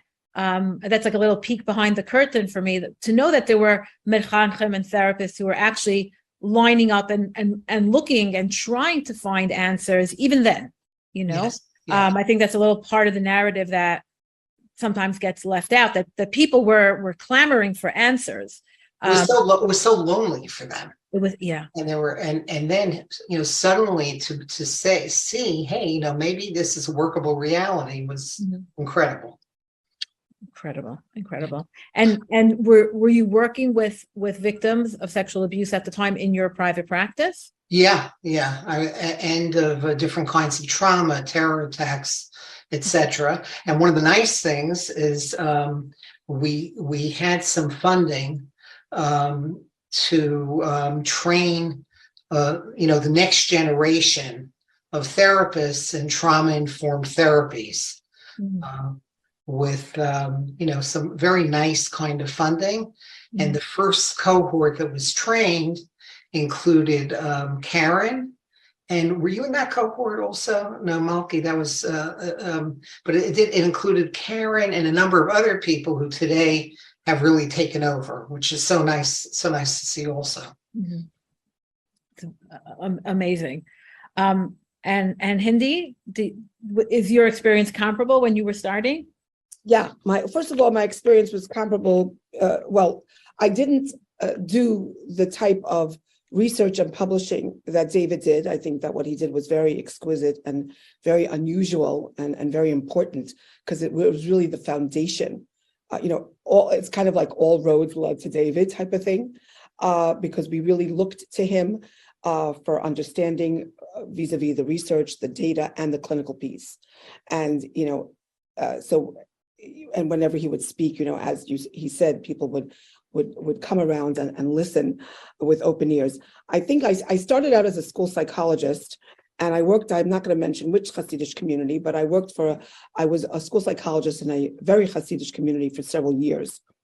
And they were ultimately the subject of my doctoral dissertation, because when I got into PACE, where I did my doctorate, which was then, I think it's still called Malky, School Clinical Community Program. So they were very into community mental health. So we had to write a paper on community mental health.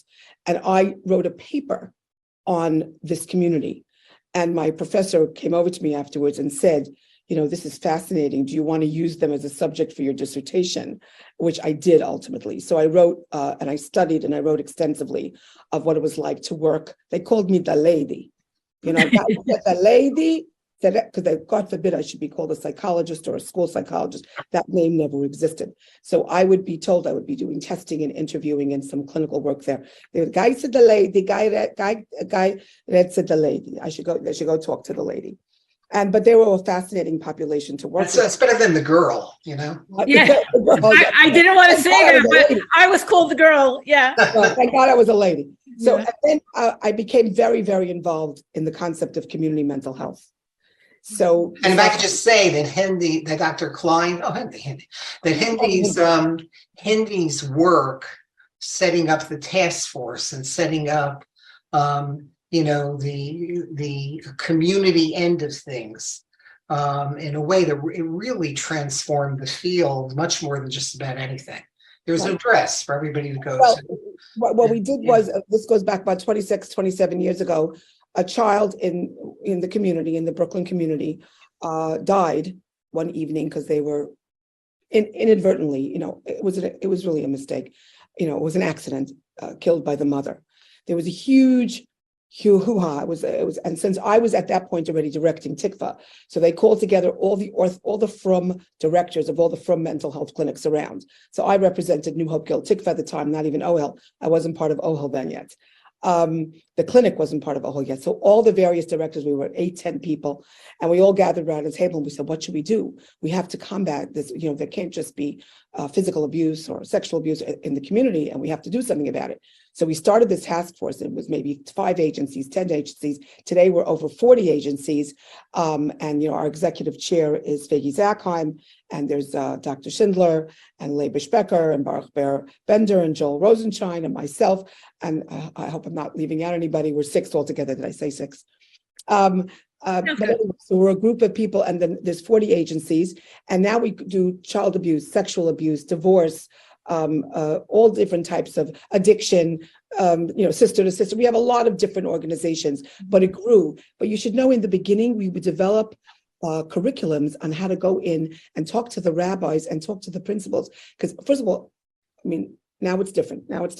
We would go to rabbi, no, abuse doesn't happen here. In Yenim community, it may happen, but not in this community. So we had to go from community to community to kind of say to them, it is going on in this community. And there was a lot of denial in the beginning, a tremendous amount of denial. Now you see programs for survivors, victims of abuse, of sexual abuse, of all different types of different things. And there's endorsed by rabbis, rabbanim, endorsed by so many different. It's so different now. There's a wealth of resource, a wealth of information.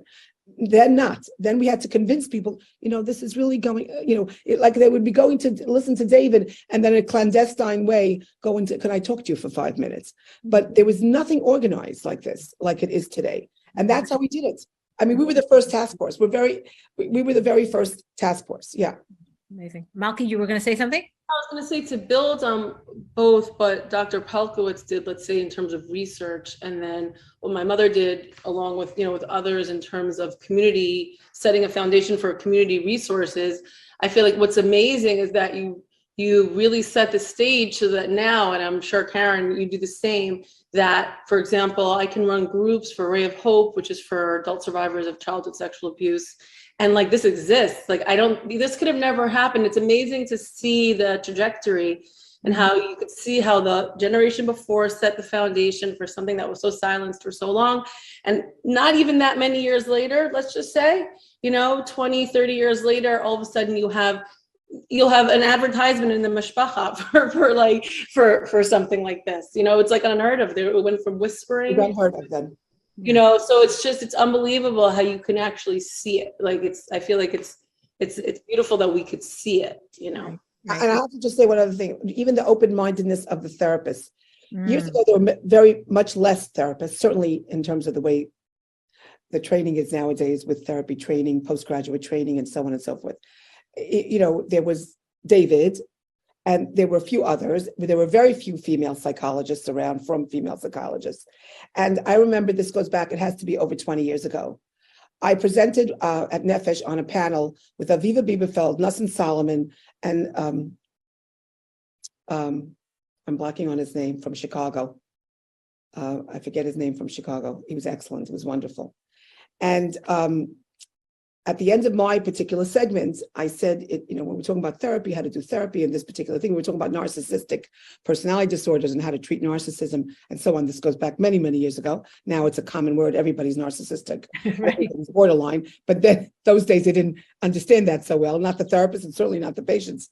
And I said something about, it behooves every person who wants to be a therapist to go into their own therapy. And I remember then a standing ovation. And I said to myself, what is the big deal? Because as an analyst, you have to go through your own training analysis, which I was for many, many years. But at that time, not many people necessarily were going into their own treatments. Mm-hmm. Okay, I did my degree already. I did my supervision. What do I have to go into therapy for myself? I'm the therapist. Nowadays, if you speak to somebody, you say, are you in your own treatment? Any professional, if they're not currently in their treatment, they have been in treatments, because they understand how important, if you want to be a therapist, you need to be. But that 20, 25 years ago, I was like, really? And I had to push it. As a clinic director, I had to really encourage all my therapists to go into their own treatment. Yeah, that might be the most important piece. You, as a therapist, you are the tool. So as fine-tuned as you are, that's as much therapy as you can, that's as far as you can take your clients.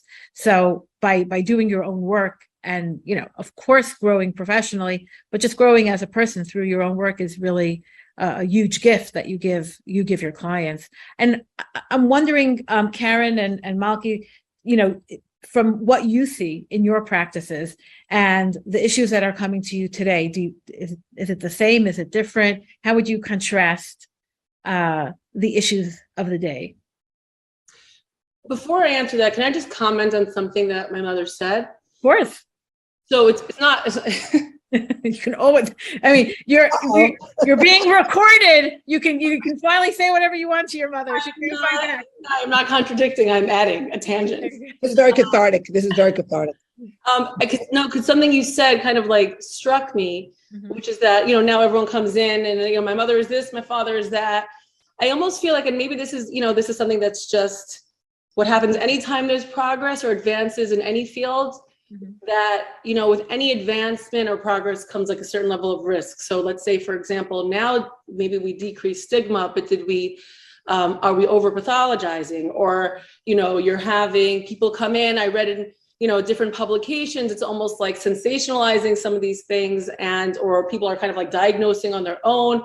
And I don't know, it's just something, and I think that's maybe something Carrie and I will see more, because people are just more knowledgeable. But it's all knowledge is power. But then when does it become not a risk factor? Because I think at the end of the day, it's important to know, but at the same time, when does it become a detriment? Right. Like counterproductive. Yeah. It's almost like it's too much sometimes. It's almost. Yeah. There are these studies coming out about how hard it is for doctors, for MDs to practice, in the WebMD or the Google My Symptoms era. It's just so difficult. Like people come in and say, I want this and that and that and that, this test. It's like, besides insurance won't approve an MRI because your toe is tickling. It's just like, no, you're really okay. Like, let's take, but there are challenges to this. I hear what you're saying, Malki. Yeah.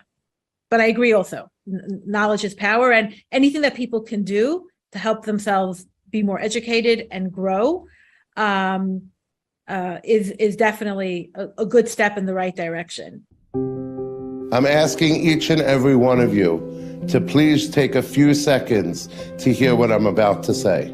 I'm coming to you on behalf of an organization that means a great deal to me personally, and should also mean a great deal to each and every member of our community.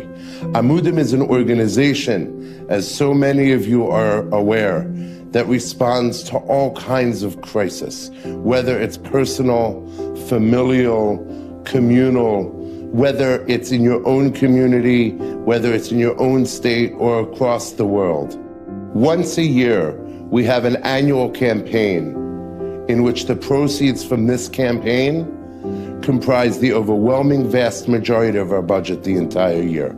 Every single one of the services that we provide and every drop of assistance that we provide to those that are struggling or facing a crisis, we don't charge a single penny for. This is the time that once a year we're coming to you to please open your minds, open your hearts, and open your pockets as much and as generously as you can.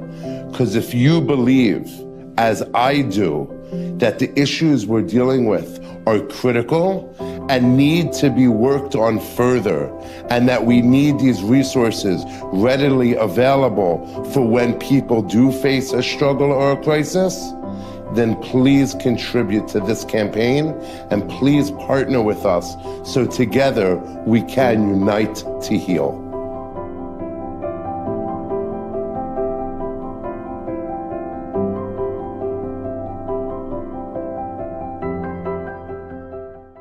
India and Malki, or everybody, I wanted to, there's another stark difference here that, Dr. Pelkowitz, though really a pioneer, is a man, and Hindi, you're a woman, so that's yes, you are. So that's also something I can imagine that actually. What? What? A lady.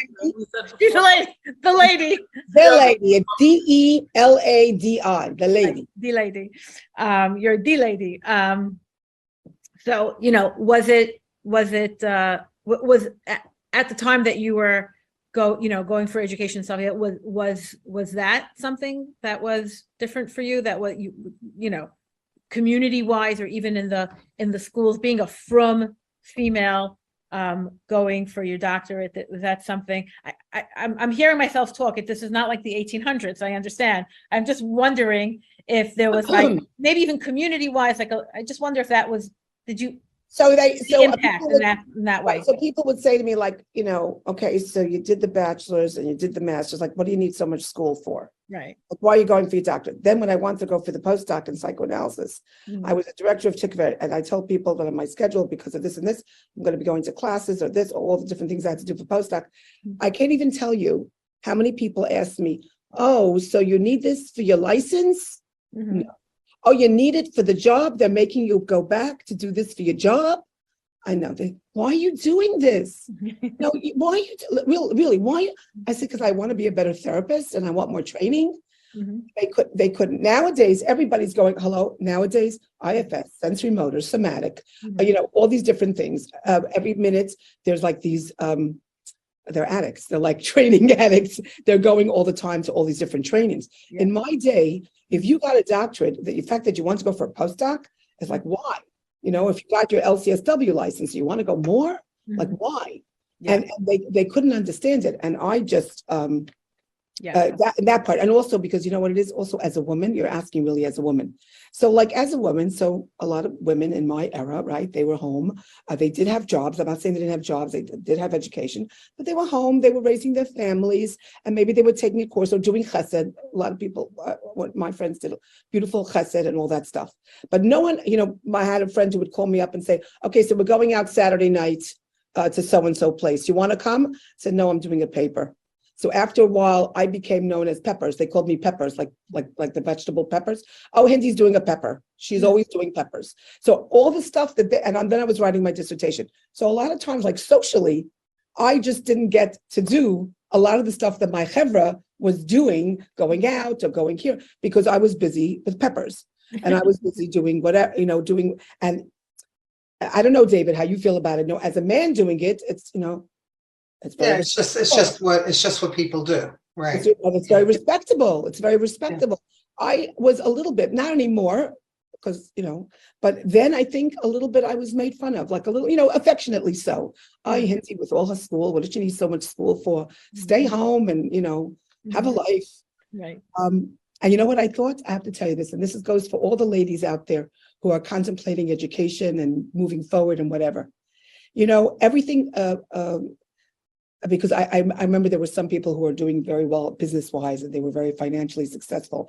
And, in our business, until you move up to a certain level, you are really not so financially successful.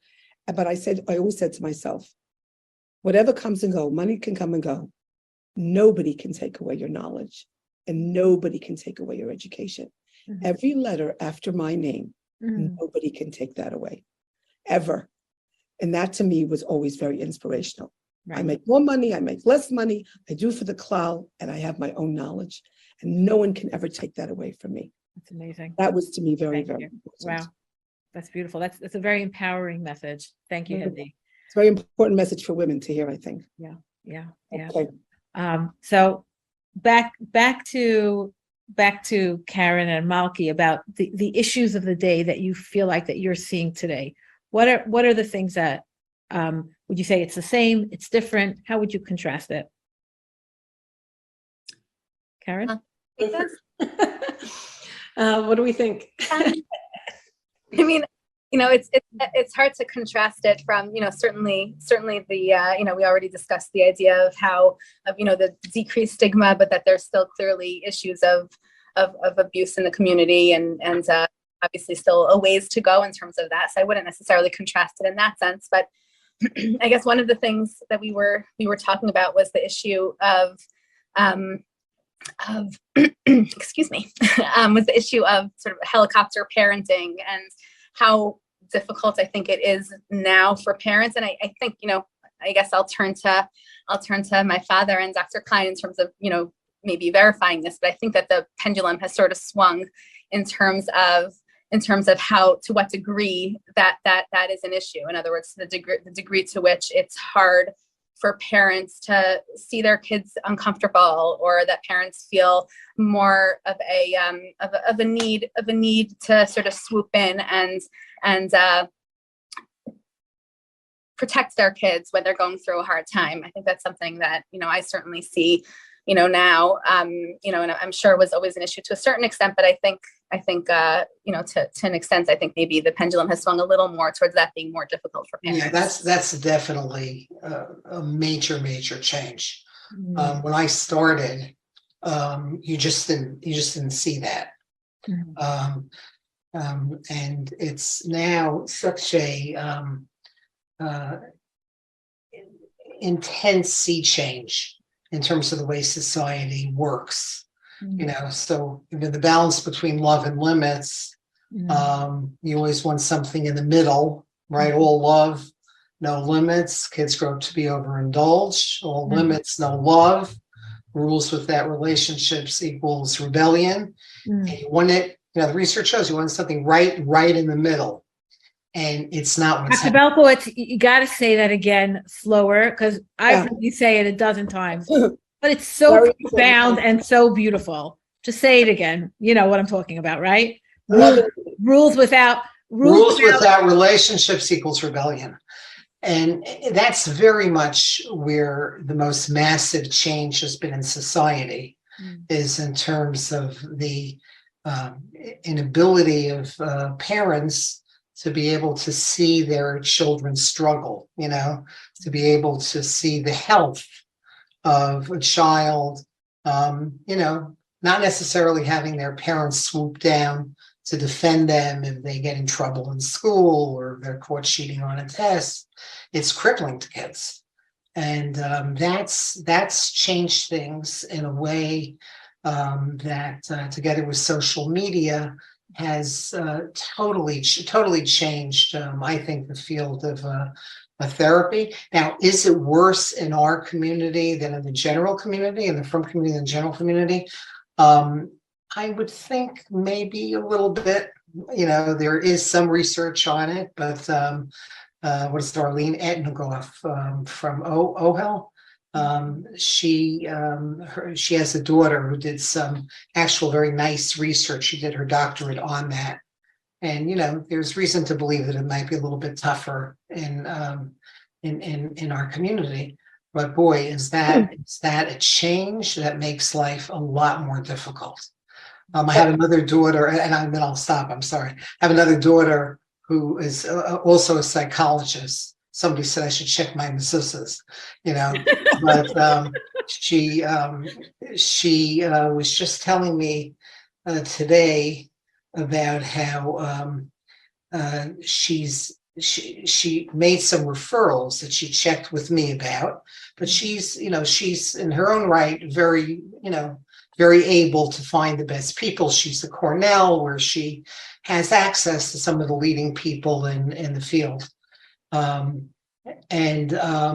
She says people don't accept the referrals she's giving, because they'll go online and they'll see, well, they only have X numbers of publications, or no, they, the reviews online are just not so, are not as impressive as they are with this other person. It's just like, it's a shift, Anyway. Yeah, no, David, I wanted you actually to comment. I have some thoughts about technology also, but I wanted you to maybe also continue that conversation on technology and how that has affected the field. How has it affected the Frum field, or the field of what it does to you as a professional, what it does to the patients, what it does to the patient-therapist relationship.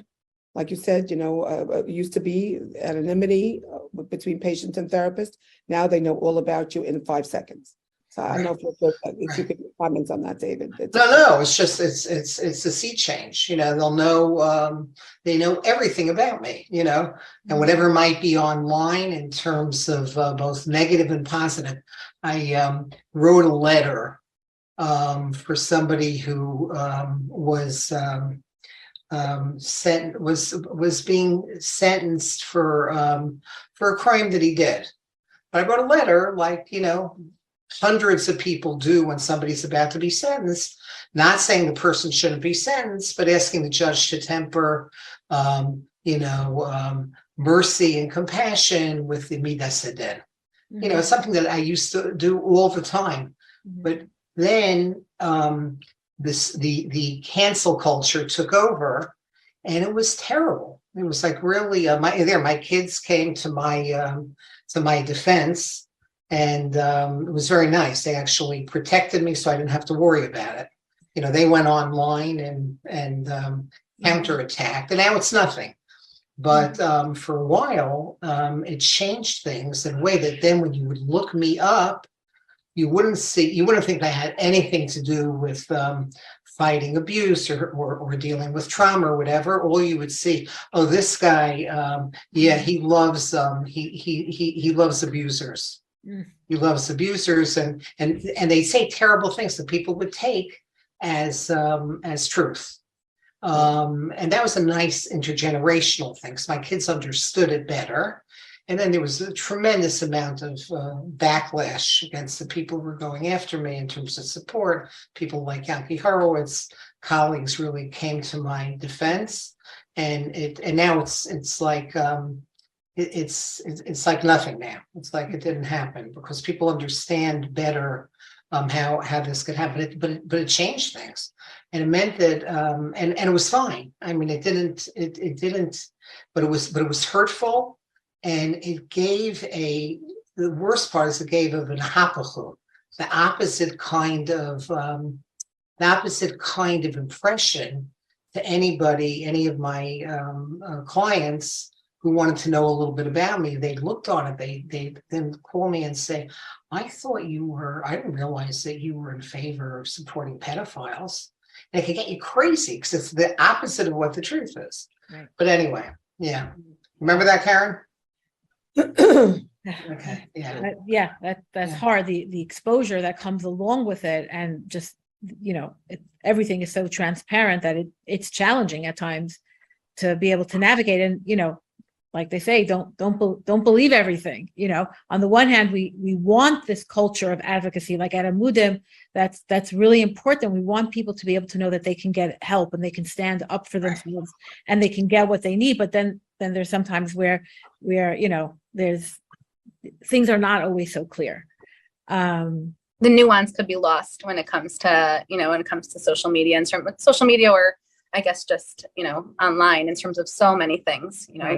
It portrays things in such a black and white way, obviously in this area, but also in every area. The whole idea of social media being, it's just this sort of very narrow, slim view of what life is, and like these picture shots really, I see so tremendously on how when kids are exposed to that with any kind of regularity, it just makes such a huge impact on how they view the world and their expectations for what things are supposed to be like. And it just that lack of nuance becomes such a huge issue, I think. What do you tell the parents who you're working with about how to control that, or how to deal with that force in a way that's healthier or more effective? To ask you, I don't know. I think that having conversations about it is such a huge piece of it. Meaning, I think so much of this is talking about it and being able to name it, because if you don't, then it becomes just the reality, and when you see it, you just assume it's true. But when I do think in a very positive way that schools and communities are doing a much better job as phones are becoming so much more pervasive, and there's a growing recognition of that, of it being an issue. I think that the conversations are starting, and you can get kids really going. Teenagers I see really going on getting on soapboxes and talking about how, I really don't watch it. I don't go on social media too much because I see that it's so fake, or they do, but they at least are having the conversations. And I think that just that makes a huge, huge difference. Just like along the lines of social media, like another element of it is that I see people who on the one hand will find like a community of people who are, let's say, suffering from something that they are. But then again, on the flip side, it's like, okay, how much are you now associating with this? I'm like, I found my voice, but in a sense, it's almost not leaving room for like, you know, like nuance, like you said, or subtleties or variations. It's like, I belong to this now. Well, maybe you don't 100% belong to it, you know? So it's creating community, but then again, is that community, you know, are they defining themselves too much by that community? I think that in many ways, you know, listen, technology and the internet and so on can be so incredibly educative and informative and rich with knowledge and understanding of certainly many things. But I think that the social media aspect, although like Malki said, it could create a sense of community, a group, a chat or whatever. I'm very against Instagram, if I may say that. I don't have Instagram. People will say to me, you have Instagram, you have Facebook. I refuse to go on Instagram. I refuse to go on Facebook. I hear it from my patients. Oh, you see, I saw this one on Instagram and she went on the yacht and on the trip and on the thing. And meanwhile, the patient is terribly depressed because she's not living that life, which is most probably, who knows how much percent fake. And it gives it just sends, I think, in many ways. Now, I'm not to say that I don't love, you know, certain aspects of technology and the internet and learning and growth. But, you know, there are certain things that I find could be very, very destructive. And I think, well, like Malki said, you could join a group, but then all of a sudden I'm like-minded, like that group. I'm just like them. But guess what? You're really not 100% like them. You know, where is all the exploration of finding out who you are for you? Yes, I joined a group that is, you know, they're you know, survivors or depressed or whatever, but that doesn't define you. You know, there's so many different facets of what defines you, and I think that could be very destructive. You know, on the in the technology form, we didn't have that problem. David, did we have that problem? No. Did we have that problem with technology and the internet when we were No, it was a much less complicated life. It really was. And look, you know, let's just look at the research for a second. You know, the heavier the user, for girls in particular, of TikTok or Instagram or Facebook, the higher the level of depression, the higher the level of anxiety, and, you know, every single measure. And, you know, when you see some of the work of especially out of MIT, you know, who wrote Alone Together again? Sherry Turkell.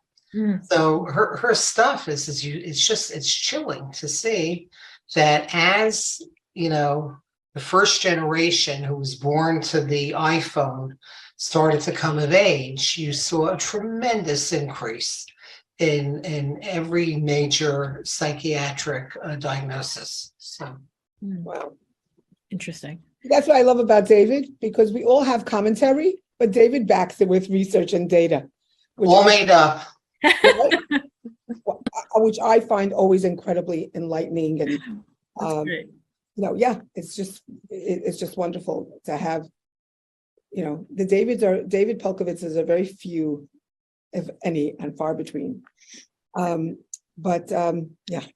So in the time we have left together now with, you know, two amazing parents and their, you know, two amazing daughters, I wonder if you would each give us, like, what would be your 2-minute message to, or less or more, but message to parents out there, you know, people who are trying to parent their children, their teenagers. What would be your message to them today? Could be a guidance, tip, idea, what you've seen. What would be that, you know, that golden nugget that you would want to share with them? I mean, there's a lot to say.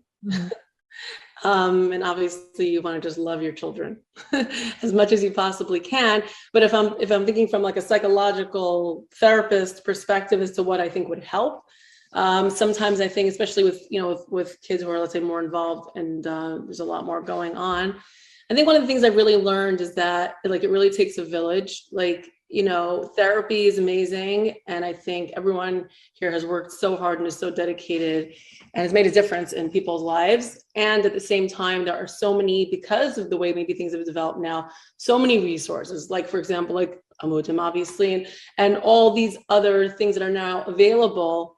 And let's say we have research that came out, over the years on things like yoga or meditation or whatever it is. So in other words, be there for your child, support your child, and also know that there are so many available options now to give your child if you think they need additional support. And I just think that's really nice to know that sometimes it takes different factors to kind of facilitate growth in a child.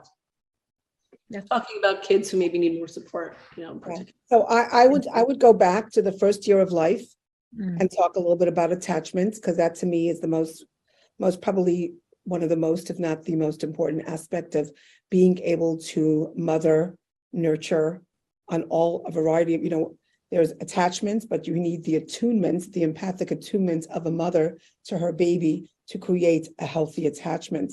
And if you can create a healthy attachment and a fine attunement in the first year of life, the first 2 years of life, the child has so much there's so much better a chance for that baby and that child to grow up with a healthy attachment and healthy and stable. And then obviously on through the life cycle, if I had to say, which, presence, be there, sit, sit with your child, sit with your spouse, sit with your friends, just be present for, and like, I know David talks about, shutting off the phones. I always talk about this, my little metaphor of, in the old Westerns, they had saloons, and in the old Western movies, they had saloons.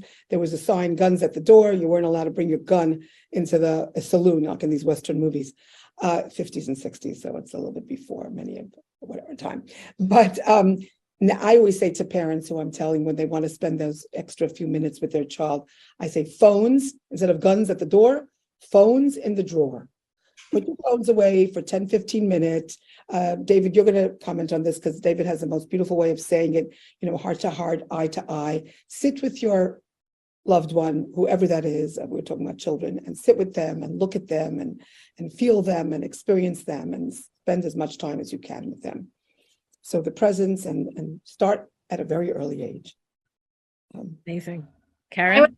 I would have to just, continue, I guess, with that theme of communication, because, it really is, I think, just such a huge piece of connection. And I guess, sort of continuing what we were talking about before in terms of being able to, not necessarily solve the problems, not necessarily be able to get rid of them, but to be able to sit with, I guess if we're talking about from a parenting perspective, with that child and just hear them and be with them.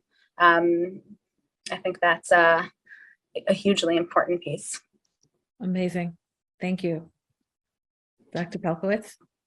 Yeah, to just I have a million stories running through my head, but I'll just share the reality that kids very much are today more likely to complain about their parents' lack of availability than the other way around when you look at it. And there's this beautiful thought that the Piaseczner said in the name of the Baal Shem Tov, that when we say in Shema a number of times every day the words Va'avadetem Mehera, he says we have to think about it as get rid of the rush in your life. You all have to figure out a way to get rid of the rush, to find a place, as we're all saying, we could center ourselves, we could be there, where we could look in our children's and our spouses and our friends' eyes and look in their hearts and be able to get rid of the rush and be present. It's not so simple today. It's you're an expert on breathing, and I've been breathing now for 71 years, and it's still very Huh? Amen, amen. Thank you. So anyway, I think that it's I think it's the most important message of our day is awareness and presence and the Va'avedeta Mehera. Can I just jump in with a story that I heard actually from David? David, I'm trying to remember because I've heard so many of your phenomenal, glorious stories. But you once told a story about this couple who went to the Gottman Institute in Washington for that retreat weekend. Right. And they were sitting at the Gottman in Seattle or wherever it is. And they put you in these little apartments while they're working with you over a period of days. And you have your own little apartments and it's all very beautiful. So David told the story of a couple who was sitting there in the morning getting ready, I guess, to go to work with John Gottman and his wife, Julie. And she's looking out. It sits on a campus with a beautiful pond or a lake or something. And she's looking out at this lake and saying, it's so beautiful and it's so serene and her husband's sitting at the kitchen table. He's reading a newspaper. And she looks out and then she turns to him and she says, she goes, aren't we lucky that we have this opportunity to be here together and to go and to work with, Dr. Gottman and to get this help for ourselves and whatever. And he's sitting behind the paper and he's going, And she was trying to kind of get a connection with him and his presence. And he was just kind of nodding behind the New York Times or something. But you gave it a term. Turning, Gottman calls it turning towards. Turning towards. And Rabbi Frand heard this, right, once shared it with them. And he says, where's the first time in the Torah that you have the term turning towards? And he says, Vel Kayin, Vel Minchaso Lo Shah. That Shah is the Hebrew term for basically, in that sense, turning towards. And that lack of turning towards literally triggered the first murder in the world. But then he talked about the other way of looking at Shah. Yesh Adam Kona Olamo B'Shah Achas.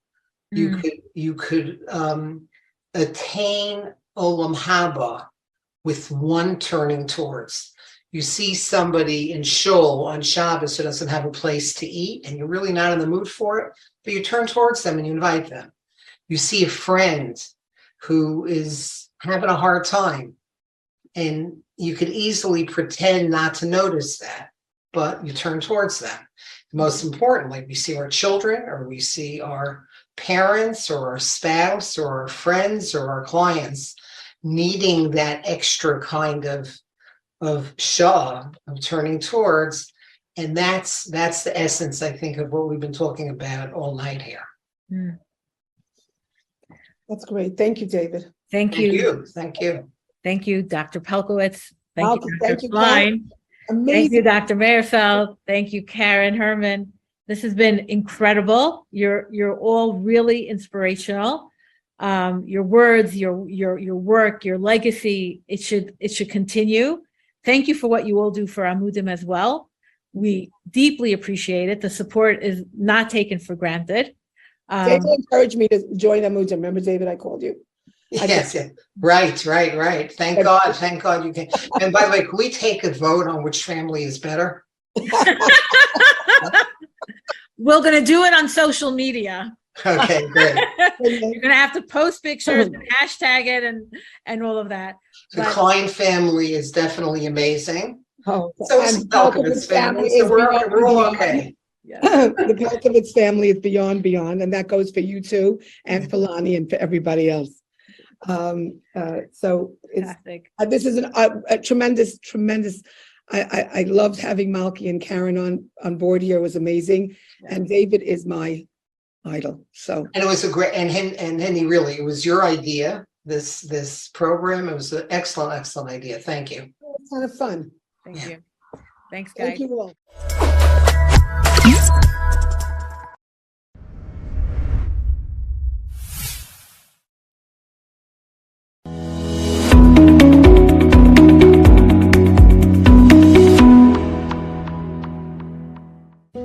We get a lot of clients who have suicidal ideation. Suicidal ideation is somebody who has thoughts of suicide. The first question that I would ask to somebody who's calling in saying that they have suicidal ideation is, do you have a plan? Do you have intent? A lot of people feel lonely. A lot of people are scared. They're lost in the world, and they just need help getting back on the path. And a lot of times they'll say, yeah, I have a plan, And then after talking to them, you realize they don't really have a plan. They just need help. We just want to talk to them, see where their mind is at, help them if they need a treatment center, if they need a therapist, if they need an inpatient, outpatient treatment center. We want them to be the best version of themselves that they can possibly be, and not all of them are suicidal.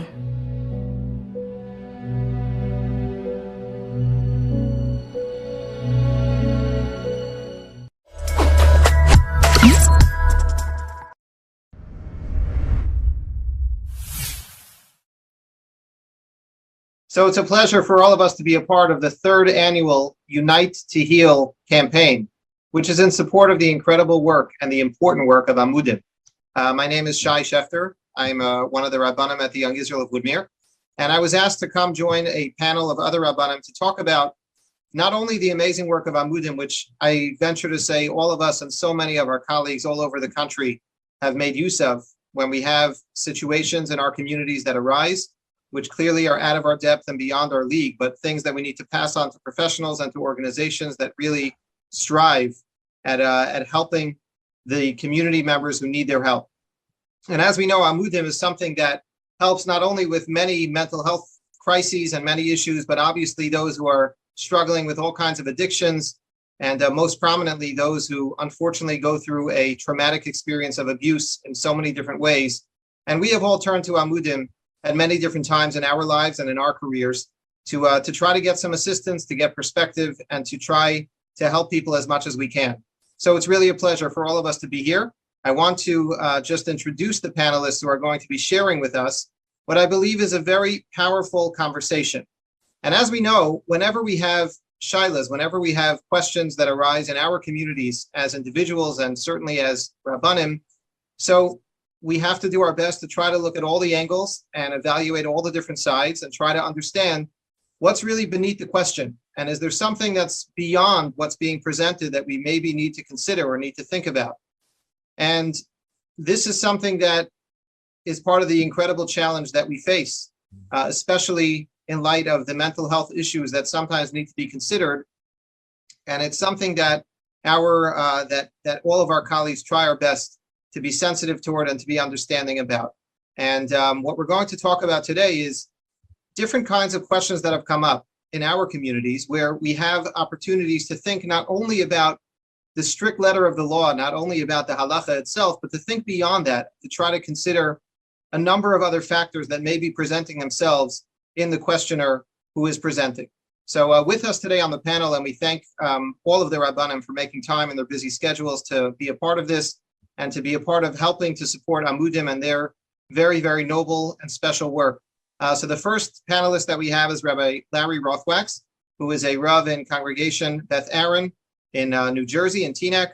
And he's also the director of professional rabbinics at REITs, which is so much an integral part of teaching young musmachim about these very issues and trying to make sure that they understand that not only is learning important, not only is mastery of information important, but professional rabbinics is also important, and to have a perspective of how to deal with somebody who comes to talk to a young musmach with a question. Our second panelist is Rabbi Daniel Feldman, who is a Rav also in Teaneck in Congregation Or Sadia, and also serves as a Rosh Hashiva at REITs, but is very, very well known for his svarim that have become very popular over the many years that they've been published on a range and array of topics, both in English as well as in Hebrew, focusing very often on issues of Ben Adam Lachavero.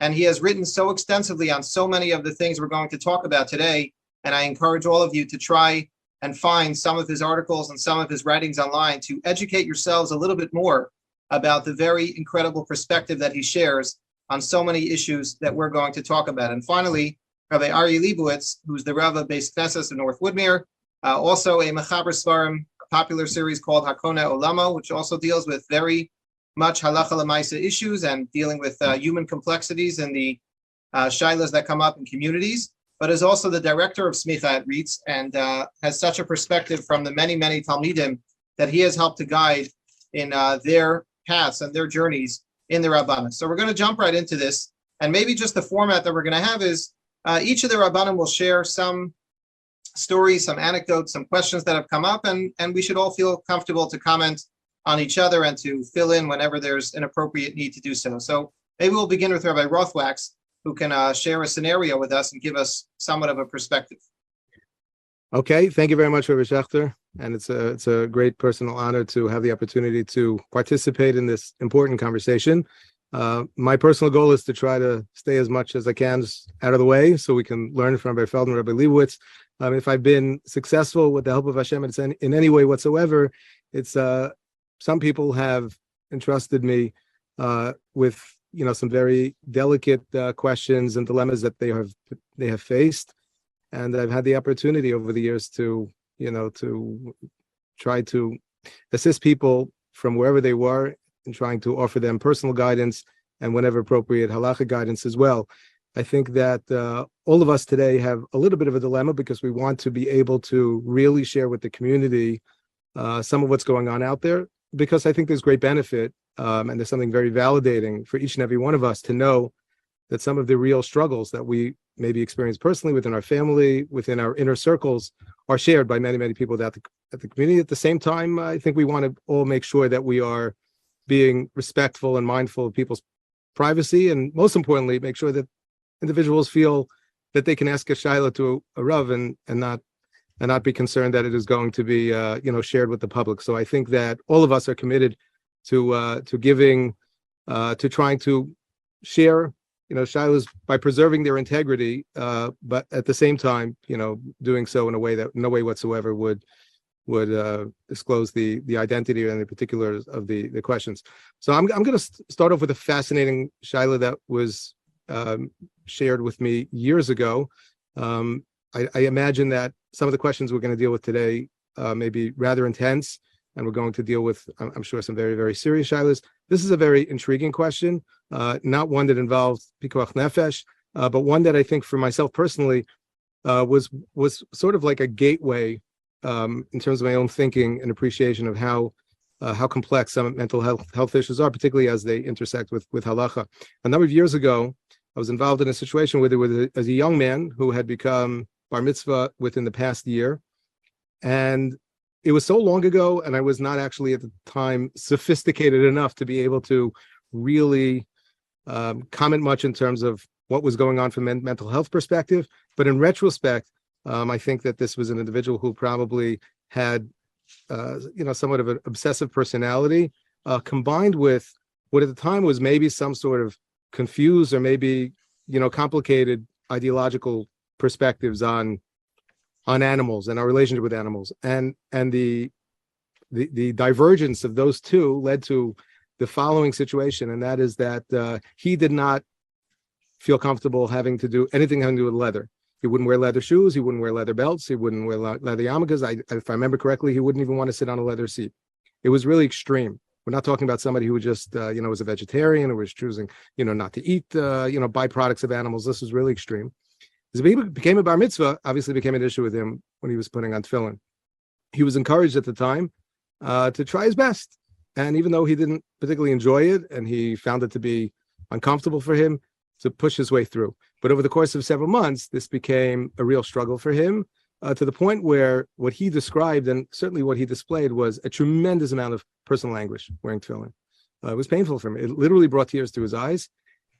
And you didn't get the impression that this was an individual who was looking to be difficult. He was not rebellious per se. He wasn't, as far as you can tell in every area, he was committed to living a life of Torah mitzvos. But this particular mitzvah, obviously a very important one, presented him with an extraordinary challenge. So I will now open the floor and allow Rabbi Leibowitz and Rabbi Feldman, who were not there at the time, to share any thoughts that they may have in terms of. And again, I think that we want to try to keep this conversation focused on two things at the same time. What are some of the halachic issues and what's an approach that maybe we would take, but at the same time to realize and to appreciate, the real human struggle here, and to understand, how complicated and not necessarily intuitive, some of the real struggles, mental health struggles that people encounter. Well, I'll speak first just to frame the question further, so then I can shift over to by Leibowitz. But before even addressing the specifics, although it's very relevant to trying to understand exactly from what direction to come, just to clarify, this is an issue that can come from a mental health perspective, but can also come from a shita, can also come from someone's attitude towards, say, veganism and animal rights. And I've heard the question in that context also. So if the question is being asked by someone who feels philosophically that he has no right to use leather in any form, and therefore that extends to not even wearing tefillin, that would require one kind of level of understanding and approach. While it sounds like from what you're describing that it's not necessarily coming from an intellectual or philosophical place, but rather it's more of an emotional reaction that's not the kind that can be addressed from that type of perspective. Is that an accurate frame? Yeah, that is correct. That was very much my impression at the time. And I think in that regard, it is what makes it somewhat unusual. I think we would more naturally expect that it would be more of a shita. But in this case, I think it was an underlying pathology. And even though I'm not going to try to, offer a clinical diagnosis at the moment, I think it's clear to say that the way he was presenting was that this was a real struggle for this individual, and not something that he just needed to, try to adjust his thinking in terms of, his worldviews of philosophies. Yeah. When it comes from that perspective, that if one feels an enormous discomfort that they are not able to overcome, so then it probably enters into some of the literature that we know in this group that Rav Asher Weiss has discussed extensively, for example, to parallel the question of dalikosos, where it comes up that sometimes there are impediments to someone being able to perform a mitzvah that are not necessarily life-threatening, but create some kind of a debilitating condition, whether it's physical or mental. And being that we know that they can be of equal difficulty, whether they are physical or mental, so without coming to a conclusion on this point, but there is a literature about that we don't necessarily assume that even when dealing with positive mitzvos, that we have only a dispensation when it's in the category of life or death, but sometimes when something is really incapacitating, so then that opens up another avenue. Where that avenue will go, again,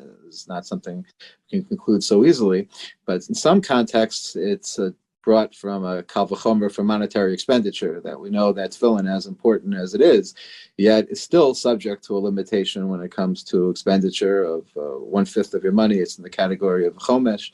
So a incapacitation that is so absolute, even it's going to be subject to how exactly you assess it, theoretically would bring up some of that literature. I would suggest along the lines of what Rav Feldman is saying, that we know when it comes to avoiding violating a lo saseh, a law in the Torah, a person has to give up all of their money. But when it comes to fulfilling a mitzvah saseh, so it's only ad chomesh nechasav, up until 20% of your money. If I'm not mistaken, in a tshuva relating to an almana covering her hair after she's no longer married, but she's in shidduchim now, and technically, strictly speaking, she's supposed to still cover her hair. I think in that context, Rav Moshe writes that if it's so traumatic for her, or it's something that's so difficult for her, that she would sooner give up 20% of her money rather than do this mitzvah, that would be beyond what the Torah expects of her in that mitzvah. Now, that's not that's in that specific circumstance. We're covering the hair, Rav Moshe suggests, is only perhaps a mitzvah saseh, rather than for a married woman where it's a lo saseh. So no one should extrapolate about hair covering in general. But when it comes to mitzvah saseh, we typically assume that if it's the type of trauma that you would sooner give up 20% of your money than to have to fulfill the mitzvah, that it could be that one is exempt from fulfilling the mitzvah. There are a couple of other factors, though, that have to be taken into account.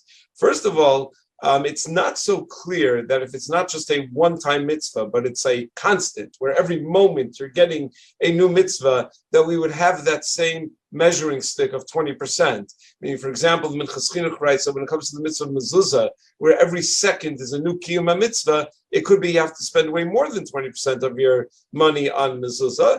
When it comes to wearing tefillin, also each moment that a person is wearing tefillin is a new kiyum mitzvah. It's not just it's not the same to put on tefillin for 30 seconds as it is to put on tefillin for 45 minutes. It's not like netilas lulav or something like that, although lulav is its own discussion, so maybe I shouldn't have given that as an example. But it's not a necessarily a one-time mitzvah. And the longer, some of the posts can recommend. I heard Moreno of Shefter Shlita suggest for someone who missed putting on tefillin one day, wear your tefillin twice as long tomorrow.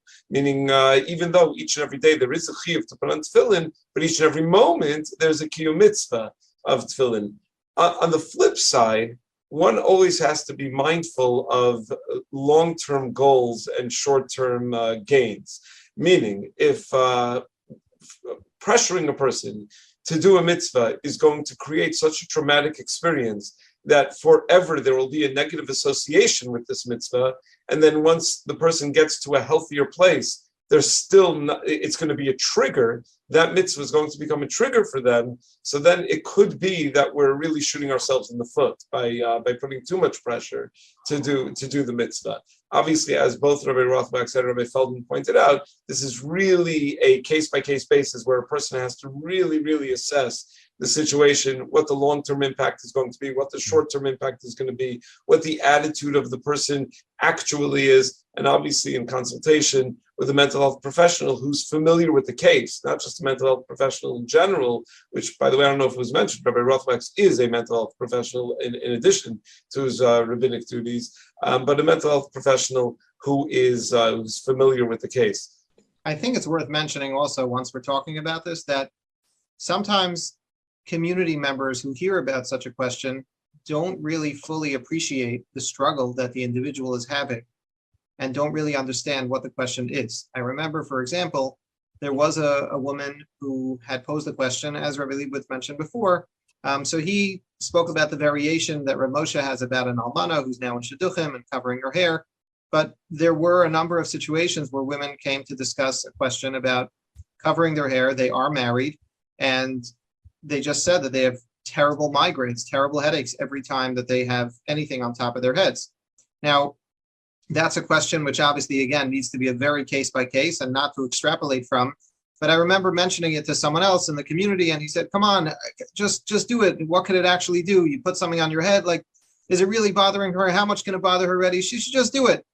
And I think there needs to be an effort to try to educate people that they need to be mindful of the fact that, yes, there are some people who have conditions or who have situations that maybe you don't experience and maybe you don't fully understand, but it doesn't just mean that, it doesn't just mean that they have to suffer and that they need to ignore or suppress that struggle. It's something that needs to be spoken about and dealt with. And obviously these questions are dealt with. And sometimes the answer is, yes, you need to suffer and you need to struggle, and that's what it is. But very often that is not the case, and there is a discussion in halacha to be had. I was just wondering from the other Rabbanim, I've had several shailas that relate to what's called exposure therapy and what the limits are. And maybe they had similar shailas and how to navigate this kind of situation. I'll just give two quick examples.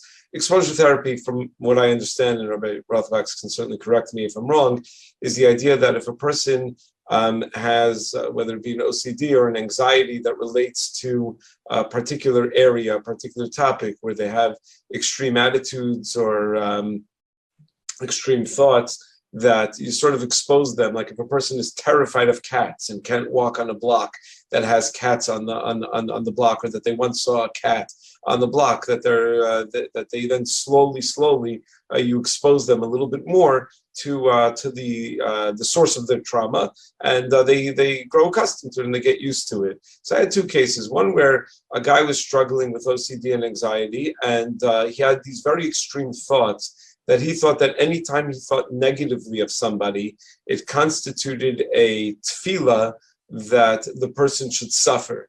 And he believed that his thoughts were actually making people suffer because he was davening that they should suffer. And this was a result of something that happened in childhood, that he had wished ill on somebody, and the person really suffered pretty terribly shortly thereafter. And the therapy, the way this therapist had recommended, was to say out loud that he wants something negative to happen to somebody. And I don't know that you're allowed to do that. Meaning, generally speaking, it's not nice to say, to curse a person and to say that you want something bad to happen to somebody else. Another situation was a person who had, who had OCD relating to religious behavior of people around him, that he just couldn't handle when anyone spoke any avak lashon hara or any nivel peh, anything of that nature. And what the therapist recommended was that he either say or hear nivel peh, bad words, and through by being exposed to them and not reacting to them, that it would be helpful to him to function like a more normal person in his day-to-day life. And each case is different, but I just wonder if you've ever had either questions about that or have any insight onto the effectiveness of such treatment and what the limits of exposure therapy might be. As far as that first point about somebody who feels that what he says is harmful to people, so we know there is a concept of a klala, and we know that there's an isser in the Torah of cursing people, although it was somewhat of a debate as to whether it's because we connect that to any real-world effect. The Rambam didn't think there was any real-world effect, but he did certainly believe there was still a prohibition nonetheless. And in his view, Footner has an essay about this, that it probably connects to the broader goal of Yahavta l'recha kamocha, and not subtracting from how people are felt and experienced and the love that's supposed to be directed towards them. But also, especially what you're referring to, that somebody feels that they want somebody to suffer. So by definition, that certainly seems to fly in the face of Yahavta l'recha kamocha. If you love anyone else as yourself, you're not going to want them to suffer. But what's particularly striking about this is that the one who's struggling with this is struggling so much because he doesn't want it to happen, because deep down, the yid inside very much doesn't want there to be any real world effect and doesn't want the person to suffer. So I think that might be an opening point to consider as far as the paths that he needs to take in order to get to that result. Now, what it's very difficult in this case is to understand exactly why speaking it out loud is going to be helpful to him. I just can only speculate as a layman that perhaps being confronted more absolutely with the reality of it is a step towards then actually dismantling it, as opposed to a thought which remains somewhat unaddressed. I don't know if that's the nature of it, but overall, certainly we have a great discomfort with saying that anyone else should suffer, whether it actually constitutes a klal or whether it's a more broader kind of objection. But the fact that this individual is so troubled specifically because of that, because in real life, that's the last thing he wants to actually happen. And to whatever extent this may help to mitigate that and to bring him to a place where he's not even having these thoughts in the first place. So the worthiness of that goal is something to hold on to. How much you can accomplish with that is probably more in the hands of the professionals in this area. It struck me as a little risky also, meaning he's going to say something out loud that he wants something negative to happen to somebody. And what if it happens? Then it's going to send him back, I would imagine. Right. So the nature of that, I think this would also be a case where for the rabbi to speak directly to the therapist, if possible, and to understand how this is supposed to help and how it's supposed to operate.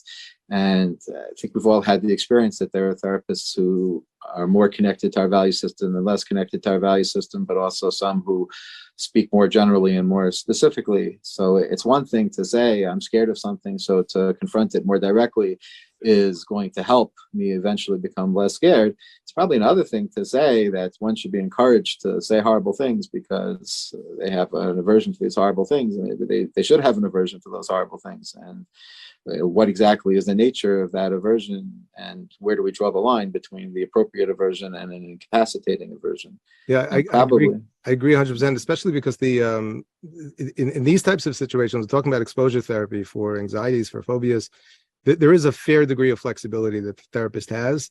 It's not regulated by, when it comes to medication, for example, while there may be different types of medications to address certain illnesses, generally speaking, the pharmacology is what it is. I mean, there's not all that much flexibility when it comes to designing a protocol to help somebody experience less anxiety and to face some of their fears and challenges. There can be a lot of flexibility, and I think more often than not, as Rabbi Feldman said, a lot more is accomplished when the Rav can interact directly with the therapist, and sometimes there's not even a conflict of values as much as the therapist didn't necessarily understand and appreciate that, that there was some tension there.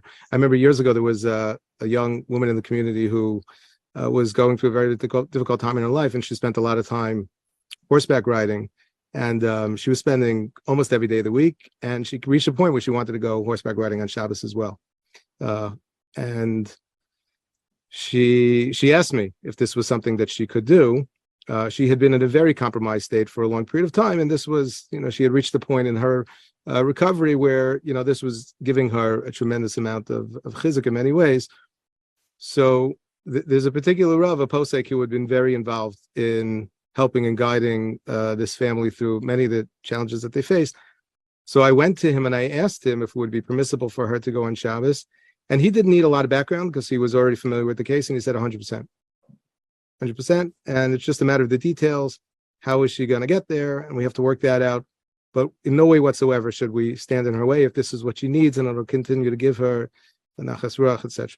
The therapist heard about this, and the therapist, to my knowledge, if I remember correctly, was not Jewish, and certainly not an observant Jew. Said absolutely not. She may not go on Shabbos. There's nothing to discuss here, because from the therapist's perspective, this wasn't necessary. This girl needed to experience a little discomfort of sitting around one day of the week and not being able to do what it was that brought her, tremendous relief. For me personally, that was a fascinating moment where I saw a clash of two worlds, but it was completely flipped in the way we would naturally expect. And bringing rabbis and therapists together can teach us a lot, not only about halacha, but about mental health. And don't assume that the rabbi is always going to be the machmi and the therapist is always going to be pushing this way. Sometimes, everybody just needs to speak to each other, and there can be a lot of benefit on all sides. Just for the record, that case of the obsessive thoughts, it was the therapist that asked the question. It was a frum therapist who was a rabbi also, but asked the question whether he can recommend that as a course of treatment. I don't know if this was the tshuva that was referenced earlier, but I think in the second volume of Rav Asher Weiss's tshuvas, there is a revolutionary tshuva on OCD, and I think there is as well. I don't know if he's speaking about exposure therapy per se, but he does outline certain klolim, basically sort of what was said before: lose the battle, win the war. Sometimes you need to really think big picture over here, and I think, speaks about, Chassam Sofer, who says that if a person is wandering in the desert on Shabbos, we do not impose upon him the requirement to, he's lost in the desert, doesn't know what day it is. So when it comes to the seventh day, he's not bound by the halachos of Tchum Shabbos, because otherwise he's never going to get out of there. And I think takes a Gadol Yisrael to think in these terms and to apply these klalim in these types of situations. But it's very, very important to remind ourselves that we have to be willing to explore all possibilities. That doesn't mean that everything's going to be okay, but because the alternative sometimes is the person can really be trapped. If I recall correctly, Rav Asher Weiss's shaila was about a Talmud Chacham who had OCD about davening, and he would constantly repeat words in davening. And Rav Asher told him to never repeat words in any of your brachos or tefillos, no matter how certain you are that you didn't get it right. And then, like you said, like Rabbi Rothbach said, that was his logic, that you have to keep the big picture in mind. He quoted a Chassam Sofer about a shota that has a chance at a refuah in a mental institution that doesn't serve kosher food, and then he could stay there because atu chayavim lahashiro shota upatim in a mitzvos. Well, you want him to remain a shota his entire life and be part of a mitzvos. You have to keep the long-term goal in mind. If you ask anyone in the mental health field, people that study sociology, they'll tell you the most difficult thing in this world to do is to break stigma, both individually as yichidim and collectively as a klal, as a community. But Amudim has been successful in weakening and softening that stigma. We have come a very long way. And the stigma that we have softened has opened the doors for those that have been suffering in silence for far too long to start reaching out for help.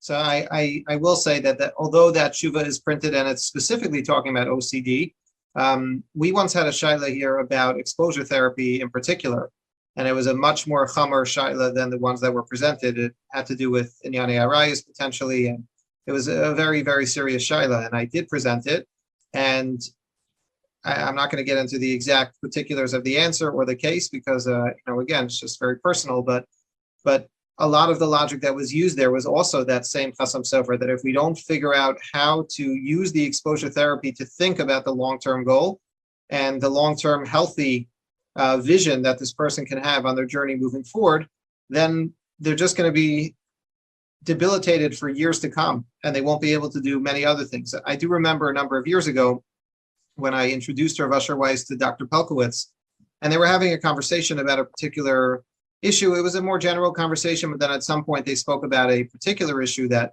was on both of their minds and a certain condition. And Dr. Pelkowitz asked a very compelling question. When I have a patient like this, or when a therapist is faced with a situation where on the one hand, you have to worry about the psychological issue that's going on and the mental health component of it, which is obviously very serious. At the same time, as a result of this condition, this individual is now giving up on religion.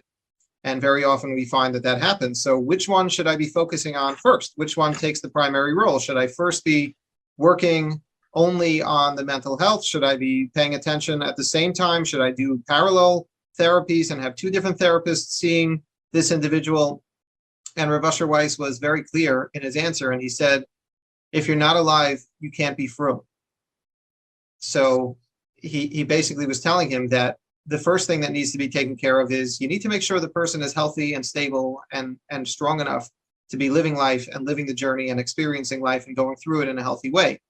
Everything after that is secondary. And only once a person is healthy do they have the ability to then be frum and to consider that. Just to add on the flip side of that, though, we also heard from Rav Asher Weiss once that what makes mental health treatments particularly challenging, more so than physical health treatments, is that typically there's more certainty in the treatment when it comes to physical health, that this is the treatment that will work, no other treatment will work, and this treatment has a track record of working. There are certain therapies that you could perhaps say that about, but there are a lot of things that may be suggested as a course of therapy by one mental health professional that may be the mental health professional may be just trying something, and has very little certainty of whether it's going to be effective, and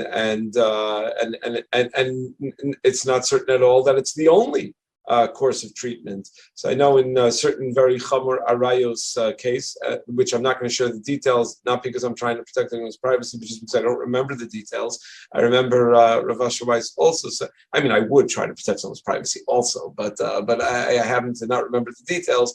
Rav Asher Weiss said that they couldn't pursue a particular path of treatment because it's not so clear that that path of treatment was the only way to help and was even going to help. But this is why everything's on a case by case basis. The flip side of exposure therapy, just another type of question that Rabbanim will get, is in the management of addiction. Sometimes there's an approach that's called harm reduction, in which a person is addicted to a particular behavior, which is harmful, in some cases usher as well, and I think it would almost always be both.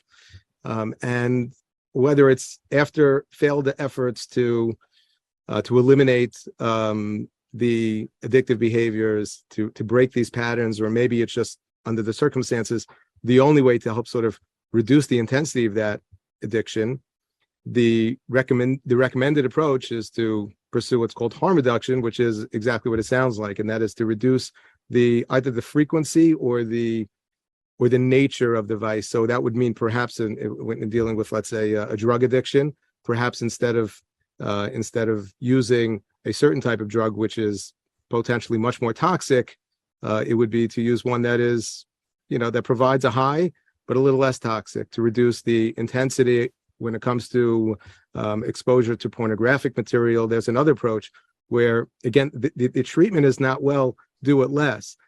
The treatment is do it less.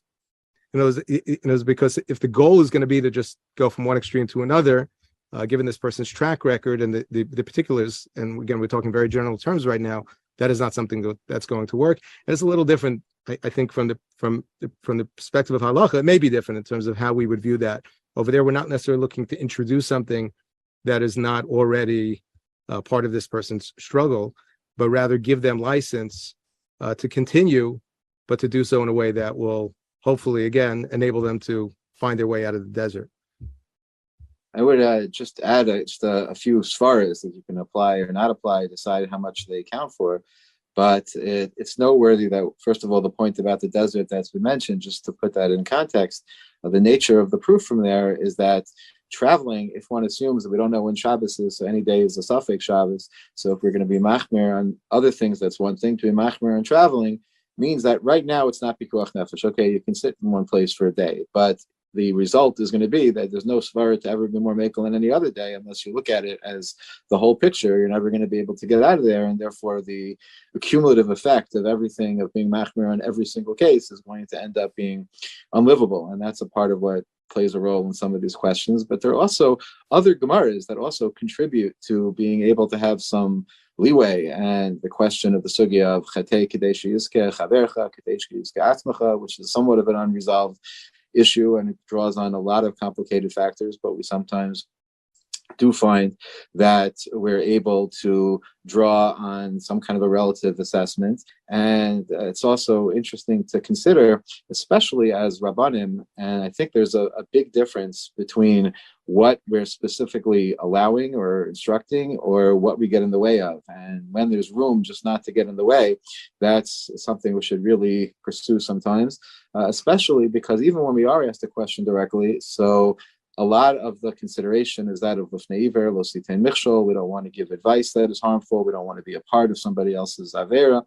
But it's also very possible that the whole chakira and lifnei iver and how exactly to relate to it, but certainly it comes out from a tshuva, widely quoted tshuva of Shlomo Zalman Auerbach, that it goes to the goal of what's actually happening. So if somebody is going to fall, were you making them fall harder or making them fall less? So there is much more license to take a result-based approach, especially when you're the one guiding or advising or choosing not to interfere, especially to say that I can look at what's going to be the end result of this process, and will there be more of a nefila if I get involved or more of a nefila if I don't get involved, and to allow that to be a part of it.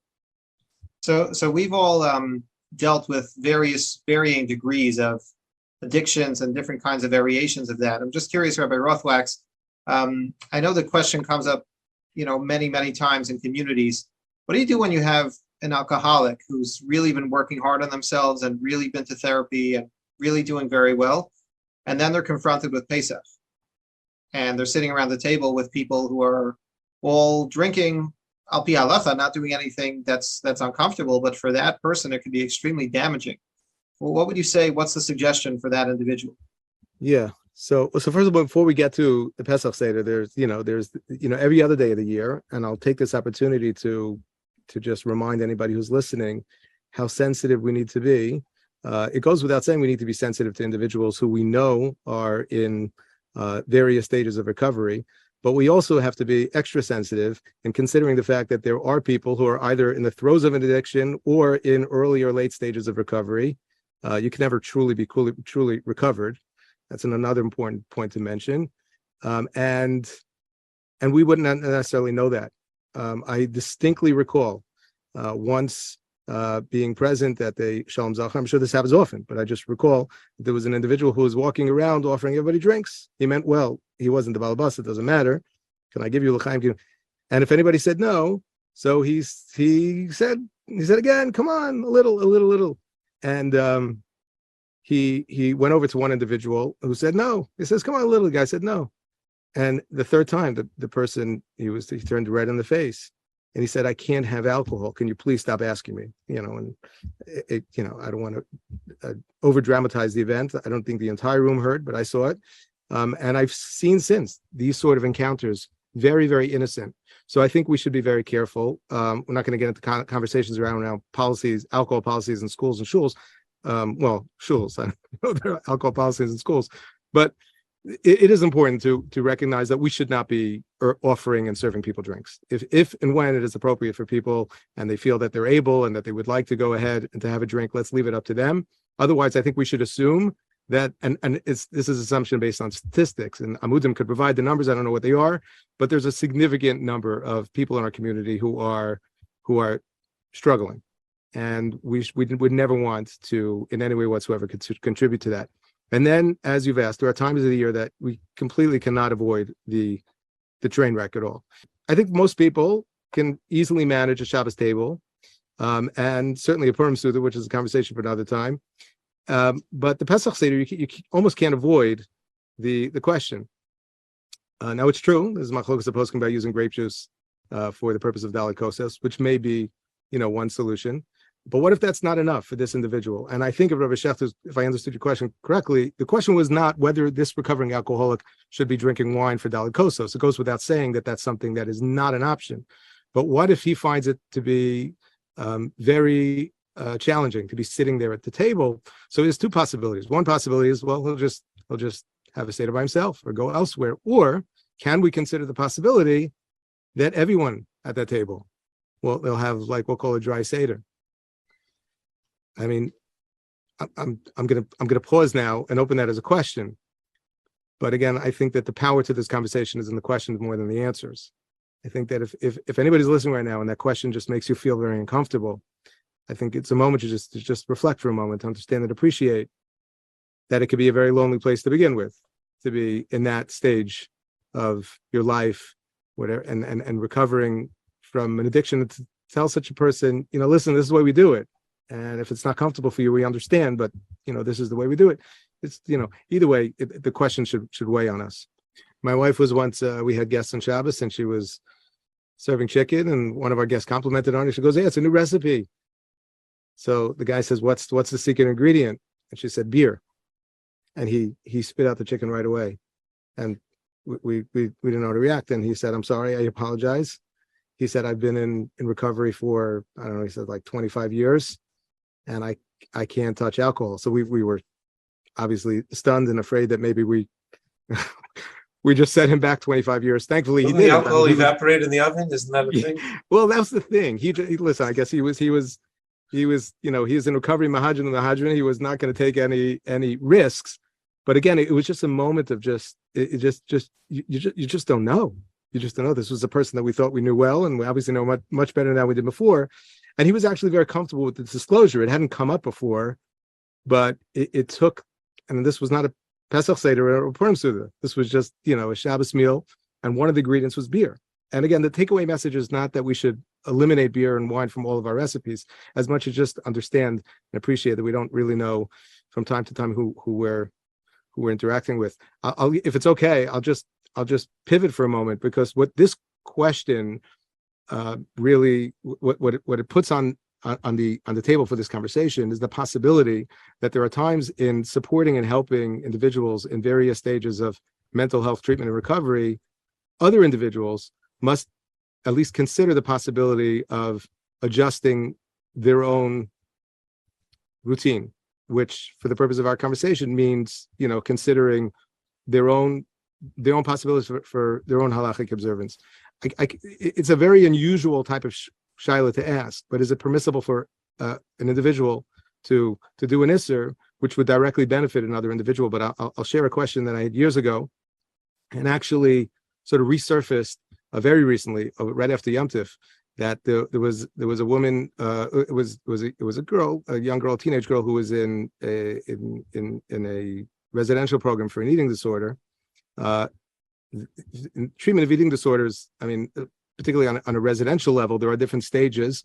And once the individual who is sort of graduating from one level to the next, they try to get her or him, whatever the case may be, to a point where they could have supervised meals together with members of their family. So in a residential center, they're usually not living with their family, obviously, but the parents will come in. If it's from out of town, they'll come in for a few days and they'll have supervised meals. So the situation was like this. The the girl was in a program, and they told her going in that the food is kosher. The truth of the matter is, most of the food probably was kosher, but it wasn't up to their standards. They told her that it's not going to be necessary to serve basar b'chalav, which never it is. They weren't going to make her have, bacon, but, were all the cheeses and all the yogurts necessarily, with an OU? Probably not. And this particular facility was not interested in accommodating that. And I do want to point out that in my experience, it is what it is, some of the eating disorder facilities that are less accommodating in this regard tend to provide a much better type of treatment, because they just run a very, very tight ship, and they're just very much on top of things. They're not looking to be difficult, and they're not against halacha, religious observance. They're just trying to, they have a much bigger consideration. So this girl had been there for months, and under the impression that everything that she was eating was kosher. And her parents came in for a supervised meal, and the parents were told, "Don't worry, we're going to have special food for you." And the parents came into the room, and they were sitting at a table, and discovered, lo and behold, that those accommodations were not offered to them. So this was a question, thankfully, that came my way after the fact. They couldn't do anything in the moment, and they were right then and there. And I guess the shayla that they had in the moment is, what do? We sort of keep this lie going. It's hard to. I find it hard to speak this shayla through without feeling the intensity and the emotion at the time. What do? We've made it this far. She's doing well. Do we just sort of keep the lie going, or do we hesitate and say to the lady, I can't have this. I can't have this cheese. Do you have anything else? I'm just curious, what do the Rabbanim feel about mental health? How does that fit into the picture of Shabbos? We have very clear guidelines regarding pikuach nefesh on Shabbos when it's somebody's life. We have guidelines with regards to shmad on Shabbos, as the Shulchan Aruch writes. But what about when you have somebody? What about when you have somebody who has a mental health issue and that collides with Shabbos? How do you approach that? I think I'm going to jump in here, because for the most part I'm standing on the side when Rabbi Feldman and Rabbi Leibowitz can weigh in on halachic issues. But correct me if I'm wrong. Would we not look at every mental health issue as we would any health issue, and try to figure out how to classify the level of illness? Is it mechash ba'alma? Is it chol she'ein bo sakana, she'yesh bo sakana?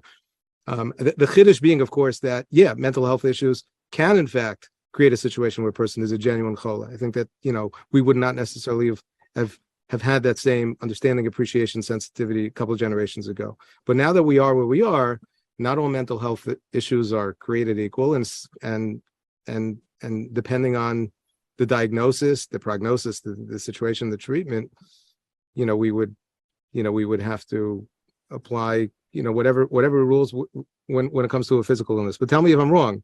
I would certainly think so. I would certainly think there's all kinds of different levels. There are conditions which certainly pose an immediate risk to life, which should have that realization and that consequence. There are those which pose a cumulative risk to life, and that I think we've addressed a little bit and seen that there's recognition of that impact as well. And then there are things that are incapacitating or create tremendous tsar, and that may not have the same level of impact on halachic permissibility, but it certainly is significant when dealing with a number of things that come up in Hilchos Shabbos, and the question is how to assess within each one. But I think there's no question that if we had a credible reason to believe that somebody's physical health and physical well-being is at stake, so then the logic should fit, even if we're not comfortable making klalim and we're worried about how that might be misapplied. But the svara is certainly there, and it's there in very early sources, and to appreciate what that might mean. Just from your experience, I'm curious, what do the Rabbanim feel would be some direction maybe for family members or community members to make themselves a little bit more sensitive, to try to sensitize ourselves as a entire community?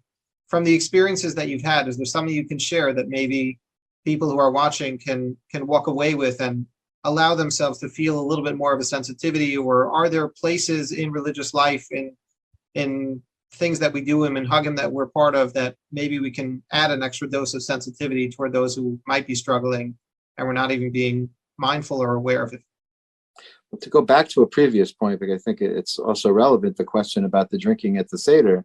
So the question was raised, should we ask everyone to have a dry Seder if one individual there needs to be avoiding alcohol completely? So that's one question that's fair to ask, but separate from whether that actually has to be as far as that step has to actually be taken, but the attitude that we convey about the drinking, and this would certainly benefit us if all year round we were aware of just how harmful it is for people to be exposed to an attitude that sees drinking as the be-all and end-all of human experience, and to recognize just what impact that has, whether somebody is a recovering, or like Rothwick said, a not yet recovering alcoholic, or somebody is just potentially at risk for alcoholism or for any of the tremendous harm that can come, and the whole culture that has developed that it's portrayed as the most enjoyable activity and the most uplifting activity possible.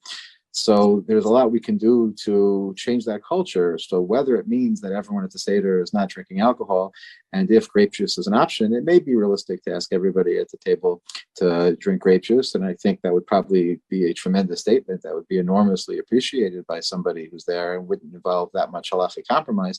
But even if we didn't go that far, just if we related to those who were drinking at the Seder, related to it more as a mitzvah rather than as something that they are enjoying tremendously for reasons that go beyond the mitzvah. So I would throw out the question, let's say you had somebody at the table, at the Seder table, who had celiac and couldn't eat matzah. So let's say that individual wasn't eating matzah. Would he feel the same kind of pressure from everyone else eating matzah as the recovering alcoholic feels when he's not able to drink wine? Is it simply that he's not doing what everyone else is doing, or is there more about the culture that makes this more tempting and that elevates this beyond the mitzvah status, and that if it was viewed more as a mitzvah rather than that which else, everything else that comes with it, it might be easier for someone to say, okay, so I have a personal condition that doesn't allow me to do that mitzvah. There's things like that that happen to people all over, and I'll sit this one out, and it won't necessarily have the same effect. I think also the more we talk about these things publicly, this kind of event is very helpful, that people should hear that these things actually happen.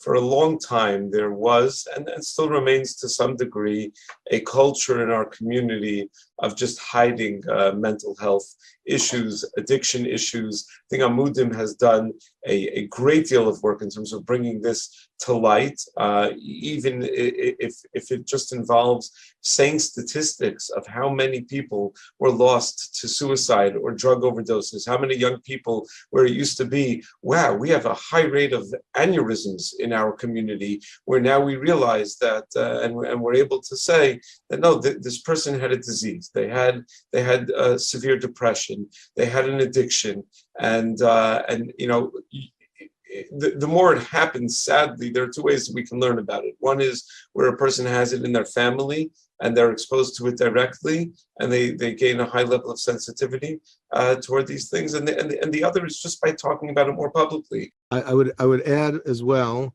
that it would go a long way for us to appreciate that there are features of our community, I think more cultural than halachic, but you know, the line between the two can sometimes be blurred, that may present some individuals who are struggling at sort of a heightened risk. If you like, think about food as an example. We have a community that is very, I would say, on a communal level, very obsessed with food. Some of that is because, you know, there are a lot of times that we need to eat. There's a chiyuv suda, you know, every Shabbos 3 times.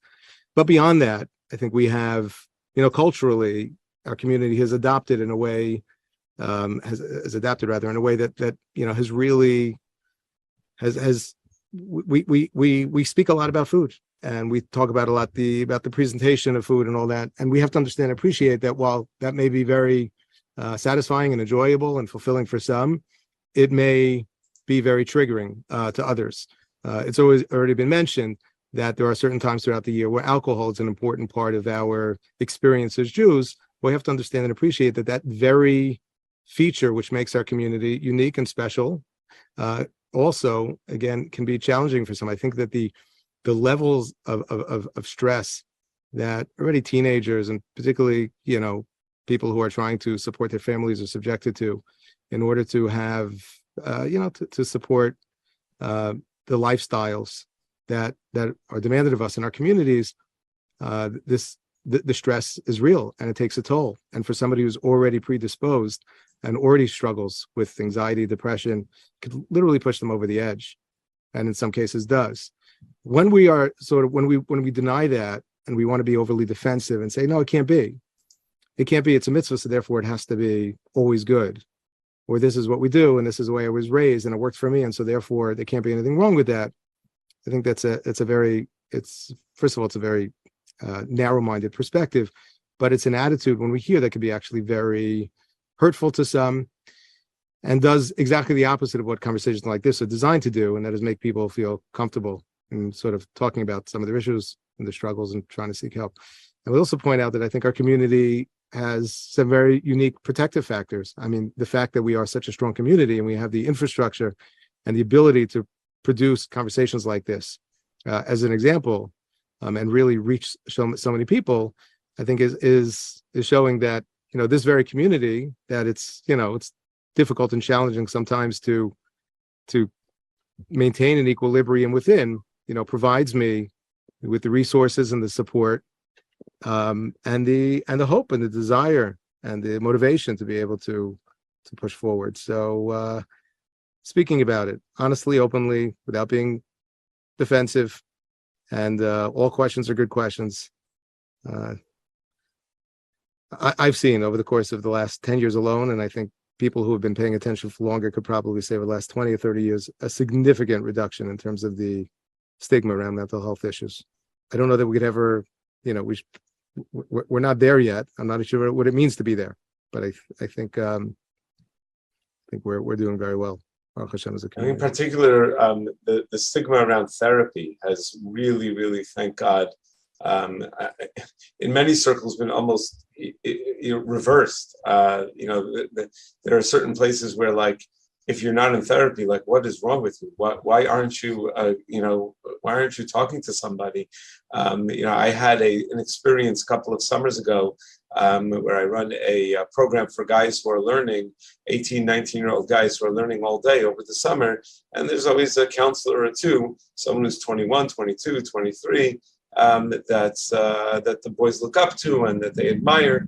And one particular occasion, it was a Friday night and we were schmoozing and we were just going around the room and I was asking the boys, what's the nicest thing anyone's ever done for you? Can you share something that like really uplifted you that someone else did for you?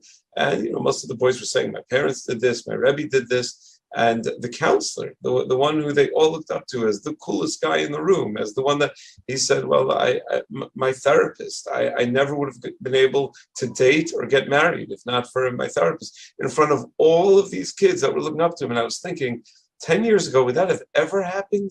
Would that, it was even surprising to me now, but I think we're making great progress. So thank you to all the Rabbanim for joining, and we just want to once again give a tremendous yasher koach to Amudim for the unbelievable and incredible work that they do for so many individuals and for so many of our communities. And you are an indispensable resource for the work that the community needs and for the help that so many individuals require.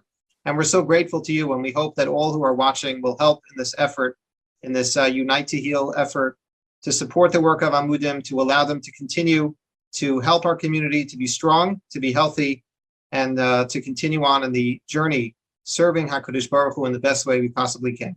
Thank you. Thank you.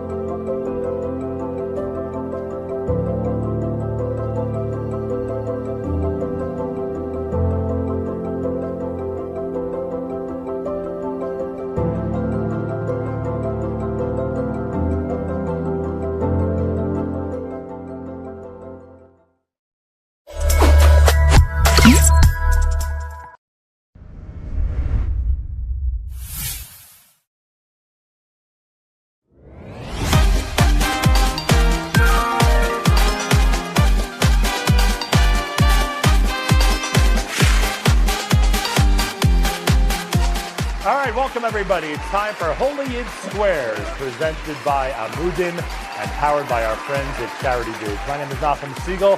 We have an array of great celebrities. As you heard during the introductions, we have two fabulous contestants, and we are ready to start this brand new round of Holy Yid Squares. To my right is the founder and the leader of Amudim, Rabbi Tzvi Gluck, and he's in the X podium. And to my left, the circle podium, is the king, the legend. Wouldn't you agree, Rabbi Tzvi Gluck? And that's, of course, the Rabbi Gluck, who was so instrumental in so many things, too many, countless to mention in this short introduction when it comes to being an Askin, when it comes to being a real community leader, which he has been doing for the last, what should we say, 70 years? About 60 years? More than 60. More than 60 years, so somewhere in there. About 65. Rabbi Gluck, a pleasure to welcome you to the show. I hope you're excited about the game. Definitely. There we go. You're an expert at this game, right? I'm an expert at every game. Yeah, okay, just making sure. Let's have fun and let's help the people that need it.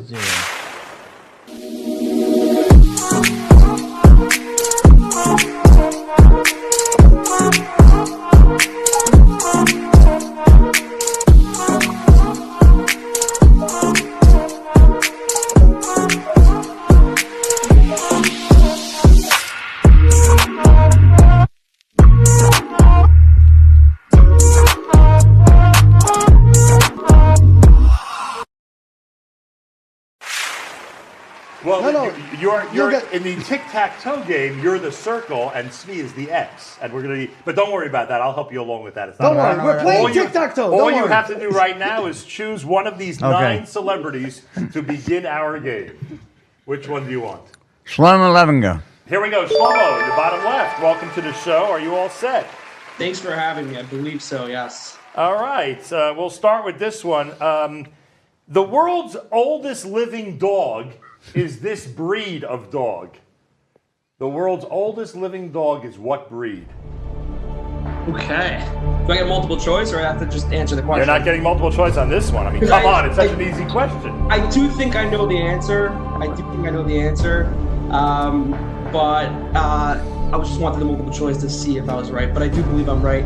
It's actually funny. I'm a magician. I don't know if you guys are familiar with that, but I was doing a show the other day, literally like 2.5 weeks ago. Someone asked me, somehow dogs came up, this person had a pet, and actually this was part of the answer. So I actually do know this. The answer is Dalmatian. That is the oldest. That is the answer. All right, the oldest living dog you say is a Dalmatian. Rabbi Gluck, do you agree or disagree? Disagree. You disagree. The answer is Chihuahua. And circle gets the square, and we move on to the next. I do have to mention, Shlomo, you knew, after I knew who you rooted for in the World Series, I was starting with an easy question for you. Exactly. You knew that. I mean, come on. Exactly. All right, Rabbi Tzvi Gluck, choose a celebrity, please. We're going to go with Joseph Gittler. Joseph Gittler, center square. All right, welcome to the show. Joseph, name the snare drum cymbal crash effect that's used to punctuate a punchline. Ooh. Okay. Name the snare drum cymbal crash effect that's used to punctuate a punchline. What do we call that? Ba-dum-bum. What do we call that? I believe it sounds like this. What do we call that? I know the sound, but I can't come up with what it's called. You want to guess? You want to give it a try before? It looks like you have people around you who are very anxious to jump in here, but nobody jump in, please. An exclamation point. That must be the answer. An exclamation move on the drums. Tzvi, what do you think? I gotta say, we always tell people, if you don't know, there's nothing wrong with saying I don't know. You Not know, in this game. But I guess in this game we always know. Not to say. Right, but in this game we always know. So based on that, and if I'm wrong on this one, this is going to be really funny, but I will disagree, respectfully, of course. The answer is the rim shot, and X gets the square, and we move on. Rabbi Gluck, let's see, what would be a good place to go to? Well, actually, anybody in the left side would be good. Anybody in the bottom would be good. Choose one of those celebrities. Ellie Leibovitz. Ellie, you all set? Yeah, I think a comedian would have known the last one. I would hope so. I would hope you've heard of plenty of those in your life. Ever since 1927, this annual recognition of global game changers has featured everyone from Mark Zuckerberg to Henry Kissinger, Adolf Hitler, and Ayatollah Khomeini. this annual recognition since 1927. What's it called? See, it's interesting because every time this is so polarizing, especially these days, half the names on the list, I would be like, oh, that's probably not something they should have gotten in hindsight. But I'm going to go with Time's Man of the Year or Person of the Year. Rabbi Gluck, do you think he's correct or No, incorrect. The answer is Time Man of the Year, and X gets the square. And now Rabbi Tzvi Gluck has himself in an amazing, amazing strategic position. I would agree, except the person who I must call upon now has got to have my back on this one, if for no other reason, because I love his father. So I am going to call on the illustrious Harav Herschel Schechter Shlita's son, Harav Hagayin Yummy Schechter, to help me with the win. Does Rabbi Schechter know he has a son who's a Rav Hagayin? Does he know that? I'm just curious. Okay, so in short, we're going to Yummy for the win. And Yummy and I hope Tzvi Gluck knows that Rabbi Schechter's son doesn't know as much as his father knows. Would you like to choose someone else? Here, let me prove it. Ta, do I think I know more than you? Definitely. Okay, There at we least go. we can admit it. Nice Open. setup. It took a while to get there, but a good setup, I must say. All right, Yummy, we've got a question for you. And don't worry, Yummy, I'm using the proper list for this question. All right, the question is, when a German talk show host asked this United States comedy superstar why Germany didn't have anyone as funny as him, his response was, well, of course not. You killed them all. This is one of my favorite stories of all time. And actually, I hate name dropping, but I was at lunch with Dave Chappelle, and Judah Michelle's going to laugh right now. And it's very hard to tell a guy in comedy a joke or a story that they never heard, especially about one of the comedy greats. But when I told them the story about Robin Williams being on German talk radio and being asked by the host, why do you think comedy in America is so much more popular and why do you think it's not so popular in Germany? I believe his response was, you ever think that you killed them all? So I'm going to go with Robin Williams. And I'm also going to tell Tzvi, you picked the right guy for this one. Tzvi, you asked him to have your back. What do you think? Agree or You know, when I used to watch the show as a kid, not with my father, obviously, soll sein gesund, there was always multiple choice. This is getting a little, but I'll say this. We've discussed we may have to go with a balance of multiple Yeah, choice the balance questions, is but almost see. like, the balance like everything else in But life. you have a guy who's really confident about the answer. Why even worry about multiple choice? You have somebody who's telling you, I got your back. Tzvi, the victory is right there for you to grasp onto it. What do you want to do? Yummy, I am going to agree with you for more reasons than one. Probably a few million reasons, considering how amazing you're doing and helping us with this campaign, and as have you done in the past, All so right. that we can do what we do. So based on that, I am going to say agree. Okay. Whew. We got to the answer. The answer is agree, and the answer is Robin Williams. Reb Tzvi Gluck, please congratulate your father in participating, and please tell him what his consolation prize is. Come on. So, first of all, thank you for playing, and I have to ask you for Mechila. I apologize that I won. Out of respect, I shouldn't have. But I will join you for dinner. There you go. As That's a consolation prize for playing and trying to do what you can to help us, help Amudim, help others. Rabbi Gluck. Thank you. I'll accept that offer very graciously, and I really appreciate it. And Tzvi, keep on the good work. Sei gesund. Bye. Thank you so much, Rabbi Gluck. Always a pleasure, to say the least. And thanks to you as well, Rabbi Tzvi Gluck. More Holy and Squares coming up. Round 2 is coming up, and then Tzvi will take on the winner of that round in our championship. Just keep it right here on Holy Yid Squares.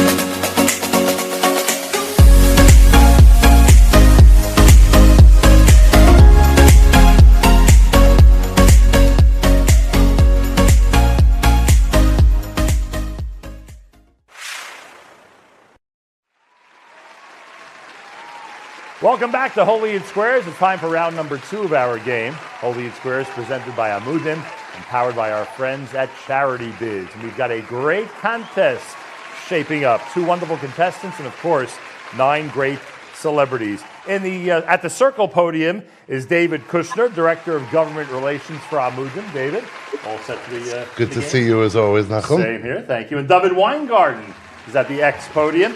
He is the Director of Project Heal and Intern Supervisor at Amudim, and they're going to be playing against each other. The winner goes up against the boss, Rabbi Tzvi Gluck, who won round number 1. Backstage, we had our coin toss. X starts, and that means David Weingarten. It's time for you to choose a celebrity. I'll start with Mayor K, straight in the middle. Mayor K! All right. Welcome to the game, sir. Great choice. I think everybody thinks that. We'll start with this one.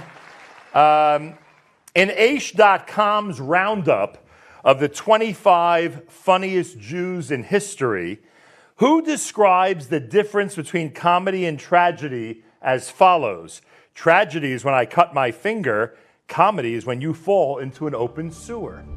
That's a very, very great question. As you guys know, I'm in the entertainment business for quite some time, and though I do crack some jokes here and there, I wouldn't consider myself a comedian per se, but I'm very well versed in this world. I mean, Ellie Leibowitz is here, a good friend, and others. But to answer your question, that's a fantastic lead up to a great startup to this show. And I would say to answer this properly would be the one and only Marx Brothers. Okay, the Marx Brothers. David Weingarten, what do you think? Wow. I love comedy, but this is a tough one. I should have picked a comedian for this one. That would have been great. Okay, I'm actually going to disagree. The answer is Mel Brooks, and the center square becomes an X, and we move on to David Kushner. Who are you choosing? I would have chosen Mayor K because I was looking to get a haircut out of this in the middle of the street. But I guess I'll go to our good friend Yisrael Abasor. All right, Yisrael, welcome to the show. Thank you for having me. The question is, this comedy legend, lots about comedy. I guess everyone thinks that you guys are very funny. This comedy legend likes to describe Yiddish as German with phlegm. Who is it? Oh, I'm going to go straight with Woody Allen. It's one of his classics. David, what do you think? Unfortunately, Yisrael, I have to disagree with you. I know that's rare, but in this case, I have to disagree with you. And the answer is Billy Crystal, and circle gets the square. We move on to David. David, who are you choosing? I'm going to go with Judah. Judah Michelle, welcome to the show. Let's do it. Baruch Hashem, nice to see you, even in this forum. Another comedy question, my gosh, we're on such a roll. Why not stay with it? A 1998 Aish Torah Learnathon at UCLA resulted in a sit-down between Rabbi Daniel Mechanic and this very Jewish comedy genius. He asked Rabbi Mechanic to prove the existence of God. Who is that comedian? I was a madrich in Aish Torah during that year. It was a Jerusalem Fellowship winter, and the answer is Larry David. All right, David Weingarten, agree or disagree? Another Aish question and a comedy question. I'm going to agree. I'm going to go with Larry David, because going with Larry David, when has that ever gotten anybody wrong? The answer is Larry David. X gets the square. David Kushner, where are we heading to? Well, we got to try to block David Weingarten from winning this. So I'm forced to go with, and not unhappily forced, but I have every confidence in our good friend Shlomo Levinger. You know he's best friend with the enemy. You know that, right? Listen, you already beat the Phillies. You can't beat me. Can't beat us twice in 1 week. I hear that. All right, here we go, Shlomo. Your question is, what is the most expensive publicly traded stock in the world? What's the most expensive publicly traded stock in the world? Okay, so this is probably a great question for Yummy, because this is probably up his alley. But I would have to say, I actually have stock in this myself. I'm going to have to go with Apple. The answer is Apple. Do you agree or disagree? The answer is absolutely Apple. And the answer is Berkshire Hathaway, which means X gets the square. But according to the rules, you cannot win the game by default. You have to actually earn the square, which means that David Weingarten, I would assume, is going to choose. I mean, this. Yeah, I this think is I'm gonna go with no-brainer, right? So I can pick the same one, right? Of course. Shlomo Levinger, right? Got to Okay. go for the win here. Pull some magic, right? Here we go, Shlomo. I'm getting a lot of airtime here, and I'm not getting a lot of questions right. So let's see how this goes. Interesting. A very important hint for the contestant. Thank you. George Washington was born and died in what state? In what of the 50 states George Washington was born and died? Which one? I mean, it's got to be Delaware, right? He's answering Delaware. Do you agree or disagree? Disagree. The answer is Virginia, and David Weingarten wins the game, and the big championship round is coming up. Stay tuned. We have the big final round of Holy It Squares coming up.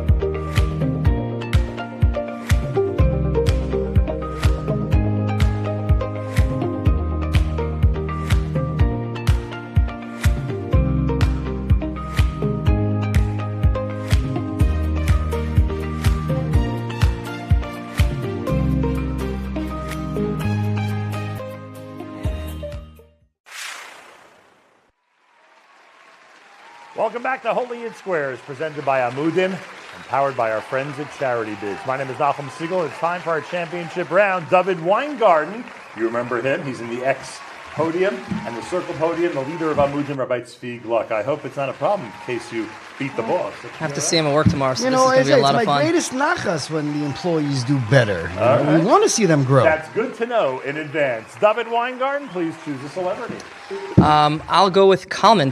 Kalman Samuels, welcome to the show, and best regards you, to our Nachum. friends at Shalva. I hope everybody's doing well. All is good, Nachum. Thank God. The British call them solicitors. Here in the United States, we know them as what? Lawyers. Agree or disagree? He said lawyers. I agree. He agrees. X gets the square. We're off to a great start. We go Not to Mishalachim?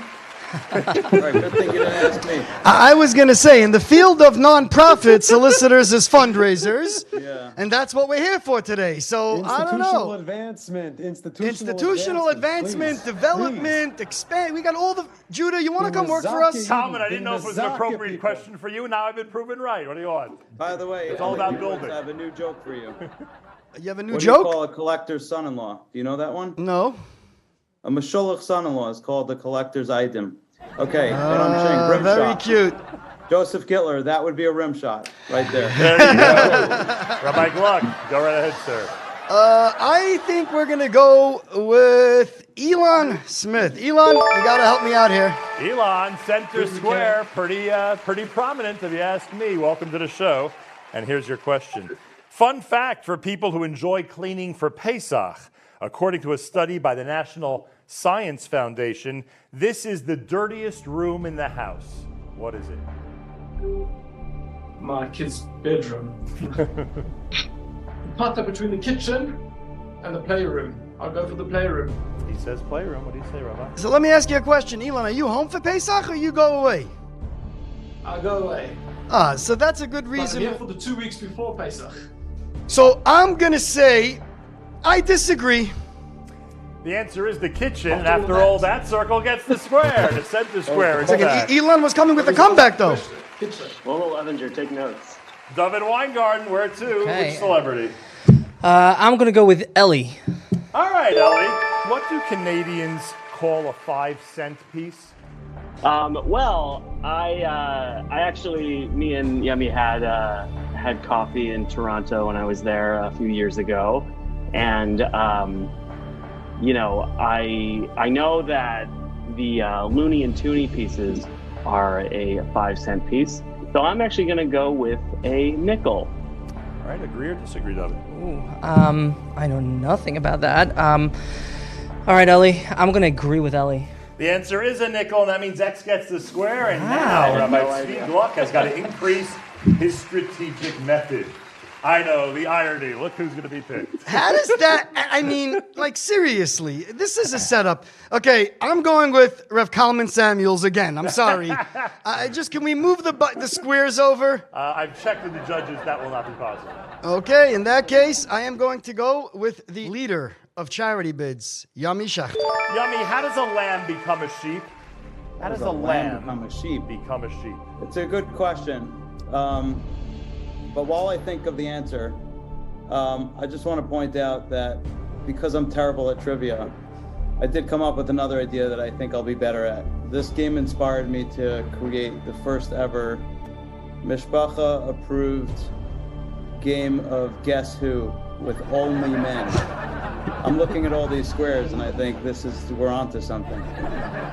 But anyway, how it turns into a sheep, I believe when it turns 1 year old. Rabbi Gluck, agree or disagree? Yeah, I think that's the answer. How does a cat turn into a mouse? What was the question? Lamb becomes a sheep. Lamb becomes a sheep. 1 year. By the way, I was going to go in the whole yeah. Shech's lamb for Pesach thing, Exactly, and I was waiting for that, you know. Yeah. Just the thought of it is nice. Go ahead. Agree or disagree? You know, I'm very, very torn. So, Judah, nobody's looking. Quickly, shake your head. Judah's laughing. I'm going to say I disagree. The answer is a lamb becomes a sheep when it turns 1 year old. But in order to win, you must earn the square. Yeah.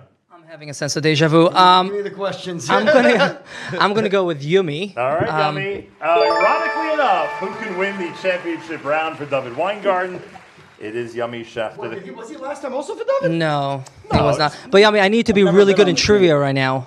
His plans to reinstate the Sanhedrin never happened, but Napoleon did offer a handsome prize to anyone who can come up with a cheap and wholesome substitute for this food item. What was the food item? Brain. Horseradish.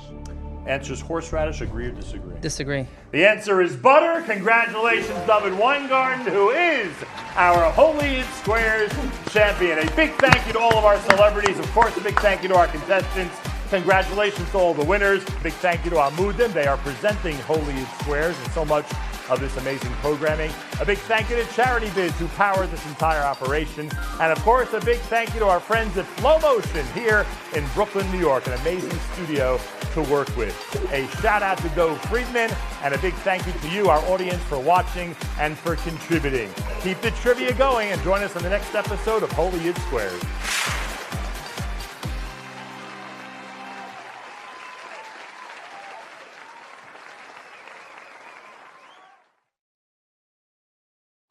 Amudim may be based out of New York, but they help Jews wherever they are. We in South Florida have benefited enormously. My dear friend Zvi Gluck and his incredible staff at Amudim never turn anyone away. No matter what help is needed, nothing is too big, nothing is too small to step in, to intervene, to support, to help, to enrich, to empower a Jew wherever they are. Thank you for all that you do, and thank you, the supporters of Amudim.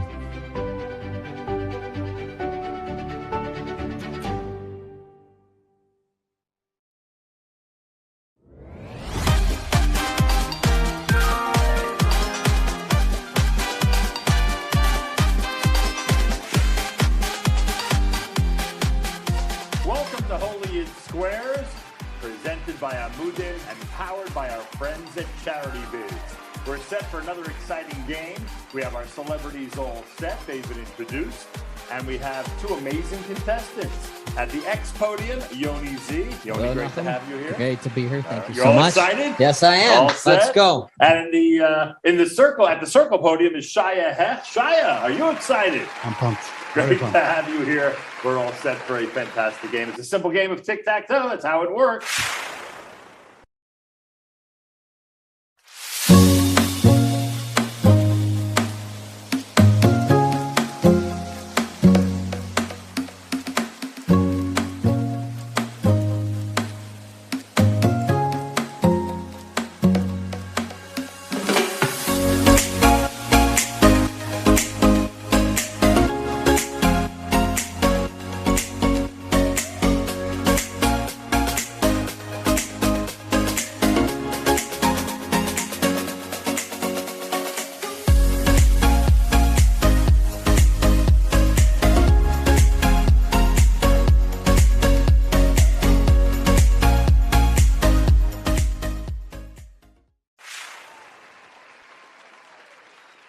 They're trying to get a direct line of X's or O's diagonally, up and down, or across. And they do that by asking, when I ask a celebrity a question, they all have an opportunity to agree or disagree with their answer. If they're right, they get the square. If not, the other contestant will get the square. That's how it works. Our celebrities are all set.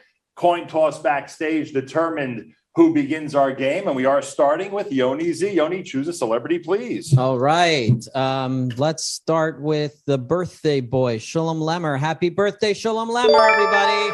Thank you. There it is. Happy birthday, Shalom. Shalom Thank you very much. Appreciate it. Gets our first question, and here it is. When Avram Fried told this singer, "A voice like yours comes along once in a generation. I just wish it wasn't my generation." Who was he talking to? He was talking to Mordechai Ben David. Yoni Z, agree or disagree? I agree. That is He correct. agrees. The answer is MBD. X gets the square, and we're off to a great start. All right. Shia, choose a celebrity. We're going to go with my old classmate, Aryeh Kunstler. Aryeh. Good to see you, sir. Here we go with your question. Cantor David Werdiger of blessed memory recorded albums for Skalen, Satmar, Bobov, and Boyan, though he himself was a chassid of which dynasty? But I kind of Amshinover? Am I wrong about that? Aryeh, is that your answer? Yeah. Aryeh says Amshinover. Shia, agree or disagree? That is totally incorrect. And he's disagreeing, and it's good he did, because the answer is Ger. Circle gets the square. I was hoping Shai would have known that. Okay. And we move on to Yoni. So Yoni, where on the board are we going? Okay, we're gonna see. Okay, let's see. I'm just trying to get some strategy in the game here. Okay, so nothing personal to anyone. Simcha Leiner, you are perfectly situated for this next one. So let's go with Simcha Leiner. Simcha, welcome to the show. Here we go. According to the Kalbach Shul website, Rabbi Shlomo Kalbach received his smicha from which of the following rabbinic leaders? His father, Rabbi Naftali Kalbach, Rabbi Yitzchak Hutner, or Rabbi Aaron Cutler? So being that I live really close to where Rabbi Aaron Cutler lived, it would be a disservice to choose anyone else. So I say Rabbi Aaron Cutler, who also inspired the song Lulei Seirasa of Shlomo Kalbach. Yoni Z, agree or disagree? I'm in full agreement with Simcha there. And unfortunately for you, the answer is Rabbi Yitzchak Hutner of Chaim Berlin. Circle gets the square. And now Shia Hecht has an opportunity to really do some damage, as they say. Shia, who are you going for? No question, Eli Schwebel. Eli Schwebel, center square for this game. Eli, how are you?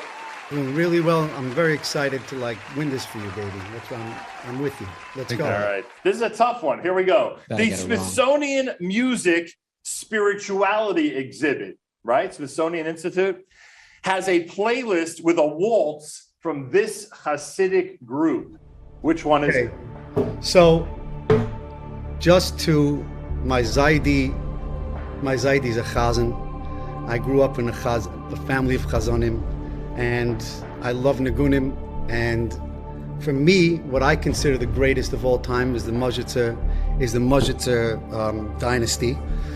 So for me, guaranteed 100%, it's gotta be the Mojitz dynasty. Shia, agree or disagree? Eli's a very artsy guy. I'm gonna have to go with it. And the answer is Mudgets. Congratulations. Shia wins the game. And we're going to move on to the second game in this round of Holy and Squares. A big thank you to our celebrities and contestants. Plenty more coming up after this.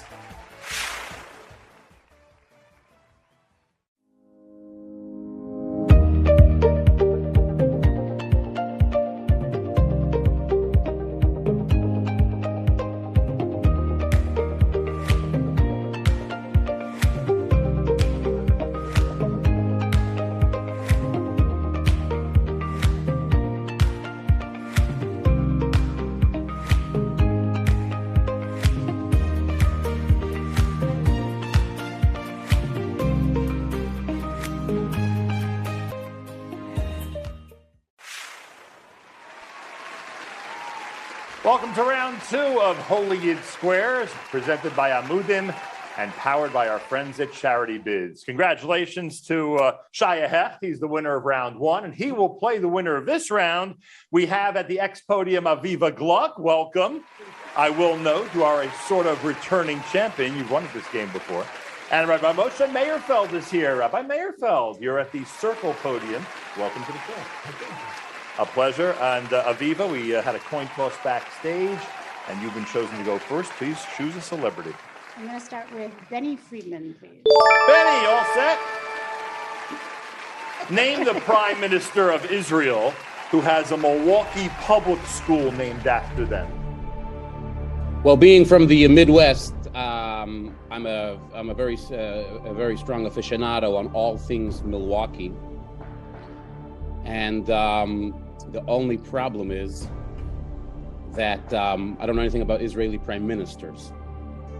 But this particular answer I happen to know, and it is the answer called Golda Meir. Aviva, agree or disagree? I'm going to go out on a limb, and I'm going to agree with Benny. And the answer is Golda Meir. And X gets the square. Nice job there, Benny and Aviva. And Rabbi Meyerfeld, where do we go on the board? Okay, I'm going to go smack in the middle with Shulam Lemmer. Shulam, he's got the center square. Shulam Lemmer, we have the following question for you. This city was the first city in America to have an Eruv. Well, it's kind of obvious. People that are the most against the Eruv probably had it the longest. Do we use the Eruv Shulam, or do we not use the... It's enough time to become, is it good, is it not good? And finally, there's so many sides. So I would say, I'm not going to say Brooklyn. I'm actually going to say Manhattan, the Lower East. You know what? Probably in the Bronx. Is that your answer? Shulam says the Bronx. Right, Meyerfeld, agree or disagree? Shulam, although I love you, I'm going to have to disagree with you. The answer is St. Louis, and Circle gets the center square. And Aviva, you choose the next celebrity. I am going to go with Shlomo Simcha, please. Shlomo Simcha, the question is, if you won the Uber Cup, which sport are you best at? If I won the Uber Cup, I'm not really a sports buff, but being that I grew up in England, and soccer really was, even if you didn't watch any media, just living near Wembley Stadium, you really got to know why is the traffic today? It's the Uber Cup. So I'm going to have to go with soccer. Aviva, agree or disagree? Honestly, I have no idea what the Uber Cup is, but because Shlomo Simcha is from England, I'm going to agree with him. And the answer is badminton, and Circle gets the square. And Rabbi Meyerfeld finds himself in a very interesting position. Rabbi, who are we going to? I'm going to go with my dear friend from Manchester, England, Srili Portnoy. All right, Srili Portnoy, welcome. Here we go. Here's your question. Which of these singers did not get their start with the Miami Boys Choir? Ooh. Which of these singers did not get their start with the Miami Boys Choir? Mordechai Shapiro, Maishi Tischler, Yaakov Shweki, and Shlomi Dax. I am going to go with Yaakov Shweki. He says Yaakov Shweki. Agree or disagree, Rabbi? I am going to agree, Srili.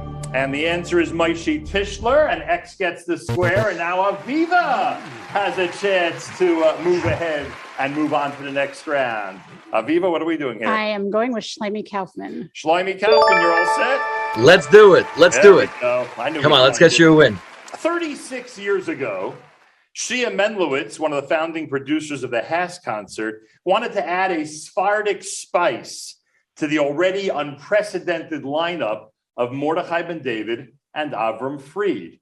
Who did he choose? Well, since I was a hardy age of single digits back then, I was listening to music all day, and I couldn't wait for a Sephardi singer in the market. So I'm going to go with Sandy Shmueli. He answers Sandy Shmueli. Aviva, agree or disagree? I'm gonna disagree. The answer is Yoel Sharabi, and Aviva Gluck is the winner. Yeah. Thank you very much, Rabbi. Thank you. Aviva goes up against Shia in the final of this round of this game, I should say, of Holy and Squares coming up. Get ready, everybody. The final is going to be great.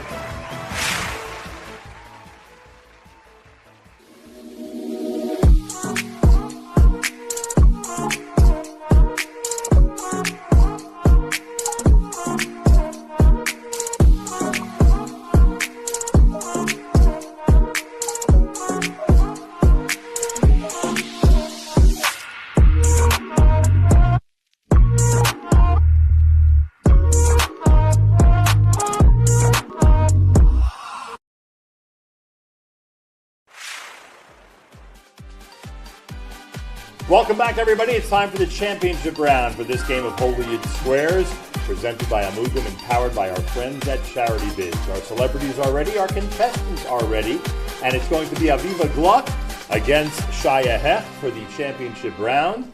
And before we get started, let me ask both contestants what it's like to be here on behalf of Amudim. Aviva, what are your thoughts on being here for Holy Yid Squares and Amudim? Well, I really can honestly say that out of all the people involved in this production, I probably give the most time of my life to Amudim since I'm married to Tzvi Gluck. And it is a pleasure to be supporting my husband as the wife behind the man. All right, fantastic. Shaya Hech, what do you say about being here on behalf of Amudim? It's my pleasure to be here. As a therapist in the firm community, I have very much utilized myself the services of Amudim and many of my clients. So when they asked me to be here, I cleared the day, and with my pleasure, I'm here. And you both find yourselves in the championship round. All right, here we go, everybody. A coin toss backstage determined that the circle podium is going to begin the championship game. That means, Shaya, you need to choose a celebrity. Ooh. Benny. Benny Friedman. All right, here we go. Center Square, as he's known. While its official name is Congregation Kehilath Yaakov, most people know this Manhattan shul as what? I just read that book. It's called the 85th Street Synagogue. 85th Street Synagogue. Shaya, agree or disagree? I'm going to go with it. He agrees. The answer is the Kalbach Shul, and X gets the center square. Aviva, time for you to choose. I'm going to go with Levi Falkowitz, please. All right, Levi, all set? Welcome to the show. What is Rabbi Jacob Snowman's relationship to the royal family of England? Rabbi Jacob Snowman, what's his relationship to the royal family of England? Wasn't he the guy that gave the idea to Tzvi Gluck to open Amudim? That might be, but while he was in England, he may have been involved in something else. He liked the Buckingham Palace. Say it again? He enjoyed visiting the Buckingham Palace. He was a visitor. Was he a well-known visitor? Was he a visitor with a purpose? What can you tell us about the rabbi? Are you going to go with that? Yes. All right, a visitor to Buckingham Palace. Aviva, agree or disagree? I think I should have gone with Shlomo Simcha for this question. I'm going to disagree. Sorry, and the Levi. answer is he was the Moel for King Charles, and X gets the square. Shaya Hech, it's time for you to choose a celebrity. Where are we going? We're going with Eli Schwebel. Eli, help me out again. Eli Schwebel for the block, as we say in the Hollywood Squares lingo. Benson, Armin, Eden were all first names of what? Benson, Armin, Eden are all first names of? Benson, Armin, Eden. All first names, of opera singers. Opera singers. In the 50s, those are the first names of the opera singers. I forgot their last names, but I know for a fact, I remember this, the three tenors. Shaya. That's who it was, 100%. Shaya, agree or disagree? Got it. Ali, can you sing me one of their songs? Sure. It goes, Nessun dorma. Yeah, no, it's definitely not. No. You disagree? Disagree. The answer is they are the first names of kosher wedding halls. Benson Chateau, Armin Terrace, and Eden Palace. And Circle gets the square on that one, and we move on. You saw what I did over there. You saw what I did. Oh, I saw it all right. I experienced it, Ellie. Aviva, where are we going? Which I'm going to go with Simcha Liner, please. Simcha Liner. In November of 1973, Rebbitzin Esther Jungreis made history with the group Hineni selling out Madison Square Garden, and it inspired the title track of Hineni by the one and only Mordechai Ben David. Who wrote the lyrics to that song? Oh, that's a great question. My sister-in-law is actually Rebbitzin Jungreis' granddaughter. Ooh. So for that reason, I should know the answer, but I actually don't. I will assume that it was written Irisa gross. Say it again. Irisa gross. Interesting. Aviva, agree or disagree?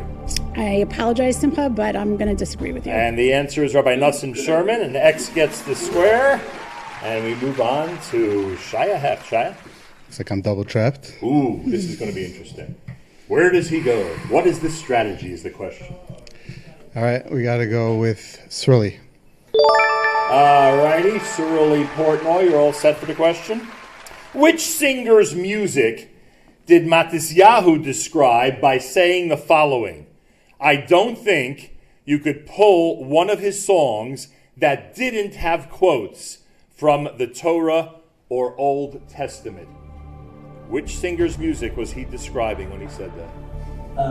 Well, I think that Bob Marley was probably one of his earliest influences, and Bob Marley also was very big into quoting some very good stuff. So I am going to go with Bob Marley. Shaya Hecht, what do you think? I'm going to agree. The answer is Bob Marley, and the circle gets the square. But Aviva's left with an opportunity here. Aviva? I am going to go with Aryeh Kunstler, please. Aryeh Kunstler. Who was the corporate sponsor? Which company was the corporate sponsor behind the 1967 Salute to Israel Music Festival in Central Park that featured the Rabbi's Sons? I'm going to go with Macy's because, you know, parades and all. But other than JM and the AM, I'm going to go with Macy's. I can tell you it wasn't JM and the AM. All right, Aviva, agree or disagree with Aryeh? I am going to disagree. The answer is Rheingold beer, and that means that Aviva is our champion in this game of Holy Yid Squares. A big thank you to all of our celebrities. Thanks to our contestants, and of course, a big thank you to Amudim and our friends at Charity Bids. Keep on watching, everybody. Plenty more Holy Yid Squares is coming up.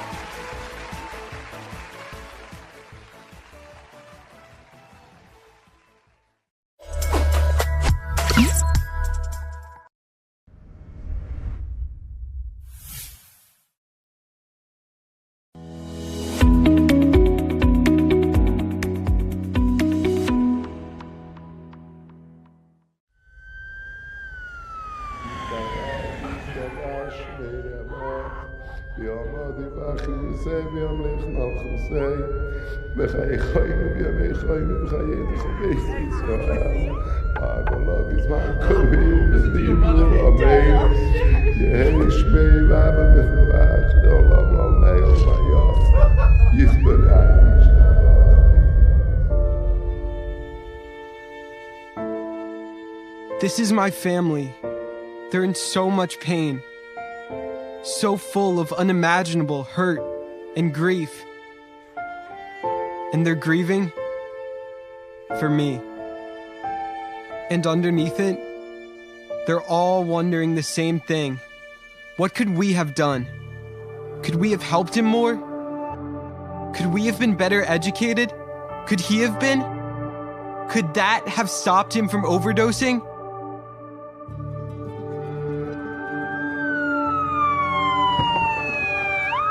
Are they wondering about that night? The night I died? After taking almost a full bottle of oxycodone? Because it was the only way for me to get the high I needed?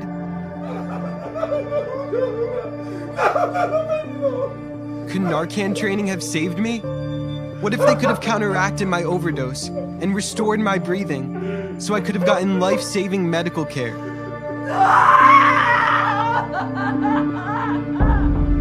What if our shuls and our communities were better prepared to deal with kids like me who are struggling? Or maybe a couple of weeks ago, when my addiction had become so intense, I was taking a handful of pills almost every 2 hours because taking fewer wasn't working anymore. It wasn't only about me getting high. It was about keeping myself from getting sick. Maybe someone could have helped me then. Excuse me. I was so lost in my addiction that I was barely home anymore. I'd isolated myself from my family. Weeks before that, I was hanging out with my new friends.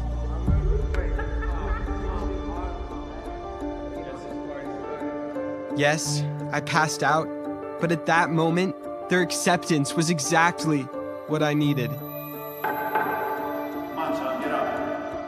Did my parents try to get through to me in the only way they knew how? Maybe I was no longer able to hear them. Or before that, when I started to do so poorly in school. I tried so hard, but I was always in so much pain that I just couldn't learn anymore. What about when I stopped hanging out with my friends?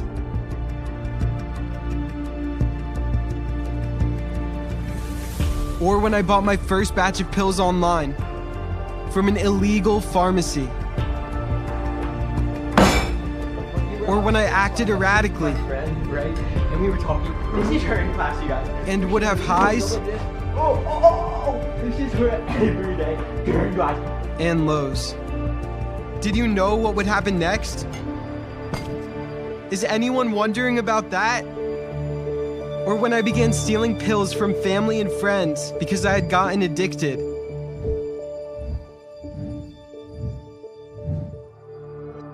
Or the very first time I tried Oxy with my friend David, who never got addicted. Maybe because he wasn't carrying around the feelings that I was carrying around. The feelings about what happened to me years ago. The shame and agony I felt. Feelings I locked away. I felt like I was the only one in pain. Was I?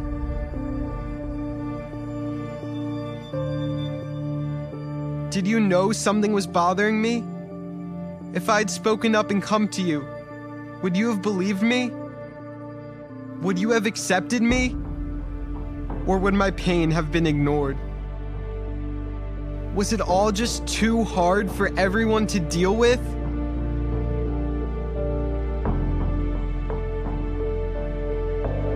What could I have done? What could you have done? What could we have done?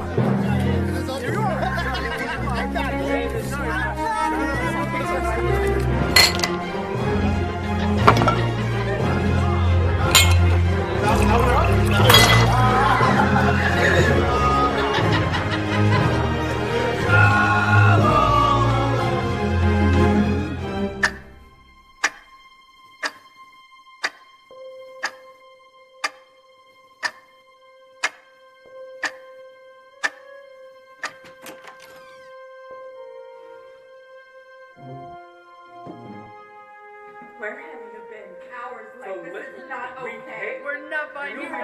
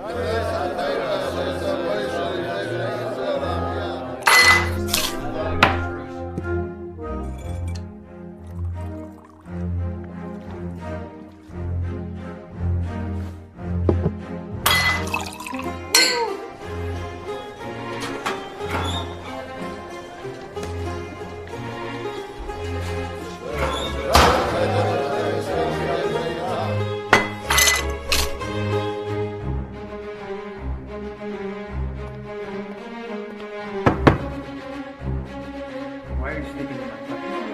Answer my question. Sit back down there.